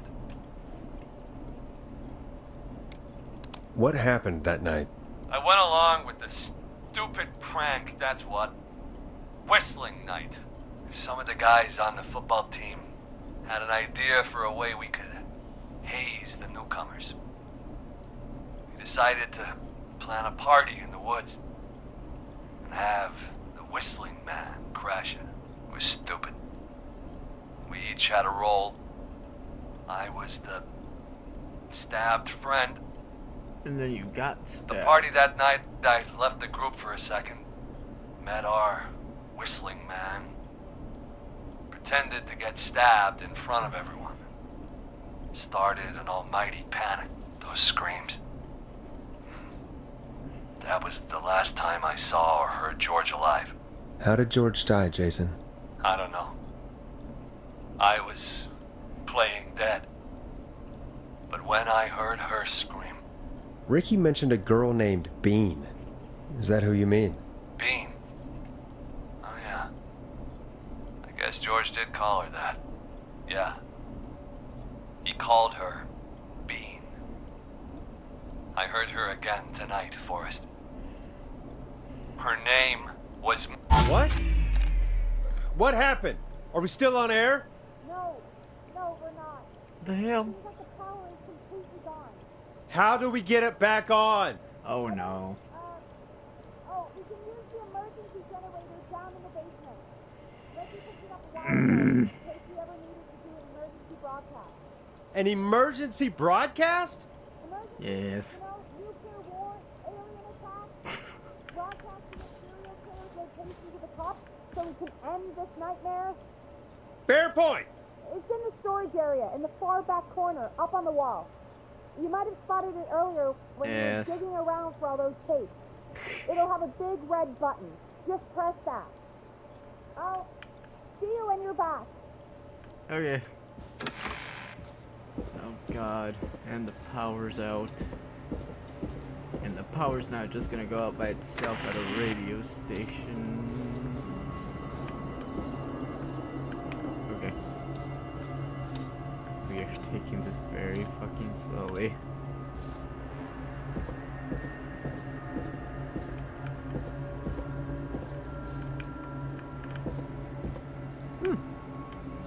How the fuck is the fan still working?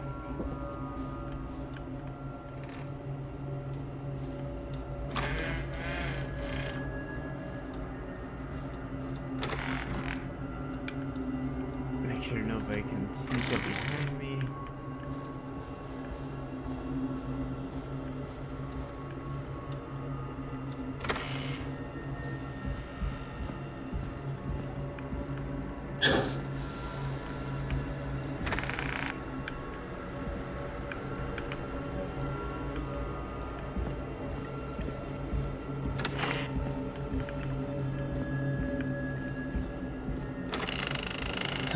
Far back corner. Why is this station so big? Because they like to be huge.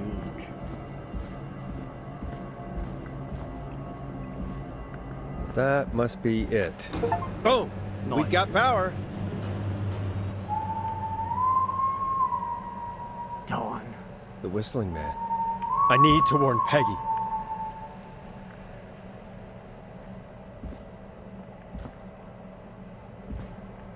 Oh shit.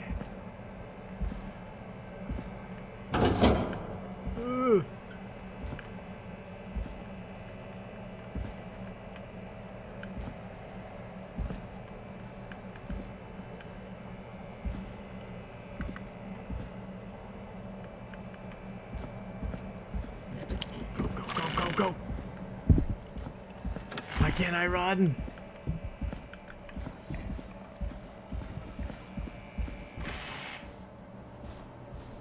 Oh god. Oh god. Oh god. Oh god. What the hell? The hell was that? Okay. Nope.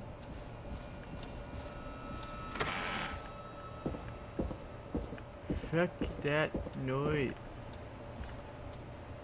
Why is Peggy's door open? Oh no.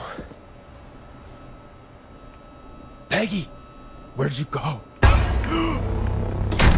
Motherfucker. No way. This can't be happening. Hi, Dawn. Or Bean.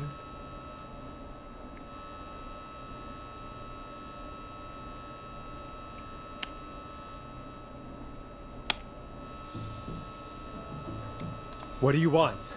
Good to talk to you again, Forrest. You know, I've really enjoyed our chats tonight. I guess we've had some moments. My favorite was when Ricky ran you out of the rink. Ha! You sure did get me then, Forrest. Where's Peggy? Have some patience, Forrest. It's almost the end of the night. Almost the end of the show. But it's not over just yet. Got a little time still. So let's make the most of it. What do you mean? Make the most of it how? Well, I thought we'd end tonight's Whistling Man special with a special guest. The one who started it all. Let me take that out of your mouth and... You crazy I bitch! knew it. I fucking Let me called go. it. Welcome to the air, Mr. Teddy Gallows Jr. Wait. It's all gonna come out tonight, Teddy. Your daddy and his money saved you 20 years ago. But even if you crawl out of his coffin with all the money in the world... Wait. Where the hell is Teddy? How are you talking to him if you're here with me?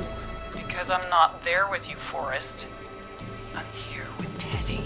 And if he says where that is, well, he knows he'll get it. Wait, then... Who am I looking at? Forrest Nash, let me introduce you and all of Gallows Creek to my boy, Henry Barrow. Your son? You mean you... Wait, that he... Yes, Forrest. He and I had a son. So there were two Whistling Men tonight. Of course! That explains how you were always able to get around town so quickly. And Murphy, he was right, wasn't he? He did fight a man. He did. I taught my boy to never run away from a fight. Hang on. Did you say Barrow? Then are you? Let me just get this mask off. Damn uncomfortable thing.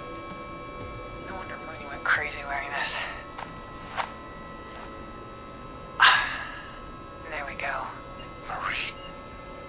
Marie Campbell? George's old girl.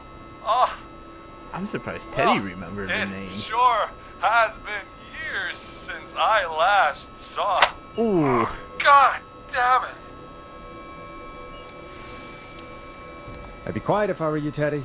But I'd listen to Forrest. Oh, I like Everyone's the name change. gonna know now what Teddy did. He killed George that night. This night.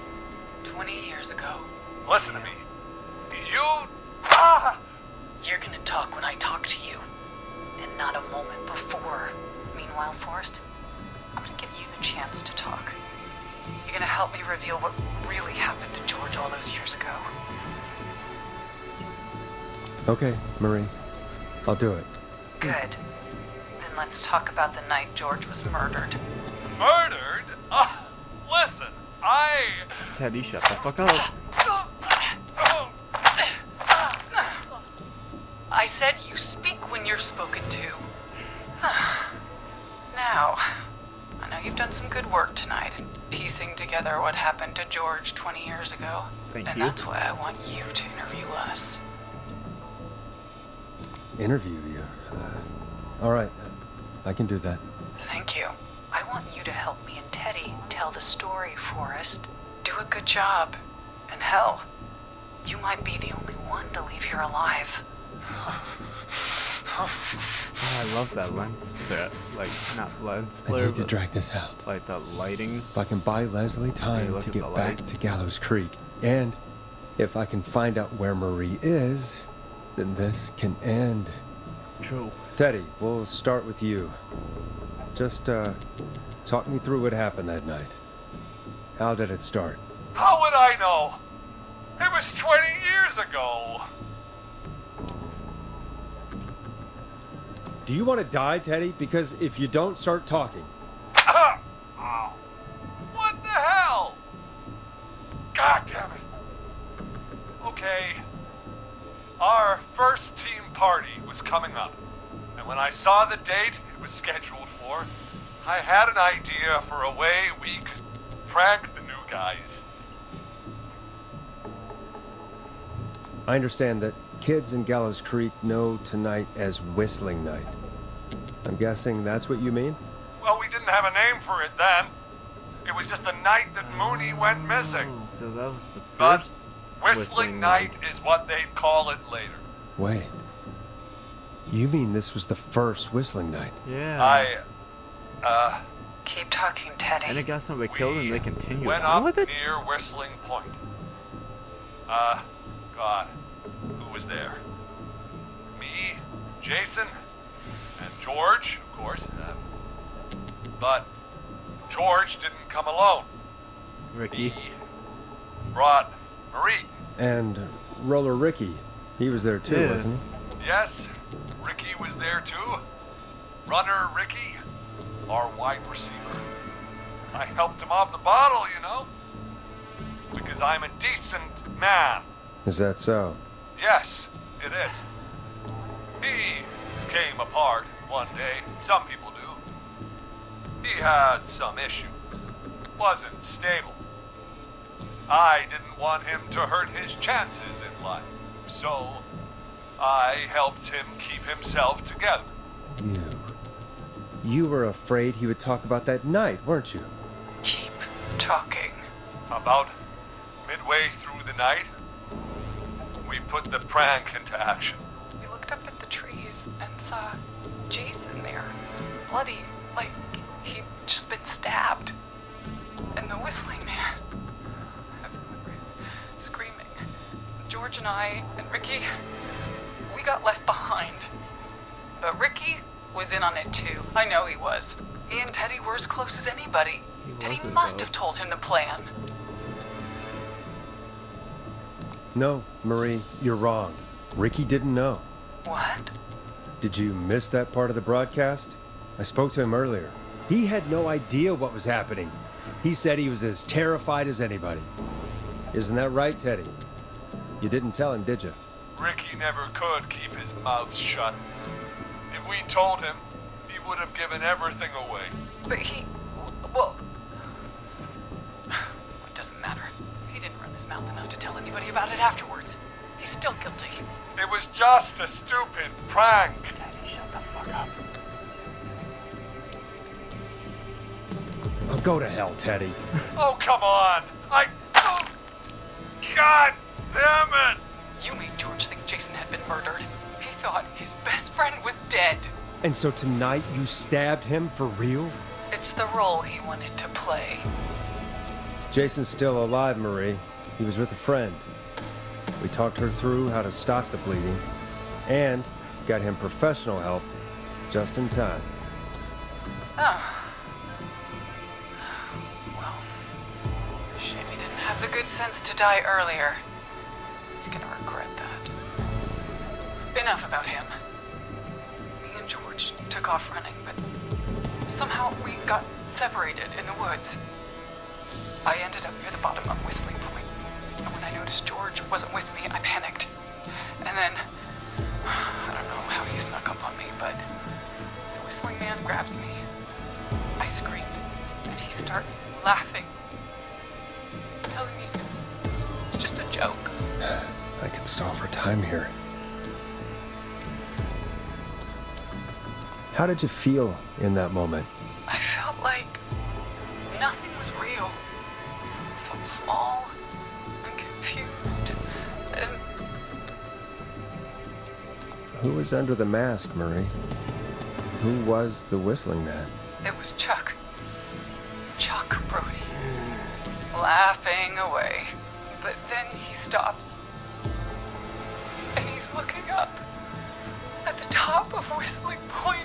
What was he looking at? Teddy, what happened next? Nothing. I mean, it was just... Teddy? George fell off Whistling Point. Where were you when it happened? You pushed him. You were up there. You were dressed as the Whistling Man too, and... I didn't push him, God damn it! I just chased him up there, and he kept backing up. When I saw he was about to go over, I reached out. That's what you saw. You liar. It's not my fault. He didn't know it was a joke. If he'd had any brains, he would have realized. Ugh. You bitch. No one's going to believe this. After all you did. I believe her. You... What? You gotta kind of... We're trying to show that we're on her side so she doesn't do anything stupid. Why else cover it up? My future was at stake, Nash. You know what it's like. People like us are bred for bigger things. Yeah, but covering up a murder. Mayor of this town, Forrest. And then governor. And then, who knows? What happened that night was tragic. We're still on the air, right? But it was a mistake. It was just a stupid joke gone wrong. So my father sent Clive out to clean it up. Why should a blip ruin my why did you just refer to George? George was a yeah. blip? That's an evil thing to say, Teddy. That's the way it is. My father agreed with me. Sandra found him the next morning while out jazz running. She found him in the river, but she lied about that to protect Teddy. She said something about her rent going up, unless she... Teddy, did your father own Sandra Sharp's dance studio? It's Gallows Creek, not Sharp Creek. I'd answer the question if I were you, Teddy. Yes, okay. We own most of the town. Yeah. That's it then. Your father was going to run her out of business. So I was unless right to... she lied and said she found him in the reservoir instead of the river. Damn. What my father did in his business dealings is nothing to do with... Oh, shut the fuck False up, reports. Teddy. That's why you killed Sheriff Matthews too, isn't it, Maria? Not just to get him out of the way, but... Everyone was in on it, Forrest. Even the coroner wrote a fake report. Said George was drinking. That he just got himself into trouble. And... I saw. I'm sorry. For all it's worth, Virginia didn't have much of a choice. She had a sick sister whose treatments she couldn't afford. She played along with the gallows to save her sister's life. And her own. Even still, she should have told the truth. I did my part. I tried everything I could think of. I even went to the newspaper, but no. That coward killed the story. But Maurice Russell is dead now. Richie. You've been through hell, Marie. I'm sorry. You've got no idea. Never should have started. He shouldn't have pushed my George up the creek. He should have been punished. But he's coming to a stop. At least for now. Here, where George and I first met, before he joined your football team, was right after he shot the winning throw. Wait a sec. School gym. We're at Gallows Creek High, in the gymnasium. That's right, Forrest. Not that it matters, but yes, we're here. Anyway, I think that about wraps up the interview with Teddy. So, Marie? Where? Peggy. Oh my god. Peggy! Teddy? You gotta help me. What the fuck is going on here? Quiet. You'll talk more later. Now I have to talk to someone who mattered more than you ever did. Peggy. It's been so long since I've seen your face. I worried you wouldn't come. Marie! Oh my god. I thought you... And here I was, thinking you'd forgot me. I like this. I'd never Like this forget my shot. own sister. Will someone please explain to me what's happening? When I explain, Peggy. Earlier, while you were speaking to Jason, I got a call. Do you remember? Well, it was from Dawn. She said that my sister Marie was there that night George died, and that I should come to the gym for a reunion. And when you walked in, you found out. That my sister is the Whistling Man. And your Good nephew. to see you too, Peggy. Why didn't you tell me any of Also this? your nephew She here. said that it was my last chance to see my sister. I knew if I told you, you'd try to stop me or come with me when we need you on the radio. And I just... I'm sorry. This has to be a lot for you. What happened to you, Marie? You just disappeared one day. Disappeared? I was thrown out, Peggy. I begged Mom and Dad to do something about what happened that night, but did they care? No, they told me to stay quiet. They only cared when they learned I'd been with George. And Marie, I'm so sorry. I never knew. it's not your fault. Really, it's Mom and Dad I should be seeing right now. But since they're dead and gone, well, Oh, Marie, no. I'll have to settle for the next best thing.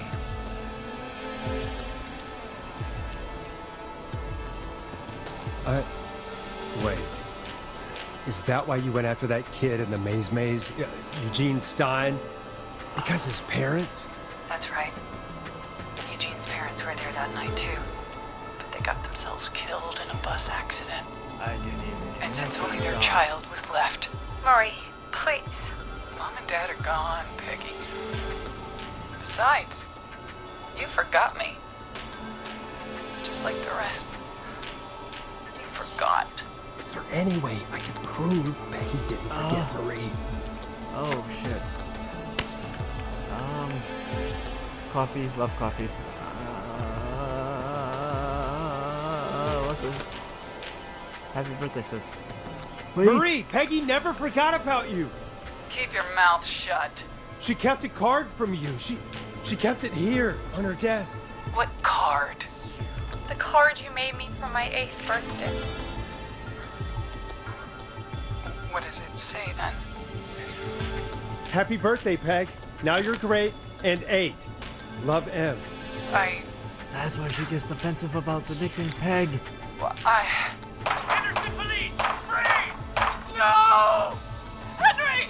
Get out of there! Peggy! We have 2 wounded, and we're in pursuit of the suspect. Henderson police! Freeze! Forrest! Leslie, how's Peggy? She's been cut pretty bad, but we're here now. I'll be okay. God, Marie! Hey, Zara! I need you to look after Peggy. She needs help. Now. We got here just in the nick of time. Where's Marie? She bolted right as we got here. The police are right on her heels. It won't be long now. It's over, Forrest. Nice. Well, folks, it was a long night, but we made it through together. I'm gonna head off to go check on Peggy. This has been Forrest Nash. And it's been a scream. Oh, God. Gotta go with the most, like, cliche. The man, the myth, the scream. Okay, so we didn't get as... We got 3 people killed. Oh, stop that.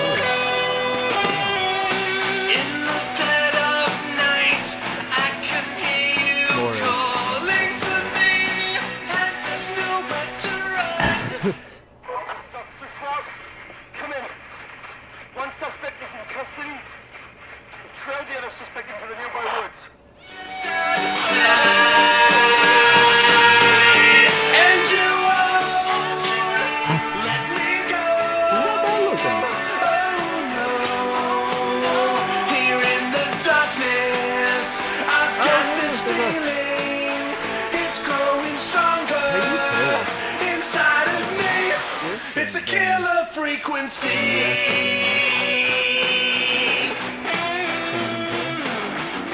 I can feel my heartbeat, and it's bursting out of my chest. But the radio's on, and it's playing the song we love best. I can feel the vibe. See, I thought Roller Ricky would have Hot Dave or Murphy's hair. And you won't let me go. Oh no. Here in the darkness, it's growing stronger. Inside of me, it's a killer frequency. Oh, it's a killer frequency.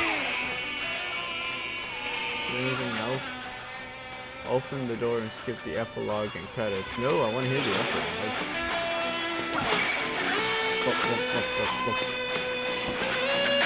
We have the suspect cornered at the top of Whistling Point.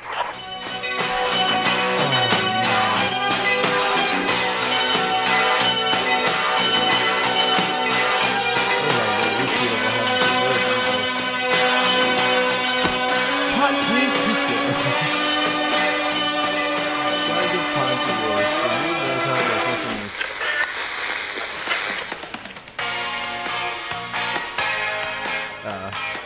Stop! Put your hands in the air! Get down on the ground! Advertises business.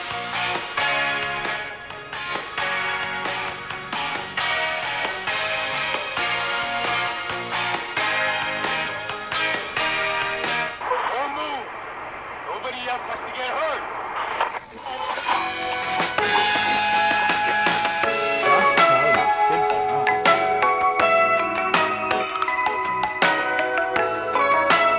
No, stop! Suspect has jumped!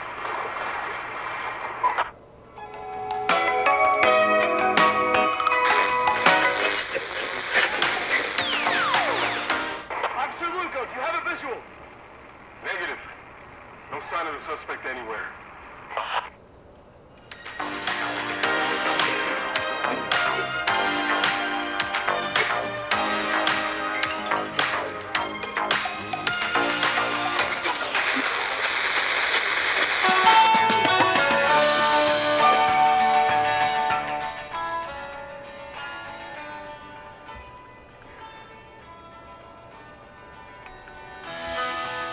Is this our apartment, by the way?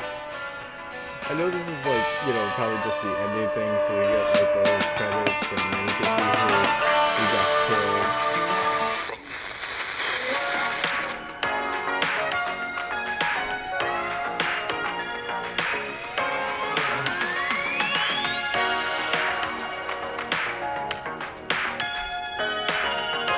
Okay, so Scott is the driver, I guess, was a bad idea. Oh, yeah. Damn. Well, I guess with that being that has been Killer Frequency.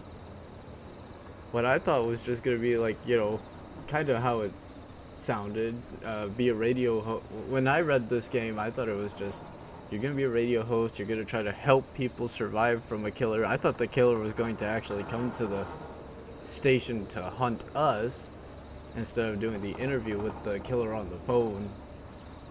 But it like deep dived into a really cool like a really cool background story, and yes, it's kind of generic with the whole, you know, town covering up a murder, accidental murder, and then somebody who was there that night having a grudge and wanting revenge and taking years to, I don't know if it was that she was trying to build up the courage to exact her revenge, or if she wanted to focus on growing up or raising Henry, then take her revenge. And then Henry found out, because she probably was always pissed off and told Henry about what happened to his dad, that they came up with doing this, you know, killing the people of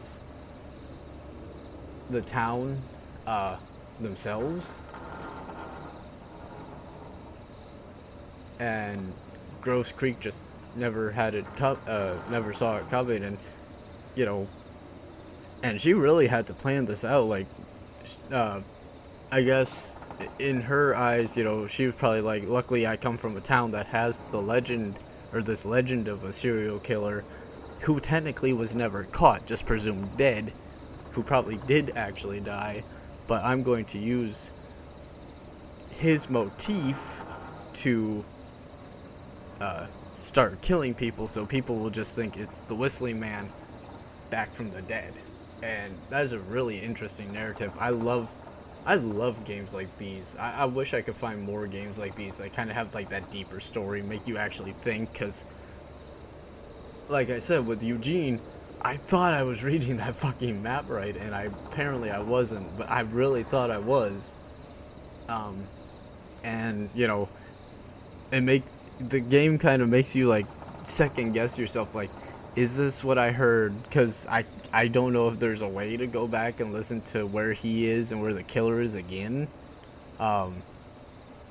And that might be my own problem with my attention span not being the greatest, but after he said it, and you know, I went, got the facts and came back, I was like, oh shit, where is he again? And then it kind of clicked, and I was like, oh wait, no, I gotta do this and then do this, and then I was like, no, I gotta do this and then this, and then, you know, after I said, never mind, I'm gonna do it this way, he got fucking killed just right then and there, and that, oh my god, that pissed me off.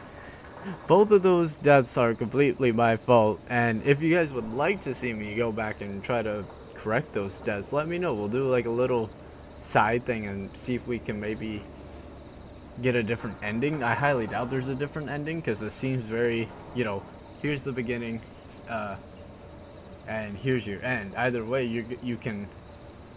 you'll come up with what's going on. I'm kind of curious, and I'm gonna do this on my own time, if there are like maybe more achievements, like if you get everybody, save everybody in the game, if you get like a complete, you know, help everybody survive the Whistling Man, or if you get everybody killed, you know, everybody dies from the Whistling Man. I'm just kind of curious to see what that would be like, so I might do that on my personal time. But anyways, guys, this has been Killer Frequency. If you guys have stuck around for this entire video, holy shit, I gotta give you guys credit, because this is a long one. This is almost a 5-hour long video, fully going. Jesus. But yeah, guys, if you guys did enjoy this video, I hope you guys do smack the like button, hit the subscribe button. Thank you guys so much for 251 subscribers. I have been away, like I said in the beginning of this video, and I never got a chance to thank you guys so much for all this. And yeah, I don't know when the next time I'll get to see you is. I hope it'll be tomorrow sometime, but we will see. And yeah, guys, I appreciate you for watching this, and I really hope you enjoyed Killer Frequency with me.